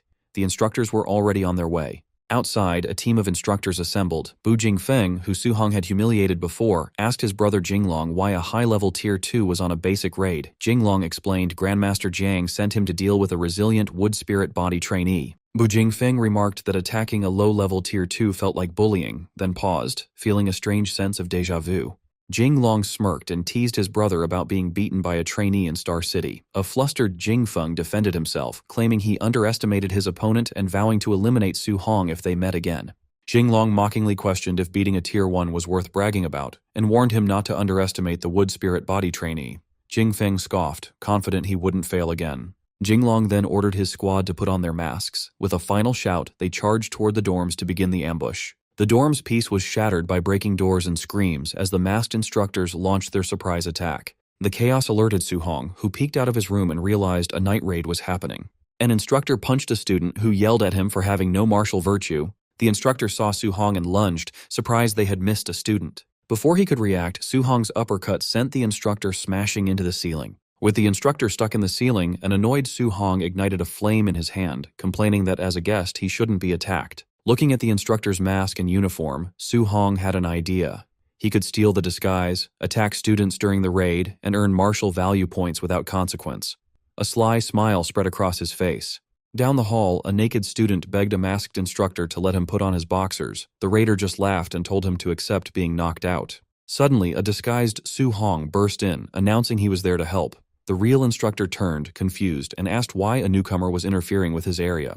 Without a word, Su Hong punched the instructor through the concrete wall. The student stared in shock, wondering why the raiders were fighting each other. Su Hong immediately dashed out, leaving the naked student to wonder why the raider had spared him. Thrilled, Su Hong ran down the hall with a flaming fist, realizing he could earn hundreds of points by fighting the trainees without holding back. Su Hong then tore through the hallway, beating down the real instructors. Confused by the friendly fire, they started yelling that there was a mole in their group. After punching another raider, Su Hong sighed under his mask. Standing over the defeated instructors, Su Hong cracked his knuckles and announced the first floor was clear, then headed for the second. On the next level, Su Hong moved like a golden blur, unleashing a flurry of strikes that effortlessly took down the entire squad of instructors. As he raced to the third floor, Su Hong laughed, delighted with his plan. His system kept rewarding him with martial value points for every instructor he defeated. On the third floor, a group of instructors was watching a battle between Lin Chunfeng and the high-level instructor, Bu Jinglong. They were impressed by Lin's resilience and noted his recovery ability could be dangerous for Jinglong.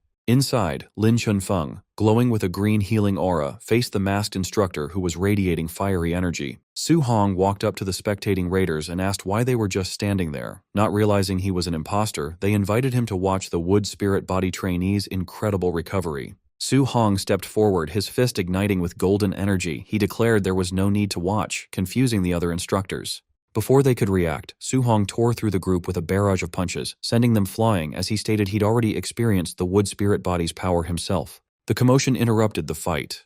Bu Jinglong paused and angrily demanded to know why a raider was attacking their own men. Unbothered, Su Hong flared his golden aura. Smiling under his mask, he challenged both the trainee and the elite instructor to fight him together. Bu Jinglong told Lin Chunfeng to step aside and rest, intending to deal with the rogue raider himself. Furious that someone had interfered, he charged at Su Hong, shouting that he would teach him a lesson for breaking the Night Raider's rules.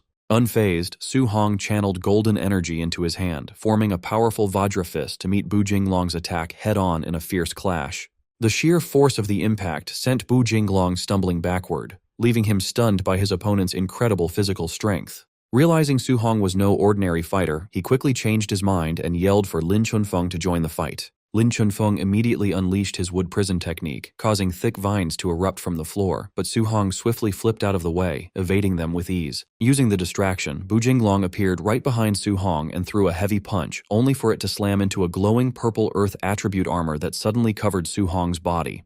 Bu Jinglong stared in absolute shock, wondering where this monstrous fighter came from and how he could so easily block a high-level Tier 2 attack. Before Bu Jinglong could even process what had happened, Su Hong vanished and reappeared, smashing the elite instructor into the wall with enough force to shatter his armor and make him cough up blood. Without pausing, Su Hong leaped over the stunned Lin Chunfeng and drove his blazing fist into the back of the trainee's head, smashing him face first into the ground and knocking him out cold. Moments later, the system rewarded Su Hong with martial value points for both victories. Checking his status, he was thrilled to see his balance had skyrocketed to over 2,400 points and celebrated his sudden wealth. The next morning, Lin Chunfeng and Bu Jinglong stood among the other bruised and battered raiders, nursing their injuries and looking completely defeated.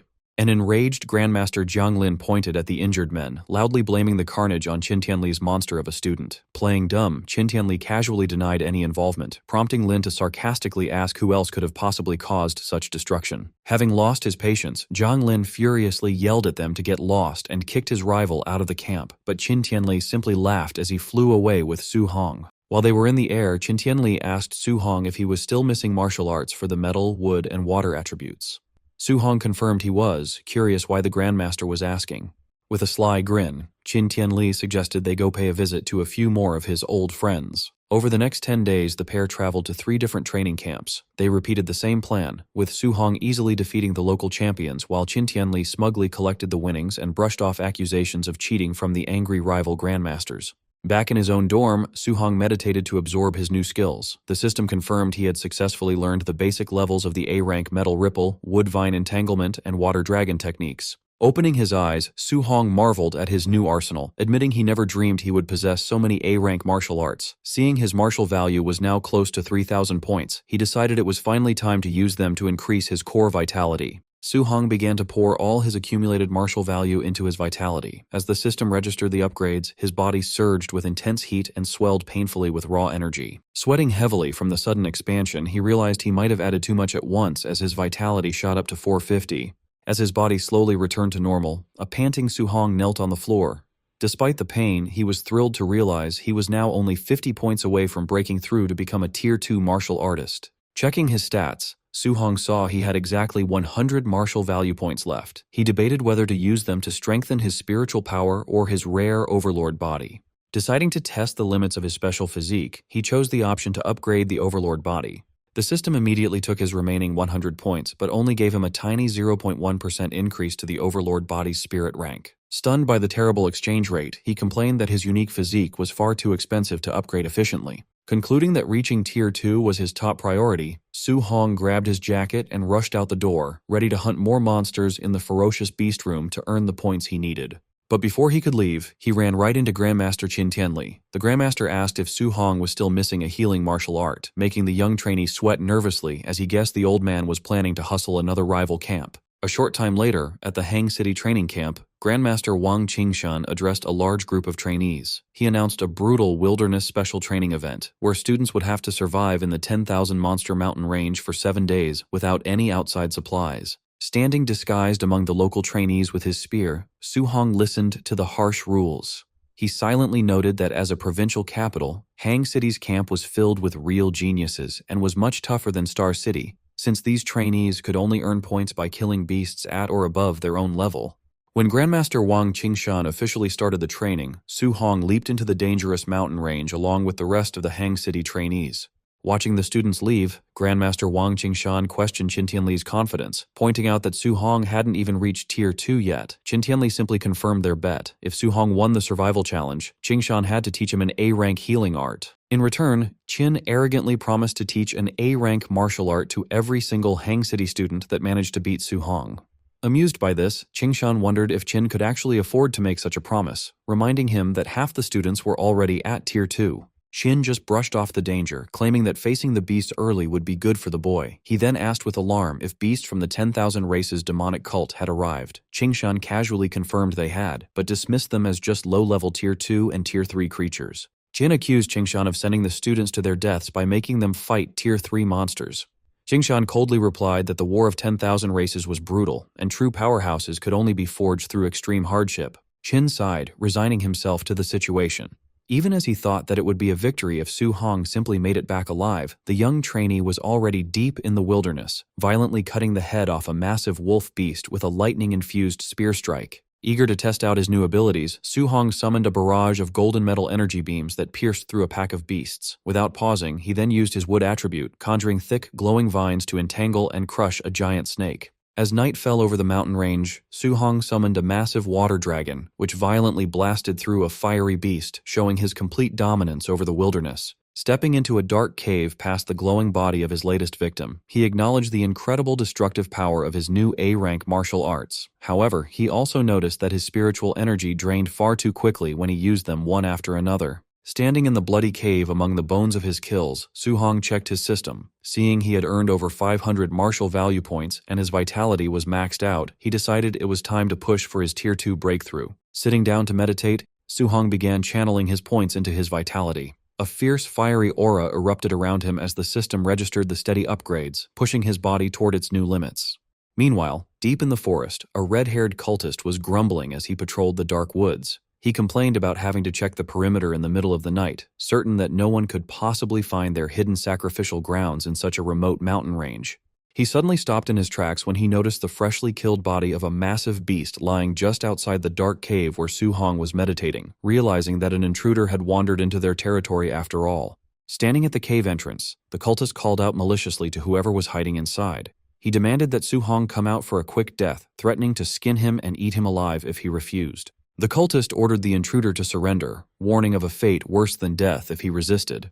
Glancing at the dead blazing black tiger, he figured his opponent had, at best, Tier 2 or Tier 3 strength. From inside the cave, Su Hong listened to the man's arrogant tone. Since the cultist spoke so dismissively of Tier 3 martial artists, Su Hong suspected he was up against a formidable Tier 4 expert. Since he had only recently broken through to Tier 2, he admitted he lacked the confidence to take on a Tier 4 opponent. Deciding that running was his best bet, he launched a water dragon attack to cover his escape from the cave. The cultist eagerly gripped his sword and shattered the watery beast with a single slash, mocking the attack as having the measly power of an early Tier 2. Spotting Su Hong trying to escape, the cultist immediately chased after him. He praised the young man's genius for taking down the beast at such a low level, but sadistically added that his favorite pastime was murdering promising talents before they could reach their full potential. The cultist suddenly stopped in confusion, asking Su Hong why he had given up running.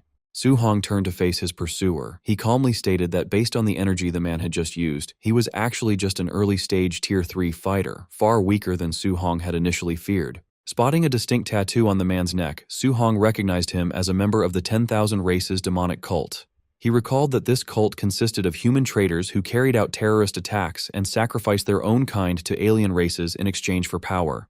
Disgusted by the traitor, Su Hong flared his golden aura and declared that such human scum deserved to die. Smirking, the cultist challenged Su Hong to prove his words and launched an A-rank fiery sword strike known as Fire Slash. Facing a Tier 3 opponent for the first time, Su Hong decided to go all out. He unleashed Sea Inverting, a massive wave of golden lightning that violently clashed with and completely overpowered the fiery strike. Su Hong was surprised, wondering how a Tier 3 martial artist's technique could be so easily blown away by his attack. The cultist panicked, unable to understand how he was losing to someone an entire major realm below him despite using an A-rank martial art. He was also completely baffled that his opponent wielded both water and lightning attributes. Enraged, the cultist unleashed a frantic flurry of sword slashes, but Su Hong effortlessly dodged every single strike. Utilizing his rapid movement technique, Su Hong vanished and suddenly reappeared directly behind the cultist. He immediately unleashed another devastating blast of golden lightning. Realizing that the sheer power of this attack far exceeded his own fire slash, the terrified cultist frantically tried to retreat. Before he could escape, thick green vines erupted from the ground and tightly bound his leg. The cultist stared in utter disbelief, shocked that Su Hong was now using a wood attribute control technique as well. Completely immobilized by the vines, the cultist was instantly engulfed by the massive blast of lightning. As the dust cleared from the intense lightning strike, Su-hong stared down at the cultist's smoldering remains. Suddenly, the body began to melt into the ground, prompting Su-hong to wonder if the cultist had used some bizarre movement technique to survive the blast. The cultist reformed his body, now covered in thick, magma-like rock armor. He angrily cursed his terrible luck for running into such a monstrous human genius out in the middle of nowhere. Declaring that Su-hong had nowhere left to run, the armored cultist prepared his counterattack as Su-hong took a step back. The cultist initiated a bloodline transformation, sprouting large wings from his back. He arrogantly demanded that Su-hong witness the divine might of the celestial race. Disgusted, Su-hong thrust his spear forward. He mocked the cultist for mutating into a freakish monster and called the entire demonic cult completely insane. The cultist easily caught the spear tip with his bare, armored hand, bragging that once his bloodline transformation was complete, he would become a true celestial being. Still gripping Su-hong's spear, he declared that the boy had to die for interrupting their sacrificial ritual. Su-hong immediately retaliated, unleashing a fierce blast of fire that pierced straight through the cultist's new wing and left the fanatic in shock.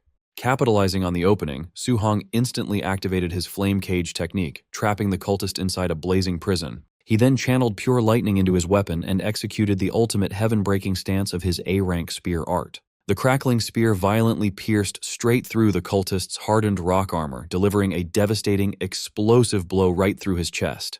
The hardened rock armor crumbled away as the cultist gasped in sheer disbelief, his mutated body completely shattering into pieces just moments later. Checking his system, Su-hong was shocked to see a massive reward of 212 martial value points for the kill. He realized that hunting these fanatics was incredibly lucrative, noting that he normally had to fight beasts for a long time just to scrape together 500 points. Remembering the dead cultists' mention of a sacrificial ritual, Su-hong quickly deduced that they must have captured human victims.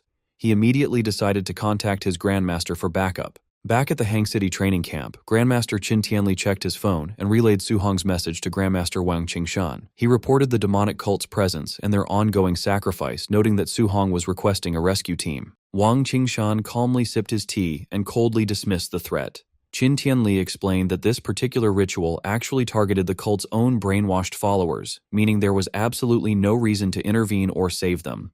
Questioning his rival's relaxed attitude, Qingshan asked Qin Tianli why he was still sitting around drinking tea instead of rushing to save his student. Qin Tianli casually replied that there was no need, as Su-hong had already killed the early-stage Tier 3 cultist. Qingshan scoffed, flatly refusing to believe that a mere Tier 1 trainee could defeat a Tier 3 cultist, and accused Qin Tianli's student of blatantly bragging. Unbothered, Qin Tianli casually told him to believe whatever he wanted.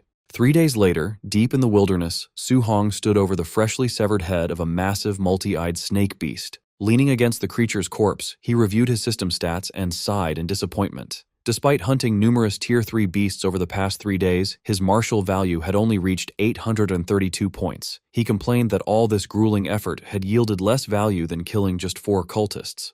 Suddenly, his heightened senses picked up a hidden presence nearby. A blue-haired woman with black wing tattoos on her back stood on a nearby branch, playfully praising the handsome young man for detecting her approach. Gathering sharp ice energy in her hand, she offered a seductive smile, but ruthlessly declared that since he had intruded on their territory, she had no choice but to kill him. She instantly launched a rapid barrage of deadly ice spikes at him. Rather than feeling threatened, a confident smile spread across Su-hong's face. He happily realized that another demonic cultist just meant more free martial value points delivering themselves right to his doorstep. Su-hong countered the attack with a massive water dragon. The 2 elemental strikes violently clashed, creating a thick curtain of smoke. Suddenly, the cultist attacked again as a whip shot out from the smoke. Reacting instantly, Su-hong caught the whip. He decided to keep her alive just long enough to ask where the other demonic cult bases were. He yanked the whip with immense force, pulling the panicked woman through the air straight toward him. As she flew into range, Su-hong delivered a brutal punch to her stomach with his cold fist technique, instantly defeating her. Standing over her, he pointed his glowing spear at her neck and demanded to know where their base was. Terrified and bleeding, she begged for her life and revealed that the base was 10 kilometers to the north. Su-hong pressed further, asking how many Tier 3 fighters were there. She confessed they had 3 Tier 3 and 3 Tier 2 fighters. Calculating his progress, Su-hong realized only 1 Tier 3 cultist was left. Wiping out the rest would give him over 1,000 points, enough to upgrade his telekinesis to Tier 2. Refusing to stay down, the female cultist lashed out with her whip to create distance. She furiously yelled that Su-hong had underestimated her. She triggered a blood transformation, sprouting large wings as she turned into a heavenly god race member. Hovering in the air, she arrogantly boasted her strength had doubled and she could easily kill him. Su-hong didn't give her the chance. He immediately countered with a powerful spear thrust, unleashing a massive pillar of golden lightning that pierced straight through her chest. As her mutated form faded, Su-hong pulled his spear from her falling body and coldly told her to hand over her points. His system confirmed a reward of 208 points, leaving him highly satisfied with the easy profit. Meanwhile, at the cult's base, a small group of trainees found themselves completely surrounded by enemies near a massive stone pyramid. The trapped Hang City trainees panicked, realizing it was a deadly trap. They cursed their bad intel, seeing they were facing a large squad of Tier 3 fighters instead of just a few Tier 2s. The Blood Commander coldly ordered his men to execute the intruders. The cultists eagerly charged, spotting the 3 Tier 2 human geniuses. They maliciously declared they would skin them alive as sacrifices. Refusing to go down without a fight, the desperate trainees grouped together. They promised to take out as many cultists as possible, trusting their Grandmaster would avenge them. High above the battlefield, the Grandmasters calmly watched the trap. Qingshan proudly pointed out his 3 top Hang City geniuses to his rival. Qin acknowledged their bravery for standing against Tier 3 enemies. Qingshan planned to let the trainees fight to build experience, promising to step in only if things turned fatal. Smirking confidently, Qin Tianli told Qingshan they didn't need to intervene. He pointed out that his own little monster, Su-hong, was already rushing into the valley to save Qingshan's students. Wang Qingshan glared at Qin in disbelief, asking if he was drunk. He scoffed at the crazy idea that a mere Tier 1 trainee could save anyone from a squad of Tier 3 experts. Down in the valley, one of the top Hang City trainees stepped forward to cover his teammates, bravely declaring they would fight and die together. A cultist lunged at them with glowing red claws, laughing that there was no escape. The trainee braced for the fatal blow, accepting his end. Suddenly, a crackling spear of golden lightning shot past the trainees, violently pinning the cultist to a tree and killing him instantly.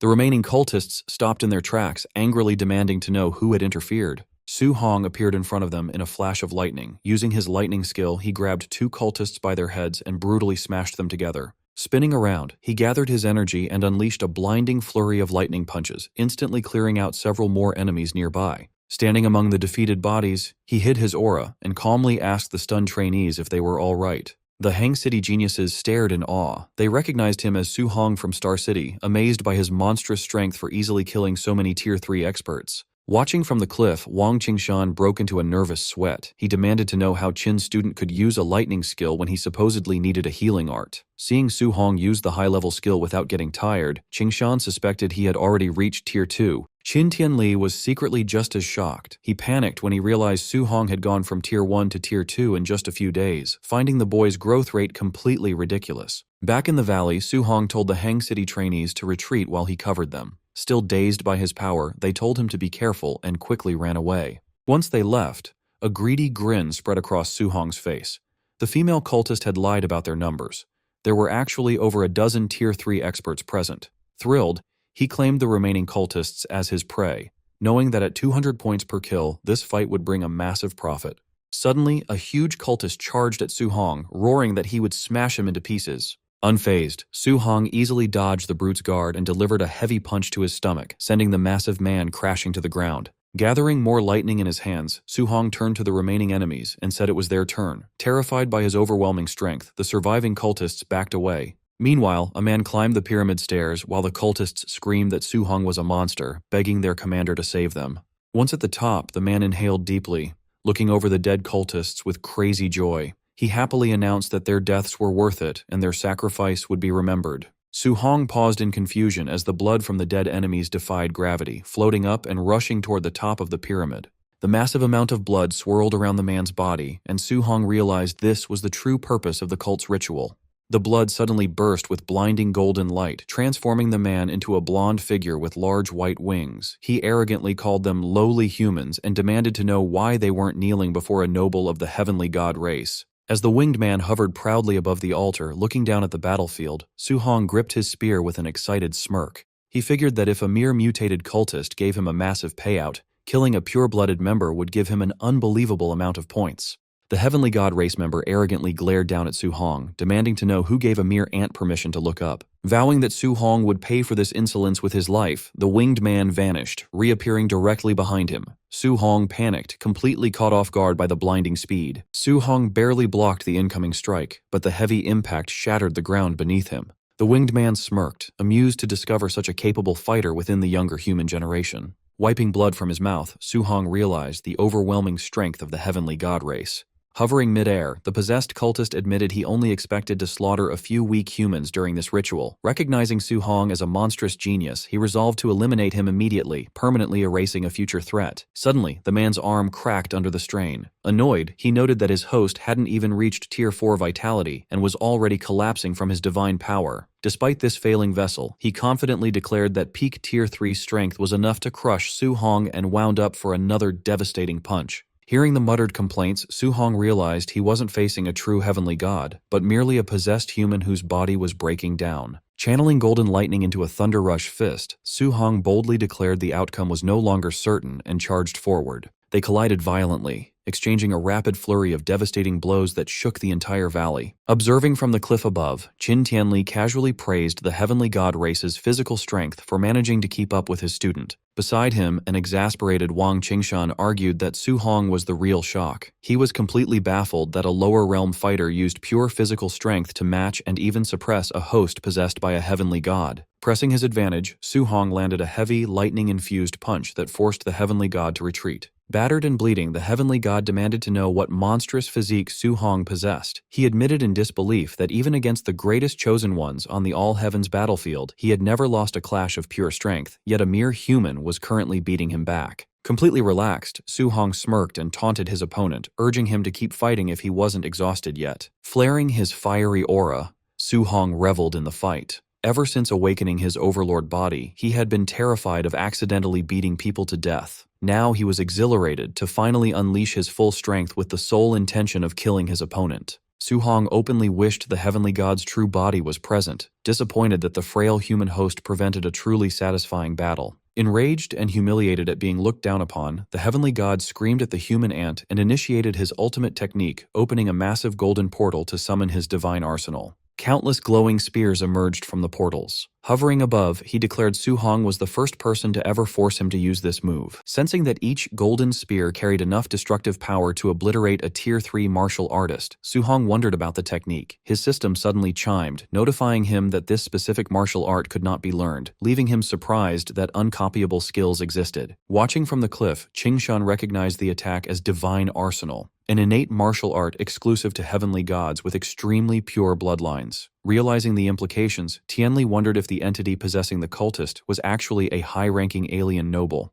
Panicking, Qingshan urged Tianli to intervene immediately, refusing to let such a precious human treasure die. Tianli calmly held him back, advising patience since Su Hong still hadn't used his ultimate move. Tianli smugly revealed that Su Hong possessed perfect compatibility with all 7 elements, having mastered the fusion of thunder and fire as a Tier 1 martial artist. Qingshan stared in utter shock, struggling to process the impossible claim. Acknowledging the boy's monstrous potential, the heavenly god admitted Su Hong would become a massive threat to his race if allowed to live. Declaring that the human must die today, he unleashed his divine arsenal, sending a massive barrage of glowing spears raining down on Su Hong. Unfazed, Su Hong smirked, countering that the heavenly god was the first opponent to push him to use his full strength. Channeling intense lightning into his weapon, he initiated the ultimate third stance of his 9 heaven-breaking spears. Shouting the technique's name, Su Hong thrust his spear upward, unleashing a colossal blast of raw lightning that effortlessly shattered the descending golden spears. The heavenly god could only stare in shock, screaming that it was impossible as the overwhelming energy blast surged straight toward him. The devastating strike triggered a massive explosion, instantly carbonizing the heavenly god's body and shattering it into pieces.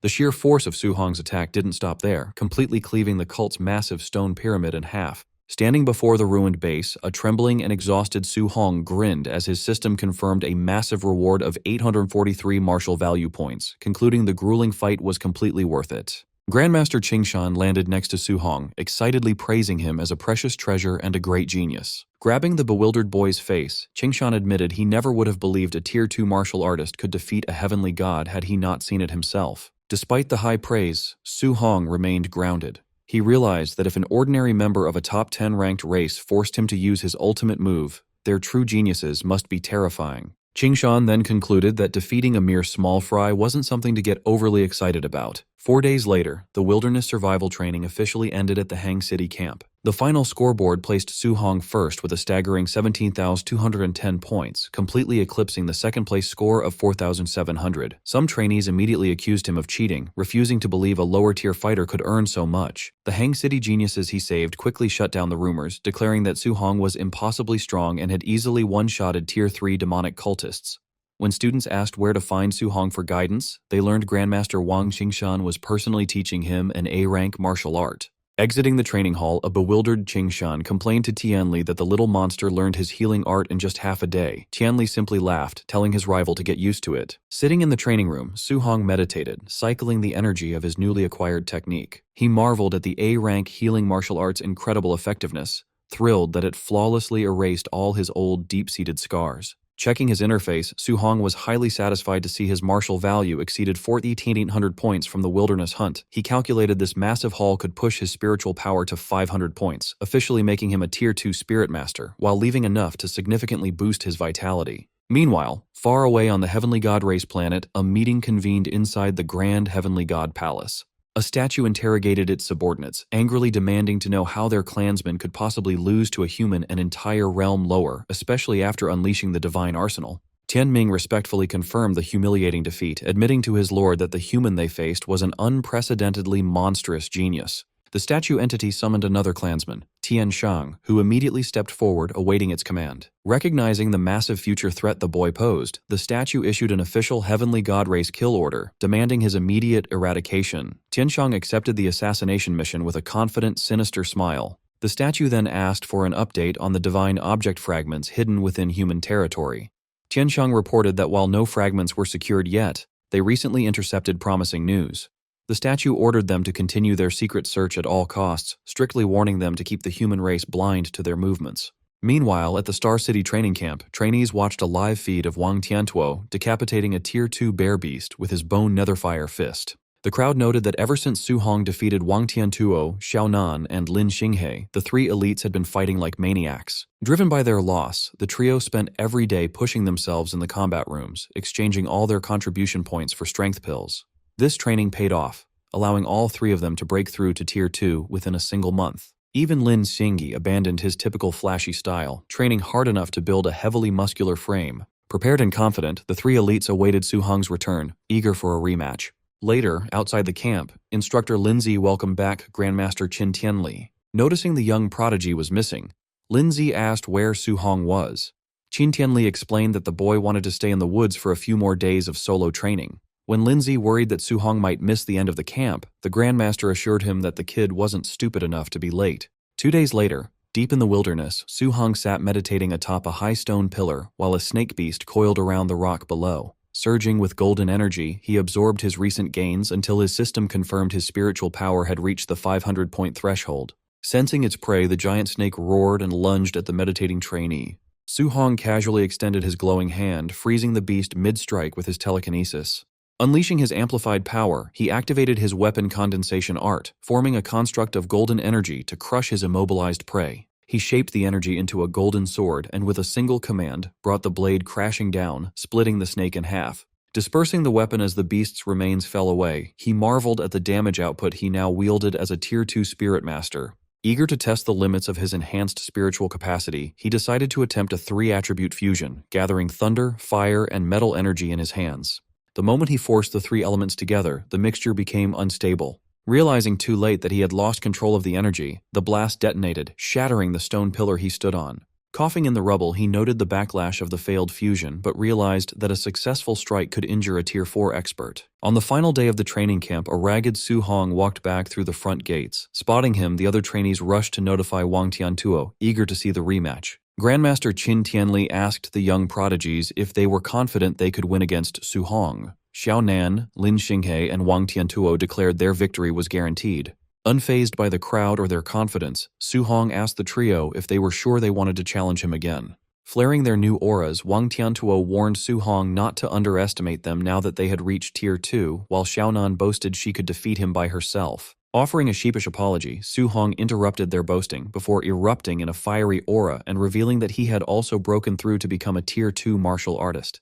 Despite her shock, Xiaonan ignited her power, declaring that her status as a Tier 1 spirit master meant she wasn't afraid of him. She then activated her weapon condensation art, summoning a giant golden sword from the sky. In response, Su Hong activated his weapon condensation art, summoning a giant golden sword of his own. The blade crushed Xiaonan's spiritual weapon, causing her to cough up blood before it even landed. Pointing his summoned sword at the trio, Su Hong apologized once more before revealing that he was a spirit master as well.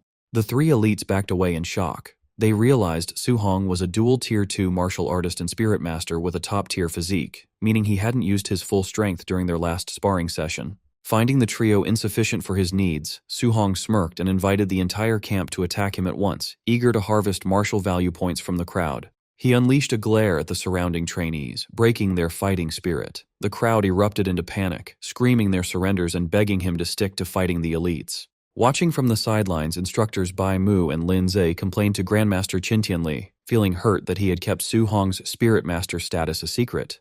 However, a sweating and speechless Qin Tianli could only mutter in shock, blindsided by the revelation that his student had reached Tier 2 as a spirit master. Realizing the Grandmaster had been kept in the dark as well, the instructors watched as Qin Tianli threw his head back and burst into laughter. He declared Su Hong a once-in-a-millennium monster destined to save the human race. Watching Su Hong beat down the crowd of trainees, Bai Mu asked if they should intervene. Lin Zhe laughed it off, dismissing the one-sided brawl as youthful energy. Suddenly, Grandmaster Qin Tianli's expression hardened as he sensed a heavy presence approaching. The fiery great rock descended from the sky, ordering the humans to leave its territory since their 30 days were up. Standing victorious over a pile of unconscious trainees, Su Hong looked up and recognized the giant beast. Annoyed by the creature's arrogance, Qin Tianli erupted with his immense aura, declaring he had tolerated the bird long enough, mocking its attempt to intimidate him while asserting his dominance. Before the beast could react, Qin Tianli unleashed a barrage of punches into the giant bird. Watching from below, Su Hong was mesmerized by the heat of a Tier 7 Grandmaster's flames, likening the clash to immortals fighting. Standing atop the battered bird's head, Qin Tianli ignored its cries for mercy. When the beast warned that it had a backer, the Grandmaster challenged it to summon its boss so he could beat him up too. The Grandmaster's confidence vanished when a booming voice ordered him to stop. The sky darkened as a shadowy entity with glowing red eyes materialized behind the clouds, casting a glare over the region. Lin Zhe and Bai Mu stared in horror, realizing the great rock was connected to the legendary Lord of 10,000 Monsters. Gripping his fist, Su Hong broke into a cold sweat as he recognized the entity as one of the supreme rulers of the mountain range, a being guaranteed to be at least Tier 9, or possibly a king-level existence. Staring up at the huge, shadowy Lord of 10,000 Monsters, Su Hong felt the heavy weight of its gaze. The meeting made him realize how weak he was. Compared to experts at Tier 9, his current Tier 2 strength was nothing. A deep sense of fear washed over him as he thought of his family. He knew that if a being that strong ever attacked Star City, he would be helpless to protect his aunt and uncle. Looking at the sky, Su Hong decided to push past his limits, vowing to break through the tiers until he reached the legendary King Realm. Meanwhile, Qin Tianli let go of the beaten Great Rock. Knowing the beast had a powerful backer now, he let it go. The Great Rock angrily swore revenge as it flew away. As the beast left, Qin Tianli was glad that the Lord of 10,000 Monsters was bound by an old agreement with humans, which kept it from attacking casually. Despite the scary interruption, the training camp ended without any more trouble. As the trainees gathered by the buses to go back, Su Hong put on his backpack, eager to see his aunt and uncle after a month away. Just then, a voice called out to him. Li Tu and Chen Shan ran up to greet him. Li Tu cheerfully said Su Hong was sure to become famous in Star City. Chen Shan awkwardly brought up their past issues, asking Su Hong not to hold a grudge. Su Hong sighed, telling them he wasn't that petty. When they got back to Star City, an official welcomed the students, congratulating them on finishing the hard training. The official announced a grand banquet at the City Lord's estate to celebrate their return, with gifts for everyone. While the other trainees cheered, a tired Su Hong wished he could skip the event and go home. Later, guests began arriving at the huge City Lord's estate. The fancy banquet hall was soon filled with people. An attendant politely showed two nervous guests to their seats. Su Hong's uncle and auntie sat at a fancy table, looking awkward and out of place. Some wealthy guests noticed them. Judging their simple clothes, they wondered why migrant workers were at the event. Su Hong's auntie worried their clothes would embarrass their nephew. His uncle sighed, saying they were wearing their best clothes, but admitted they shouldn't have come. Their worry was cut short when Principal Li of No. 1 High School approached, warmly greeting them as Su Hong's relatives. Surprised by the attention from such an important person, the couple nervously returned the greeting. Principal Li kindly told them to relax. Suddenly, Wu Lingxian, president of the Star City Martial Artist Association, hurried over and enthusiastically shook the uncle's hand. She loudly praised Su Hong as the most promising genius she had ever seen, leaving the uncle even more overwhelmed. The wealthy guests watched in shock as the city officials greeted the seemingly ordinary couple, wondering who Su Hong was. Meanwhile, at the center table, the most powerful leaders of Star City were gathered. Lin Xinghe's father politely complimented the city lord, assuming his son, Wang Tiantuo, easily took first place. The city lord humbly brushed off the praise, complimenting the other family's children. Xiaonan's father confidently argued that his spirit master was stronger, predicting his daughter would win first place. Lin Xinghe's father scoffed, saying his son's speed would beat both of their children. This started a heated argument among the three fathers. Wang Ni angrily slammed the table, insisting his son's attack power guaranteed him first place. As the other two patriarchs fired back, they continued to stubbornly brag that their own child was invincible. Watching from a distance, Principal Li asked Wu Lingxian if she planned to step in. She refused, joking that she might beat them up if she had to listen to them brag anymore. She confidently added that there was no need to stop the argument, because once Su Hong arrived, the fathers would be silenced. Principal Li was doubtful, but Wu Lingxian just smirked, saying it was a woman's intuition. Suddenly, a guard urgently announced that the trainee's bus had arrived. Eager to see his son's return, the city lord proudly invited everyone outside to welcome the pride of Star City. The three fathers confidently waited by the red carpet, but their smiles disappeared when their children stepped off the bus. Instead of looking like champions, the three elites were covered in bandages and bruises. The horrified fathers rushed to their children. As the city lord panicked over his son's face, Lin Xinghe dryly said Wang Tiantuo got the worst of it by refusing to surrender.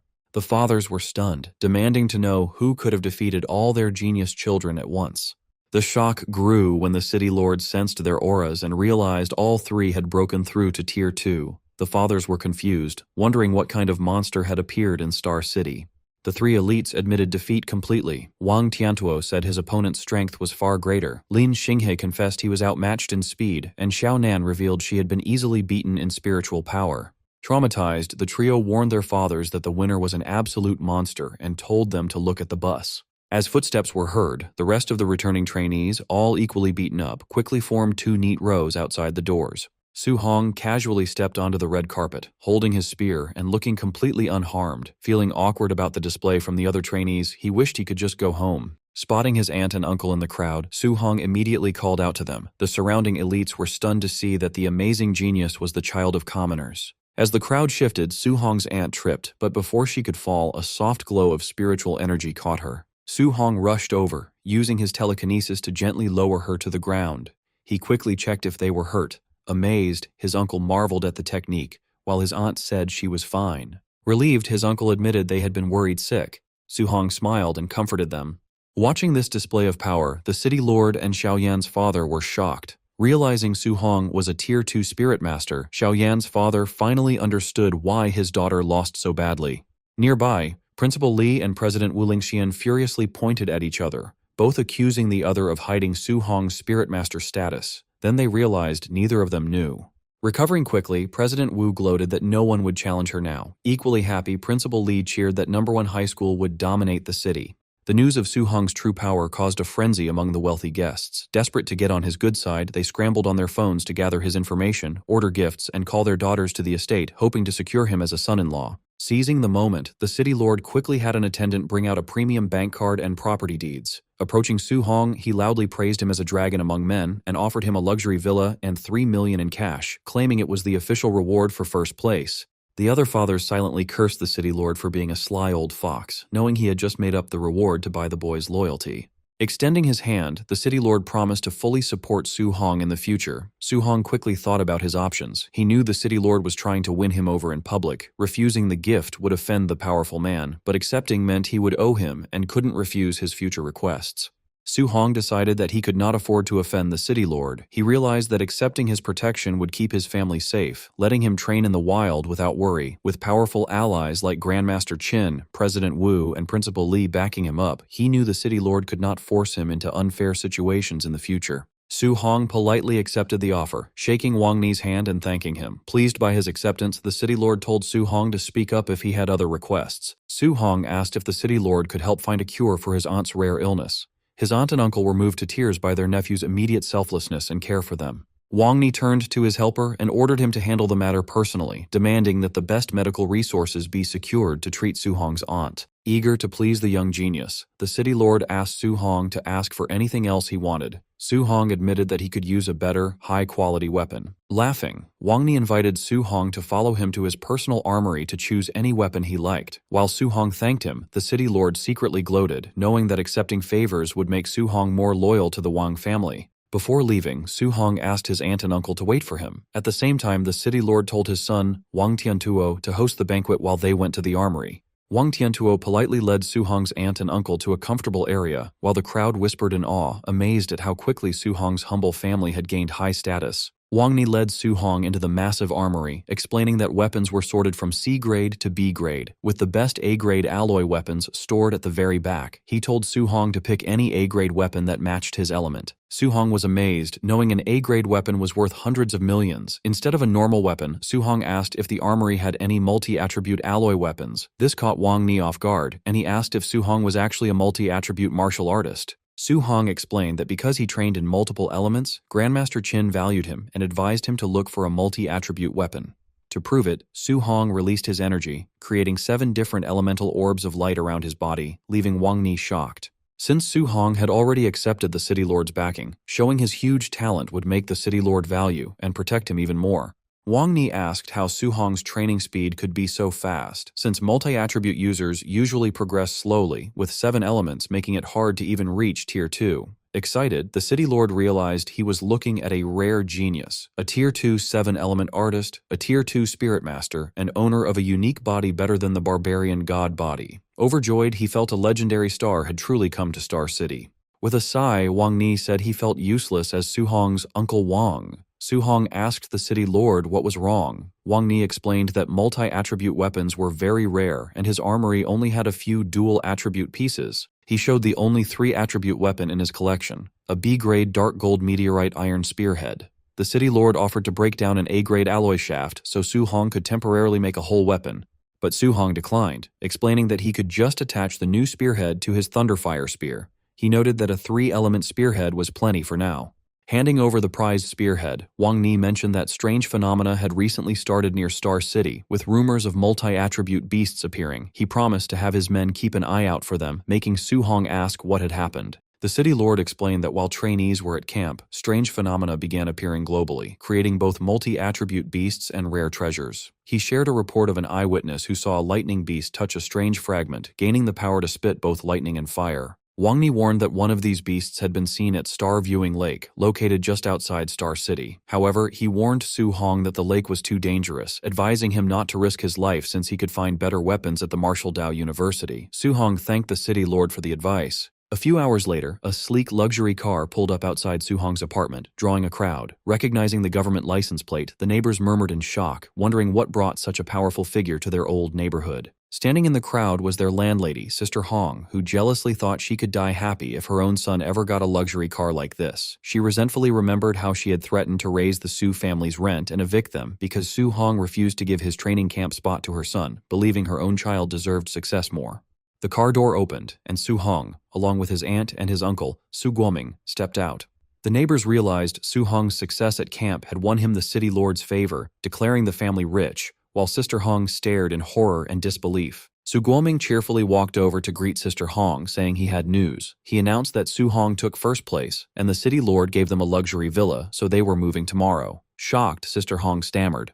When Su Guoming asked for a refund of their remaining rent, his wife stopped him, saying they were rich now and should let Sister Hong keep the leftover rent as a parting gift. As they walked upstairs, Su Guoming asked if they should pack up their old tables and chairs. His wife scolded him for being stingy, warning him not to embarrass their nephew now that he was an important figure. Su Hong laughed, assuring them he did not care about looks and just wanted them happy. Later night, Su Hong stood alone on the rooftop of his old apartment, looking over the quiet city. He realized this would be his last time training here, feeling a quiet sense of nostalgia. He then reviewed his status screen, seeing his recent success at the camp left him with exactly 1,944 points after upgrading his spiritual power. His stats showed a vitality of 506.9, a spiritual power of 500, and his overlord body at 1.1% progress. Deciding to upgrade his core stats, Su Hong sat cross-legged and poured his remaining points directly into his vitality. Notifications flashed as his vitality rose to 701.3, triggering a wave of energy that expanded his muscles as he broke through to the mid-stage of Tier 2. As his body returned to normal, Su Hong took out his phone to search for more info on the global events in Starviewing Lake. But as he held the device, the screen cracked under his hand. He realized his body had not yet adapted to his mid-stage Tier 2 strength, but felt glad he did not break the phone completely. Sitting on the roof, Su Hong scrolled through global news, finding that a rare spiritual medicine found abroad had caused a bloody fight among Grandmaster-level experts. He also read about a flame beast that touched a strange fragment to gain thunder and earth attributes, noting with concern that every martial artist who saw it had died under mysterious circumstances. Locally, the Tier 2 multi-attribute beast at Starviewing Lake had attracted many Tier 3 and Tier 4 hunters. Though he could not beat a Tier 4 fighter in a direct fight, he felt sure his speed would let him escape easily, resolving to head to the lake right after moving tomorrow. The next day, Su Hong and his family moved into their massive new villa in the prestigious Star City area. Their new home was already filled with luxury gifts from wealthy neighbors. Overwhelmed by this high society lifestyle, Su Guoming and his wife promised never to embarrass their genius nephew. At the same time, a crowd of wealthy socialites eagerly invited Su Hong to their homes, offering rare treasures just to get on his good side. Su Hong could only offer a strained, awkward smile as he politely tried to wave off the relentless crowd of social climbers. Collapsing onto his couch, Su Hong sighed that dealing with people was more exhausting than fighting monsters, but he could not relax as he needed to head to Starviewing Lake that afternoon. Arriving at the local martial artist base, Su Hong was surprised by the packed courtyard and wondered why everyone was lingering instead of heading to the lake's anomaly. He soon overheard low-tier fighters complaining about a swarm of Tier 3 and 4 experts, admitting they were too terrified to leave the base for fear of being robbed. Upstairs on the second floor, Yeche demanded to know if Su Hong had really killed his cultist nephew, which a mysterious guest confidently confirmed. Before Yeche could react, the guest stepped forward and unleashed a suffocating pressure that instantly forced him to his knees. Radiating a terrifying red aura, the red-eyed noble coldly warned Ye Ke to show absolute respect. Terrified and utterly suppressed, Ye Ke could only beg for forgiveness. Later that afternoon, Su Hong reached Stargazing Lake, where crowds of martial artists were already gathering along the shores. Hiding behind a tree, he quietly observed the different groups of hunters lining the water's edge. Scanning the crowd, he noticed there were no weak Tier 1 fighters here. Everyone was at least Tier 2 or Tier 3. He even spotted several highly formidable Tier 4 experts resting near the water. Su Hong realized that if a Tier 2 multi-attribute beast could draw this many experts, the competition in other regions had to be absolutely insane. Suddenly, violent bubbles erupted on the lake's surface, drawing the immediate attention of nearby hunters. With a colossal splash, a massive dragon-like creature erupted from the depths. The panicked hunters recognized it as a Tier 3 star-spotted giant fish. The giant beast roared furiously, quickly charging a massive ball of dual-attribute energy inside its gaping jaws. While panic erupted as hunters scrambled to escape, one arrogant Tier 4 fighter stood his ground, mockingly asking why everyone was running from a mere fish. Confident in his strength, the martial artist built a massive earth barrier to block the strike, but the beast's devastating beam obliterated his defense and sent him flying. Watching from the sidelines, Su Hong was stunned because the beast's dual-element attack had not just shattered a Tier 4 defense but had completely crippled the fighter in one shot.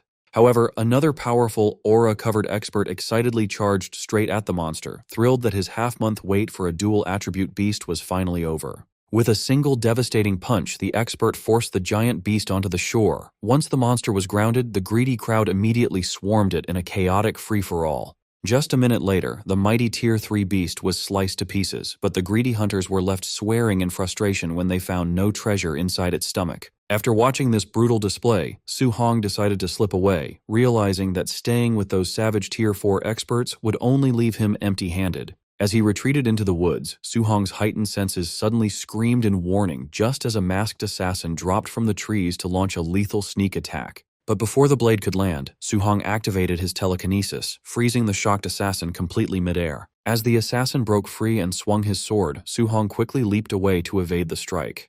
The assassin realized he was facing a rare spirit master, and Su Hong gritted his teeth upon recognizing his attacker was a formidable Tier 4 martial artist. Using his flying swan movement technique, Su Hong dashed away, knowing that without his telekinesis, that Tier 4 sneak attack would have killed him instantly. Just when he thought he was clear, 6 more masked thugs emerged from the woods to back up their boss. Su Hong quickly noted they were all highly trained Tier 3 fighters. The boss angrily ordered them to be quiet, warning them that their target was a dangerous spirit master. To make matters worse, 7 more Tier 3 fighters closed in, completely surrounding Su Hong. He realized the gravity of his situation. His enemy had deployed over a dozen Tier 3 assassins and a Tier 4 expert just to take down a Tier 2 fighter. Since deploying that level of force was something even the Star City Lord would have struggled to do on short notice, he wondered when he could have offended such a powerful faction. The assassins struggled to keep pace, shocked by his speed before recognizing his A-rank movement technique. The boss ordered them to keep up the chase, confident that Su Hong's Tier 2 stamina would run out first. But Su Hong just smirked, having no intention of playing their game as he readied his telekinetic powers. Combining his movement technique with telekinetic flight, he suddenly launched himself into the sky, soaring high above the forest. Below, the masked assassins were left dumbfounded, muttering in humiliation about how a mere Tier 2 target was somehow capable of actual flight. Dozens of kilometers away, a fatigued Su Hong landed back on the forest floor, his spiritual energy completely drained. He decided to rely on his overlord body's physical stamina to put more distance between them. Piecing the puzzle together, he suspected Ye Kei, the uncle of the cultist he had killed, was behind this. Even though Ye Kei was only Tier 3, his wealthy family had the resources to hire that many elite killers. Su Hong analyzed his combat options, confident he could take out the dozen Tier 3 grunts. The real problem was their formidable Tier 4 leader. If he focused on the grunts first, the boss would easily sneak attack him. But if he went after the boss, he would likely be overwhelmed by the grunts. There was only one viable strategy left. He had to wipe out the Tier 3 grunts with extreme speed. Once those minor threats were gone, he could concentrate fully on crushing the Tier 4 boss. Meanwhile, the furious assassin boss sliced a boulder in half, cursing the terrible intel that had failed to mention Su Hong's Spirit Master powers. His men warned that if the boy escaped back to Star City, they were all in deep trouble. They knew their powerful benefactor would not dare attack Su Hong inside the city. If that lord found out they had failed this simple mission, they were as good as dead. The boss snapped at them to shut up, coldly declaring that escaping to Star City would only make the boy's death faster and more painful. Their argument was interrupted by a group of robed elites, whose leader calmly explained that Su Hong had only revealed his Spirit Master status the day before, so the intel was simply outdated. He reassured them that his organization had operatives at every anomaly. He promised to lock down the area, but warned the boss that failing to kill Su Hong that time meant they would not survive his wrath. Grateful for the help, the assassin boss promised a favor and demanded a tight perimeter lockdown, furiously vowing to personally tear Su Hong to pieces. The robed leader looked down at his spinning divination plate and, seeing no response from the device, decided to move on and search the next sector. The next day, the relentless hunt continued. While Su Hong was resting on a slain beast, a group of assassins spotted him and charged forward, demanding that he stop running. By the 4th day, the cat-and-mouse game reached a fever pitch, forcing Su Hong to constantly leap to safety as deadly attacks shattered the terrain around him. By the 7th day of non-stop evasion, Su Hong was running on fumes, yet his pursuers were still hot on his trail, with scouts constantly shouting his location from the cliffs.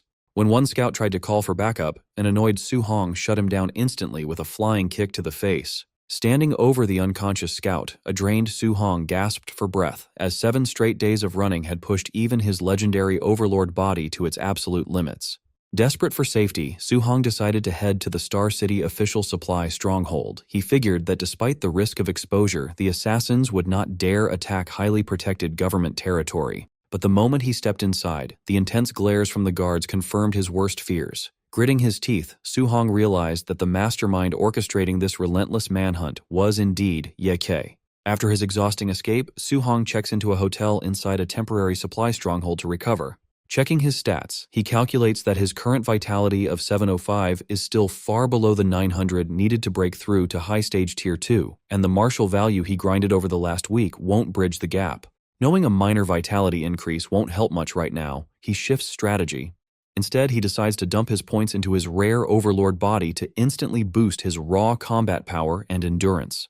The upgrade triggers a terrifying surge of red aura, flooding his muscles with raw strength as the system registers his rapidly rising stats. Although his overlord body progress only goes from 1.1% to 6.5%, the upgrade still boosts his overall strength by a massive 20%.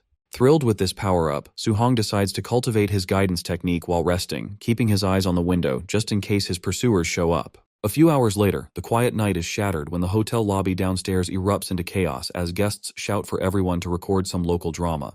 Downstairs, Su Hong instantly loses his appetite when a half-naked man walks right past his dinner table. Forcing down his food, Su Hong notes that his stalkers still haven't found him. He realizes they probably don't dare cause a scene inside the protected stronghold and are likely waiting to ambush him outside.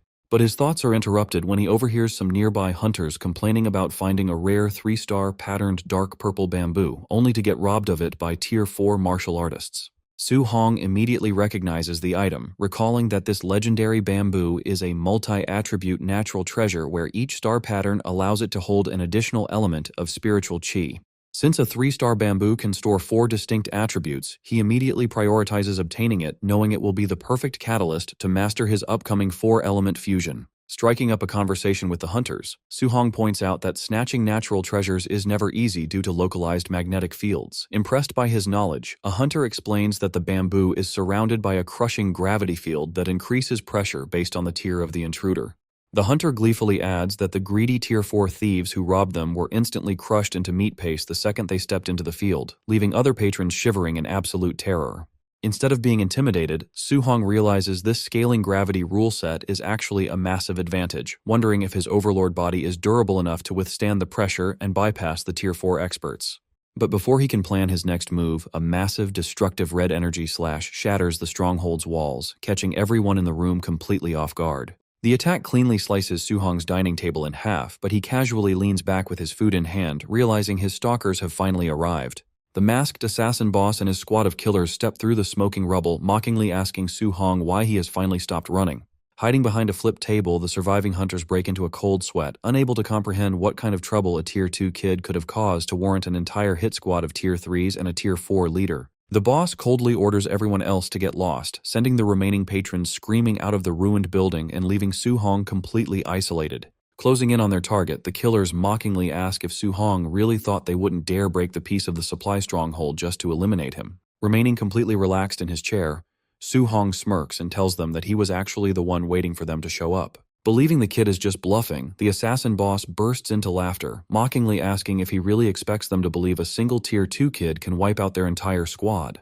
Without another word, Su Hong grips his weapon, letting a devastating aura of elemental fire and crackling lightning wrap tightly around his spear. Brandishing the charged spear, he calmly points it at his enemies, declaring that the only way to find out if he can beat them is by trying. Recognizing the terrifying energy of 3 elements fusing together on a single weapon, the assassin boss freezes in shock before frantically screaming at his men to retreat. But it's already too late.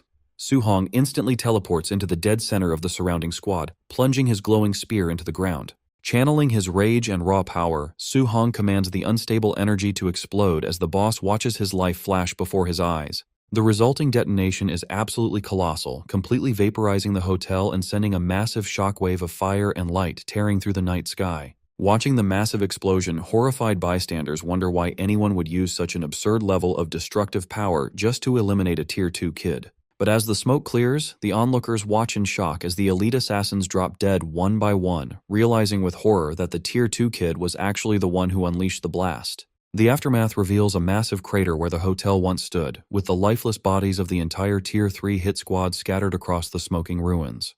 Dragging himself out of the rubble, the heavily injured assassin boss curses his employer's useless intel for failing to warn him that Su Hong wielded a 3-attribute martial art. Surveying his groaning, crippled subordinates, the assassin boss reassures himself that since a Tier 4 expert like him was heavily injured by the blast, a mere Tier 2 target at the epicenter has to be dead. He figures that despite the heavy casualties, completing the contract is still a win, especially since failing meant certain execution by their terrifying master, Lord Nabu. However, his celebration is cut short when a massive pillar of energy suddenly erupts from the crater right in front of him. Before he can even react, a shirtless and completely unscathed Su Hong drops from the sky, unleashing his devastating heaven-breaking spear technique. The boss barely manages to deflect the fatal strike, screaming in disbelief that the kid is still breathing, only for Su Hong to instantly vanish from his sight. Swinging at empty air, the boss's survival instincts scream at him to turn around. He spins around just in time to see Su Hong's eyes glowing red as he teleports directly behind his remaining dazed grunts, prompting the boss to desperately scream at his men to wake up and pin the boy down. But the dazed grunt is too slow to process the danger, sleepily asking his boss what he's shouting about. In a flash, Su Hong's spear brutally skewers him straight through the chest. Lifting the lifeless bodies on his weapon, Su Hong mockingly declares that even if a Tier 4 expert is too tough to take down quickly, he can still easily harvest plenty of points by slaughtering every single Tier 3 lackey in sight. He notes that the backlash from his unstable 3-element fusion was incredibly risky, realizing that if he hadn't condensed his earth armor and buffed his overlord body just in time, the explosion would have completely crippled him. Casually tossing the skewered corpses aside, Su Hong dashes past the boss, knowing that with the Tier 3 grunts out of the way, a single successful 3-attribute fusion is all he needs to finish off the Tier 4 expert. Watching his entire squad get casually slaughtered, the assassin boss goes completely bloodshot with rage, flaring his aura as he furiously vows to chop Su Hong's corpse into 10,000 pieces. Back at the Star City martial artist base, Lin Xinghe was preparing for a trip. He had hoped to invite Su Hong to Stargazing Lake, but the young warrior had already left a week ago. As Wang Tiantuo and Xiaonan joined the conversation, they noted that while they had rested for a full week, Su Hong had only taken a single day off before returning to his training. Agreeing that it was pointless to compare themselves to such a dedicated fighter, the trio headed out, hoping to catch up with him near the lake. Meanwhile, a furious Ye Kei was smashing teacups in his office. His hired assassins had made a huge mistake by locking down the lake and openly attacking Su Hong inside a secure government supply post. This reckless move had sent the Ye family's leader into a panic. If Su Hong died, everyone would suspect their family, and the city lord would gladly eliminate their entire clan to avenge his prized genius. Far from the city, a crushing purple dome called the Mysterious Gravity Field protected the dark purple bamboo forest, instantly flattening anyone who stepped inside. Hunters trying to reach the treasure were left groaning on the ground. One struggling fighter complained that after just 14 steps, the gravity multiplied 30 times, making it impossible to move forward. Nearby, onlookers calculated that at 30 times gravity, an average person had to endure over 2 tons of force, a pressure that easily crushed internal organs. Just then, the celestial cult envoy and his followers arrived. The envoy explained that the field's gravity scaled with power, meaning a Tier 4 expert like him would face a much stronger pull than a Tier 3. Recognizing that the bamboo was unreachable for now, the envoy shifted his focus back to tracking down a specific divine object. Suddenly, his division compass spun rapidly before locking onto a direction, signaling that he had finally found his target. The compass pointed the envoy directly toward the 3-star patterned dark purple bamboo. Cursing his luck, he realized the divine object was trapped inside the crushing gravity field, with no easy way to get it. Just as he was trying to find a solution, the envoy spotted Su Hong leaping through the trees. He wondered how a mere Tier 2 brat had survived a hunt by a Tier 4 assassin and a squad of Tier 3 fighters. Labeling the failed hit squad as useless, the envoy decided to handle it himself. He charged at Su Hong, eager to claim the massive rewards for bringing in the boy's head. Sensing a powerful new threat, Su Hong braced for the ambush. He barely had time to react before the envoy lunged at him with a spear. Knowing a simple dodge wouldn't be enough, Su Hong summoned his protective earth armor and counterattacked with a burst of explosive energy. As the dust cleared, both fighters stood their ground. Once his armor vanished, Su Hong caught his breath and praised the cultist for surviving his attack. The envoy declared that Su Hong must die, which immediately told Su Hong he was a demonic cultist. This confirmed Su Hong's worst fears. He was now being hunted by both Ye Kei and the demonic cult. Instead of wasting time, he channeled his elemental energy and charged, starting a massive weapon clash. The collision triggered a powerful explosion that echoed through the forest, sending the envoy flying back through the trees. Coughing up blood, the Tier 4 fighter was in disbelief, wondering how a Tier 2 opponent could have such monstrous power. Seeing Su Hong turn to target his subordinates, the envoy ordered his squad to block him.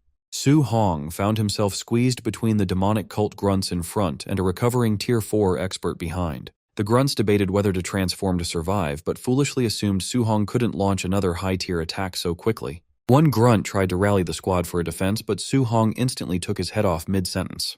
Before the rest could react, he executed a single dash, piercing through their defensive line and skewering the entire group. The survivors were left terrified, cursing their dead comrade for underestimating Su Hong's energy. Refusing to back down, the cultists launched a coordinated charge, trying to overwhelm him with numbers.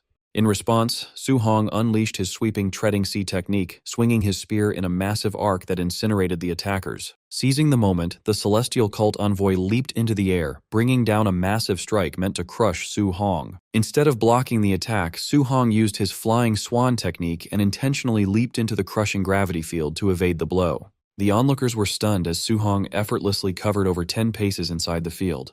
They marveled at his physical strength, realizing his overlord body made the crushing gravity look easy. Furious, the envoy declared that the gravity wouldn't protect him and stepped into the field to chase him. However, the moment his foot touched down, he regretted it. Because the gravity scaled with power, his first step subjected him to nearly 30 times gravity, and he realized going any deeper would crush him. Safe from close-range attacks, Su Hong sprinted deeper into the field. The frustrated envoy hurled his spear at him, but the scaling gravity dragged the weapon down long before it could reach its target. Stranded at the border, the envoy could only scream threats, daring Su Hong to face him outside. Safely out of reach, Su Hong knew he had bought himself some time. He saw his goal, the 3-star patterned dark purple bamboo, standing right before him. However, the pressure continued to rise with every step, and he realized his injuries were pushing him to his limits. Since the cultists couldn't reach him, Su Hong decided to sit down and use his wood attribute healing technique to treat his wounds. This left the surrounding hunters stunned. They couldn't understand how a kid who had just been using thunder energy also had wood attribute healing powers, let alone how he was calmly resting so close to the prize. Seeing Su Hong heal himself, the envoy ordered his scouts to call in their elite comrades to secure the kill. He noted that the divine object was likely sealed inside the bamboo and warned his men that if Su Hong got it, none of them would survive. Near Stargazing Lake, the elite trio, Wang Tiantuo, Xiao Nan, and Lin Xinghe, stumbled upon a dead demonic cultist. Realizing the demon cult had blocked off the entire area, they suspected the enemy was targeting Su Hong and decided to head back to the martial artist base to notify them. Along the way, the base's complete silence felt highly suspicious, leading them to believe that the base itself might actually be colluding with the cultists. Deciding not to take any chances, Wang Tiantuo quickly called his father, the Star City City Lord, urging him to send forces to take control of both the base and the lake immediately. At the City Lord's estate, Wang Ni received the alarming news. Deducing that the cultists were indeed hunting Su Hong, he immediately prepared to lead a rescue team to the lake. Meanwhile, at the edge of the crushing gravity field, the celestial cult envoy and his followers were left waiting when the battered and bruised masked assassin arrived, prompting the envoy to demand to know what had happened to his forces. The assassin explained that Su Hong's tricks had wiped out almost all of his Tier 3 men, but the envoy refused to believe a mere Tier 2 kid could easily wipe out over a dozen superior fighters. The furious assassin explained that Su Hong had unleashed a devastating 3-element fusion technique that hadn't been in their intel, though the envoy remained skeptical, insisting that fusing 3 elements was theoretically impossible. Yet the envoy was forced to reconsider as he remembered that Su Hong actually possessed 3 distinct attributes, making the existence of such a technique a terrifying reality. Knowing their lives were on the line, the cultists agreed that they had to kill the boy at all costs, or face certain death from their terrifying superior. They glared at Su Hong, who was still peacefully meditating right in front of them. 2 hours later, Su Hong finished his meditation. Thanks to his A-rank healing art, his body and spiritual energy were fully restored back to their peak. Noticing the cultists were still stubbornly waiting for him to step out, Su Hong realized they wouldn't stop until he was dead, so he grabbed his spear and stood up. Taking his first steps toward the bamboo, Su Hong felt the crushing gravity of the field multiply instantly. Gritting his teeth under the immense pressure, he vowed to endure the weight and keep pushing forward. Outside the barrier, the envoy and the assassin boss watched in disbelief as Su Hong closed in on his target. They cursed his ridiculously overpowered physique, amazed that a Tier 2 kid possessed such insane physical durability. The envoy quickly devised a plan, realizing that the moment Su Hong pulled out the bamboo, the protective gravity field would completely vanish. He ordered his men to prepare to ambush and slaughter Su Hong the second the barrier dropped. Pushing past his absolute physical limits, a panting and exhausted Su Hong finally reached his goal and planted his spear on the ground. But before he could harvest the prize, Su Hong noticed something bizarre. While the crushing gravity had pulverized the surrounding stone into dust, a strange black triangular fragment lay on the ground, completely undamaged. Intrigued by how such a tiny object could withstand this level of pressure, Su Hong realized it must be an incredibly rare treasure and decided to pick it up. He examined the mysterious fragment but could not identify the material. Testing its durability, he tried to bend it with his full physical strength, only to find that it did not budge even a millimeter. In the process, he accidentally cut his hand on the sharp edge. Before he could even process what was happening, the black fragment liquefied and absorbed directly into his body through the open cut. Instantly, a colossal surge of energy erupted within him, causing all 7 of his elemental attributes to skyrocket. Soon after, the system confirmed his incredible luck. He had officially obtained a legendary 7 Gods Cauldron fragment. Realizing this divine fragment was the ultimate shortcut to supercharge his cultivation, Su Hong immediately sat down to absorb the energy. Seeing this, the envoy and the assassin boss were completely baffled by why their target had suddenly started cultivating. The envoy panicked, realizing Su Hong must have picked up a legendary hidden treasure. Once the absorption was complete, Su Hong was stunned to find his 7 attributes had surged tenfold. He realized that instead of running dry after a few A-rank skills, he could now easily spam them dozens of times in a row. On top of that, the 3-attribute fusion that had previously failed was now instantly mastered. Checking his system stats, he saw his vitality and spiritual power had peaked, with the system showing he held 1 out of 107 God's Cauldron fragments. He deduced that if a single fragment could give him such an absurd power boost, gathering all 100 fragments would make him absolutely godlike. Armed with his newly stabilized 3-element fusion and a massive reservoir of spiritual energy, Su-hong realized he had zero reason to flee. Seeing him prepare to make a move, the envoy yelled at his men to get ready, while the bloodthirsty assassin boss vowed to personally shred the kid to pieces the second the barrier dropped. Su-hong gripped and violently pulled out the dark purple bamboo. With the treasure harvested, the crushing gravity field instantly dissolved into thin air. With the protective barrier gone, the cultists launched a coordinated, full-blown charge to slaughter him, but Su-hong merely scoffed as he gripped his spear for the bloodbath. Wanting to test the limits of his newly upgraded power, Su-hong decided to use the oncoming cultists as guinea pigs for his newly perfected 3-element fusion. The charging cultists suddenly froze in absolute terror as a massive, blinding storm of fire, thunder, and metal energy ignited right above their heads. Our boy unleashed the massive energy, sending a colossal, swirling blast of elemental fury sweeping across the entire forest. The cultists screamed in agony as the devastating wave vaporized their defenses, tearing through their ranks like paper. The sheer power of the explosion was so absurd that it completely reshaped the landscape, leaving a massive path of destruction in its wake. As the smoke and dust settled, the area was littered with nothing but charred bones and the dismembered remains of the wiped-out cultist squad. Coughing up blood, the heavily injured masked assassin boss barely managed to pull himself out of the rubble, muttering in shock that such power was ridiculous, while the wounded envoy realized Su-hong must have successfully absorbed the legendary fragment to gain this level of monstrous strength. But before they could even think of escaping, Su-hong dropped right in front of them, radiating a terrifying aura. Smirking at the 2 wounded leaders, he mockingly asked if they had enjoyed their little hunt before declaring that it was now his turn to do the slaughtering.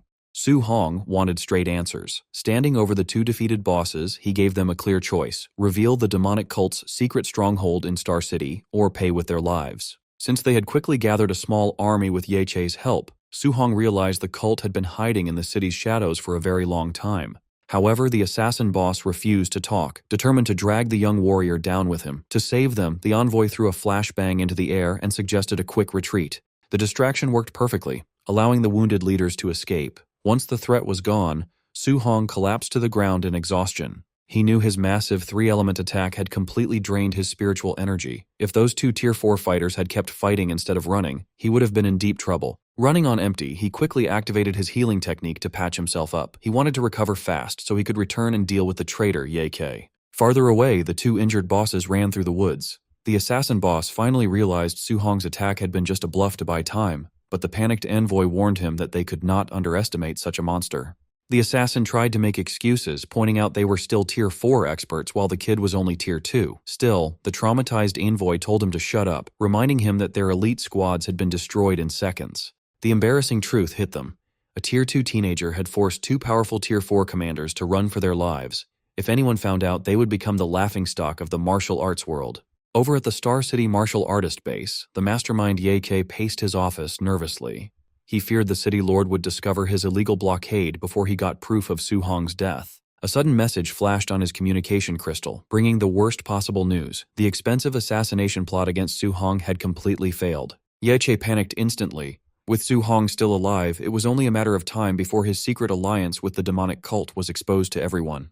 Knowing his life was over if he stayed, Ye Che quickly packed his bags to flee Star City before the city lord could find him. Rushing to his SUV, he angrily cursed Su-hong, blaming the young genius for ruining his comfortable life and forcing him to run. Before he could get inside his vehicle, a massive cage of fire erupted and trapped him. Su-hong stepped out from the shadows, mocking him and asking where he thought he was going. Trapped and desperate, Ye Che unleashed his peak Tier 3 energy. He charged forward with a powerful palm strike, screaming that a mere Tier 2 brat could not look down on him. Su-hong easily dodged the strike with incredible speed, calmly telling Ye Che that ranks did not matter anymore. Instantly, Su-hong delivered a powerful thrust that stabbed Ye Che through the chest. As the dying official crashed back into his vehicle, he realized he was fighting a true monster. The vehicle exploded into a fireball as Su-hong walked away. A nearby crowd of martial artists watched in silence, shocked that a Tier 2 teen had just defeated a peak Tier 3 official in broad daylight. Shortly after, a fleet of official luxury cars arrived, and the city lord, Wang Ni, stepped out onto the street. The onlookers began to whisper nervously when they saw him. Knowing Su-hong had just killed an official, they quickly decided to testify for the kid, planning to call it self-defense against the corrupt Ye K. However, the crowd was stunned as the city lord completely ignored the burning car. Instead, he rushed over to Su-hong like an overprotective parent, checking to make sure his favorite prodigy was safe. Sighing with relief, the city lord noticed the rare 3-star purple bamboo in Su-hong's hand and was amazed by the boy's incredible luck, while Su-hong just felt deeply awkward from all the sudden affection. Looking over at the burning wreck nearby, the city lord's face grew serious as he demanded a full explanation of what had happened. Soon, sitting inside the city lord's private limousine, Su-hong finished explaining the crazy events of his chaotic week. The city lord sat in shocked silence, trying to process the unbelievable story of a Tier 2 kid surviving an 8-day hunt by elite Tier 3 and Tier 4 enemies. He counted the impossible feats, like defeating the Tier 3s, injuring both Tier 4 bosses, and claiming a rare treasure, while Su-hong simply shrugged and confirmed it all. Excited to have such an incredible genius on his side, the city lord grabbed Su-hong's shoulders and seriously asked if he wanted to marry his 40 daughters to raise a new generation of powerful warriors. Blushing and flustered, Su-hong begged the old man to stop joking and quickly shifted the topic back to the real threat, the demonic mastermind who was likely still hiding in the city. The city lord agreed, warning him that the cult would not make the same mistake twice and might send Tier 6 or 7 grandmasters next time. Star City was now too small to keep him safe. His best option was the upcoming college entrance exam. If Su-hong could enter a top academy like Imperial Capital University, even grandmasters would not dare to touch him, prompting the young warrior to vow to succeed. To protect him until exam day, the city lord promised to send 2 elite squads of martial artists to guard his villa, allowing Su-hong to focus entirely on his training. Upon arriving at his new home, his worried aunt and uncle panicked when they saw his bloody clothes. Su-hong quickly laughed it off, assuring them it was only beast blood, and he was perfectly fine. Later, alone in his room, Su-hong opened his system stats. Because of his difficult survival streak in the forest, he now had a massive hoard of over 3,100 martial value points. Considering his options, he realized that putting all his points into vitality would make him Tier 3, but it would leave his new spiritual power weak at Tier 2. Because he had to stay safe inside the city to avoid another assassination, he would not be able to gather high-value points for a long time. Deciding a balanced build was best for his survival, Su-hong played it smart and split his points to upgrade both his physical body and his spiritual power. Testing his upgraded telekinesis, he easily controlled a glass of water, making the liquid float around his room with perfect control. By the morning, rumors of Su-hong's incredible battle were already spreading rapidly through Star City No. 1 High School. Inside the classrooms, excited students gossiped about how Su-hong supposedly destroyed 100 cultists with a single swing of his spear. At the same time, Chen Shan and Li Tu acted as Su-hong's supporters, visiting classrooms to brag about his legendary deeds, though they got called out for crashing a class when it was not their turn.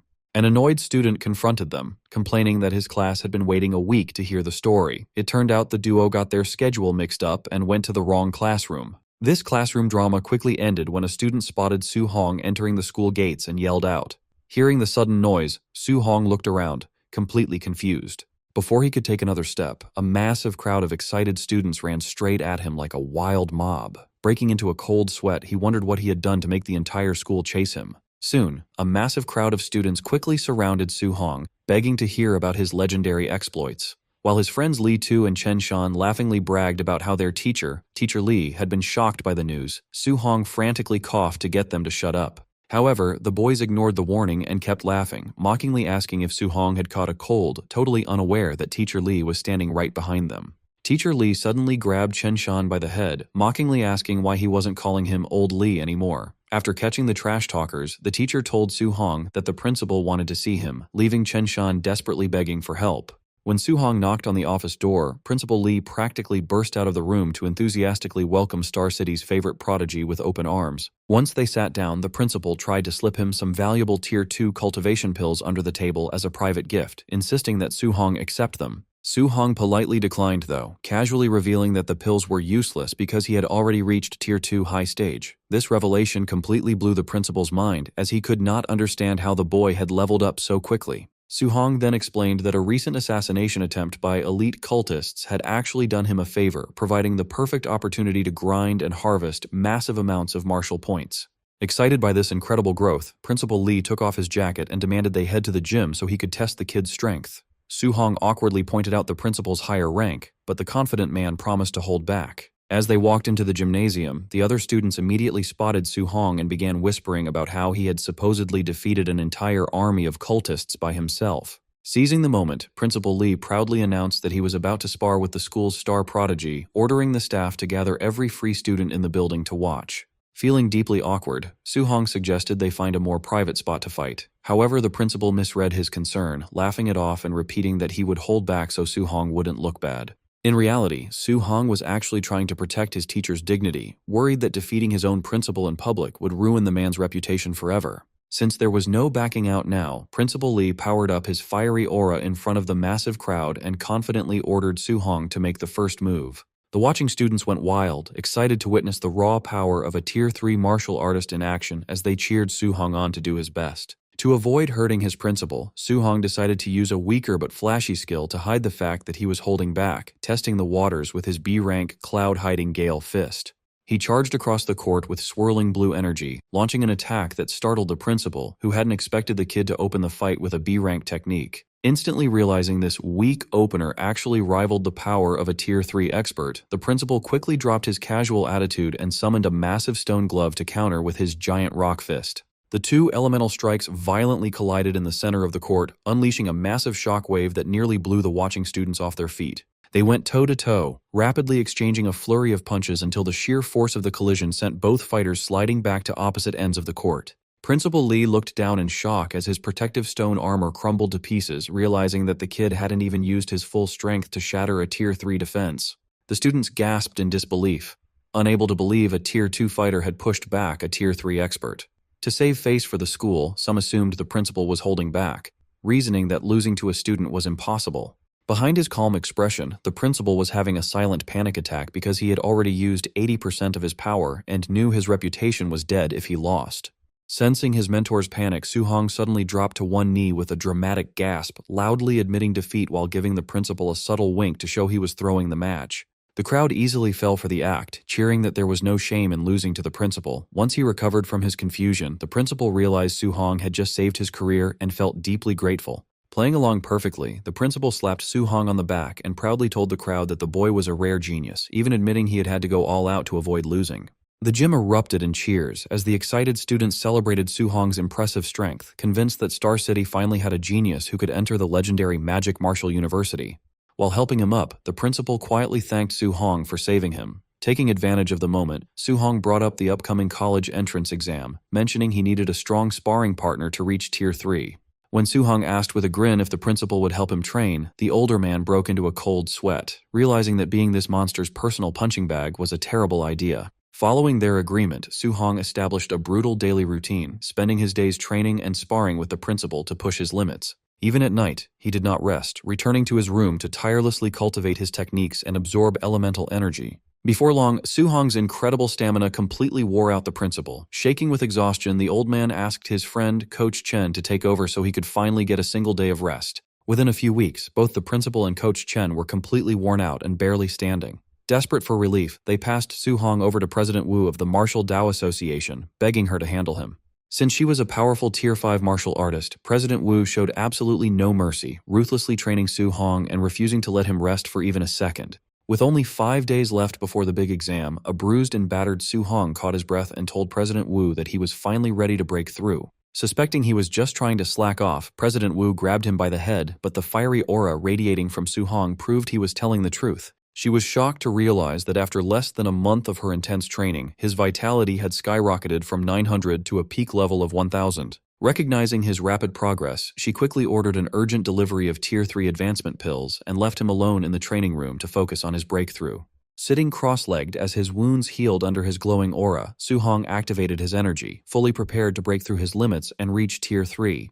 Inside the Martial Arts Association lobby, President Wu happily skipped down the hallway, leaving the nearby staff watching her in shock. She was completely lost in her own world, thrilled that Su-hong might become Star City's first Tier 3 candidate and bring them massive provincial resources. As she daydreamed about how this amazing rookie would push their local association to the top, she happily raised her arms to celebrate. This unusually cheerful behavior left everyone confused, and some onlookers even whispered that the famously cold president must finally be in love. When Principal Lee and Coach Chen arrived and ran to the backyard to find her, the gossiping staff hilariously assumed she was dating both old men. Meanwhile, deep inside the training room, Su Hong was busy training, releasing a fiery red aura to start his intense breakthrough. He gritted his teeth as a brutal wave of raw energy expanded, putting an intense strain on his entire body. Exhausted and out of breath, he quickly realized that his first attempt at breaking through had completely failed. Since giving up was not an option, he thought of how much his mentors believed in him and ignited his aura for a dangerous second try. After half an hour of pure pain, he finally tamed the violent energy and compressed it deep inside his body. Gritting his teeth for one final push, Su Hong forced his power to break through, causing an explosion that shredded the clothes right off his body. Once the dust settled, he was amazed by the massive upgrade to his physical stats. To test his new limits, he threw a casual punch, shooting a massive fist of pure energy straight across the room. He realized that unlike weaker fighters who needed special techniques, a Tier 3 expert could project energy at will, as his system screen showed his vitality had reached 1,000. Excited by this crazy power-up, Su Hong prepared to leave and share the news with President Wu, completely forgetting that he was currently naked. But before he could even step out, the door opened, and President Wu asked if he was a professional flasher, while his other mentors took embarrassing photos. While a deeply embarrassed Su Hong curled up on the floor, President Wu called the city lord to share the news, joking that they needed a parent-teacher meeting. Meanwhile, over at the city lord's estate, Wang Tiantuo burst into his father's room, proudly bragging that he had reached mid-stage Tier 2. Expecting high praise, the boy was shocked when his father barely reacted, only telling him to keep up the good work. Before the boy could complain about this cold reaction, the city lord grabbed his coat and ran out, explaining that Su Hong had already reached Tier 3. Soon after, the city's top leaders gathered at the association, staring at an awkward Su Hong who was wearing a borrowed, incredibly tight cartoon crop top. Getting straight to business, the city lord handed him a secret folder, warning him to watch out for several dangerous martial artists who had recently snuck into Star City. Looking through the pages, Su Hong frowned as he read nearly 100 strong names from elite cities, realizing he did not recognize a single one. The city lord explained that even the human high command had traitors who wanted nothing more than to assassinate talented young geniuses. Su Hong realized the stakes had just gone up because while he was ready to fight monster invasions, he now had to watch his back for human traitors. President Wu told him not to panic, explaining that once he joined Magic Capital University, no assassin would dare touch him, though Su Hong wondered if Imperial Capital was unsafe. Wu explained that Imperial Capital was full of rich kids and descendants of powerful leaders, meaning they wouldn't prioritize or protect an ordinary student like him. The city lord and Principal Li agreed, admitting they had not thought things through when they first let him choose between the two schools. Wu added that Magic Capital only cared about raw talent and strength, so Su Hong happily decided to choose Magic Capital where his power could speak for itself. The city lord mentioned that Magic Capital was very chaotic, but their strong principal would protect him from any trouble, though Su Hong claimed he never started fights. His mentors stared at him blankly, asking who had killed the corrupt official Ye Qi and defeated dozens of elite cult assassins. Principal Li and Coach Chen joined in, pointing out that he had also trashed other cities' training camps and beaten his entire class, leaving him laughing nervously. Changing the subject, the city lord gently pointed out that as the city's top student, Su Hong's current outfit was a little strange. President Wu proudly spoke up, claiming her fashion taste was perfect and explaining she had lent him her own clothes since his had been destroyed. Not wanting to offend her, the city lord nervously lied and praised the outfit, while Su Hong awkwardly thanked them both. A few days later at the airport, the city lord welcomed the official college entrance exam examiner, a sharp Tier 5 martial artist named Wang Lindao. Shaking hands, the examiner sighed that his master had forced him to take this job, ordering him to put his pride aside to make friends with talented local students. He complained that as a Tier 5 expert, trying to impress high school kids was embarrassing, especially since Star City rarely produced even a single Tier 2 candidate. The city lord smugly asked if an 18-year-old Tier 3 genius was worth his time, making the shocked examiner throw away his pride and demand to see Su Hong immediately. At the Star City martial art exam venue, stadium officials were busy setting up the vitality and combat power testers to kick off the big day. President Wu Lingxian kept checking her phone, wondering why the designated examiner had not returned with their star student yet. Seeing her worry, City Lord Wang Ni pointed out into the stadium crowd to show her exactly where the guy was hiding. It turned out the examiner, Wang Lindao, had completely abandoned his professional dignity, throwing his arm around Su Hong to force a cute selfie and beg Star City's favorite genius for a smile. Watching this embarrassing display from the stage, Wu Lingxian and Wang Ni facepalmed and cursed the examiner's shameless behavior. Shortly after, the speakers blared to officially kick off the Martial Dao assessment, announcing that while lower-tier students tested locally, all Tier 2 and above examinees had to take a special train to the provincial capital for centralized testing. Su-hong grumbled that absolutely nobody had bothered to tell him about the travel requirement, prompting his 3 mentors to awkwardly laugh and admit they had completely forgotten. While they chatted, the elite trio of Lin Xinghe, Wang Tiantuo, and Xiaonan caught up, congratulating Wang Tiantuo on hitting Tier 2 middle stage while wondering if he had finally caught up to Su-hong. Soon, a massive crowd gathered around Su-hong's testing pod, gossiping and debating whether the city's legendary genius had managed to reach Tier 2 middle or high stage. Inside the capsule, Su-hong unleashed a massive, terrifying surge of red energy, instantly leaving Lin Xinghe and Xiaonan sweating in shock. The machine rang up a mind-blowing score of 1005, confirming Su-hong had already reached Tier 3. While his panicked rivals screamed in disbelief, Wang Tiantuo could only laugh and admit that they would never surpass him in this lifetime. The entire stadium erupted in chaos over Su-hong's mind-blowing 1005 vitality score, with the crowd gossiping that a Tier 3 examinee had never appeared in Star City's history and comparing his strength directly to the principal. Seizing the spotlight, Li Tu proudly bragged to the crowd that he was Su-hong's good bro and personal sparring partner, leaving the onlookers green with envy. Watching from the VIP room, the rival fathers lost their minds. Lin Xinghe's father hilariously lamented that his son wasn't a girl, while Xiao Nan's father immediately resolved to have his daughter dress up to secure the young monster as his son-in-law. Up on the main stage, City Lord Wang Ni and President Wu Lingxian traded smug congratulations, thrilled that Su-hong's rise would launch both the city and their association to unprecedented heights. Watching the crowd, examiner Wang Lindao noted that as a seasoned coordinator who had overseen exams across the province, he knew a low-ranked city like Star City normally struggled to produce even a single Tier 2 student. He thought about the massive resource gap between small and large cities, concluding that Su-hong reaching Tier 3 under these resource-starved conditions made him an absolutely terrifying anomaly.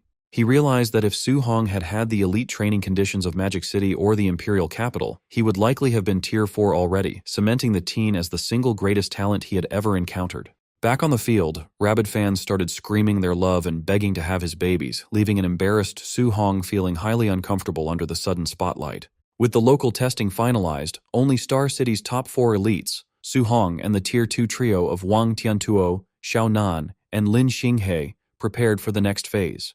After packing their bags, the city's 4 qualifying prodigies officially boarded the high-speed special train to head to the provincial capital for the centralized martial art exam. As they walked down the aisle to find their seats, the other candidates tried to stare them down, creating a very tense and hostile atmosphere inside the train. To intimidate the newcomers, the seated candidates flared their aggressive, heavy auras to assert their dominance right off the bat. Lin Xinghe scoffed at their childish posturing, while Xiaonan prepared to unleash her own spiritual telekinesis to push back and defend Star City's reputation.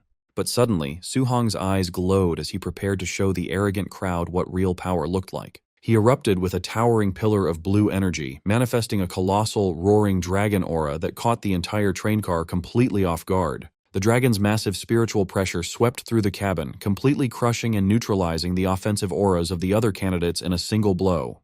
The once arrogant candidates sweated in terror, horrified to realize that a rural place like Star City had actually produced a Tier 3 monster. Even Wang Tiantuo and his companions were left speechless, realizing Su-hong's raw coercion easily rivaled a Tier 3 middle-stage expert. Walking down the aisle, Su-hong casually mocked the surrounding candidates, noting how pathetic they looked after trying to provoke him and failing so miserably. The cowed candidates trembled in their seats, instantly resolving to run without a second thought if they ever crossed paths with Su-hong during the actual assessment. As the high-speed train raced toward their destination, Lin Xinghe broke the silence to ask Su-hong whether he was targeting Magic City or Imperial Capital Martial University. Su-hong turned the question back on them, prompting Lin Xinghe to proudly declare that all 3 of them were aiming for Magic City Martial University. Su-hong smiled and revealed that he was also heading to Magic City, thrilled at the prospect of fighting alongside them as comrades in arms on the future battlefields. Lin Xinghe excitedly celebrated having such a monstrous teammate, while Wang Tiantuo jokingly warned him to stay on his toes since Magic City was famous for ruthlessly expelling slackers. Recalling President Wu's promise that Magic City cared only about raw talent and strength over social status, Su-hong confidently prepared to conquer his new university.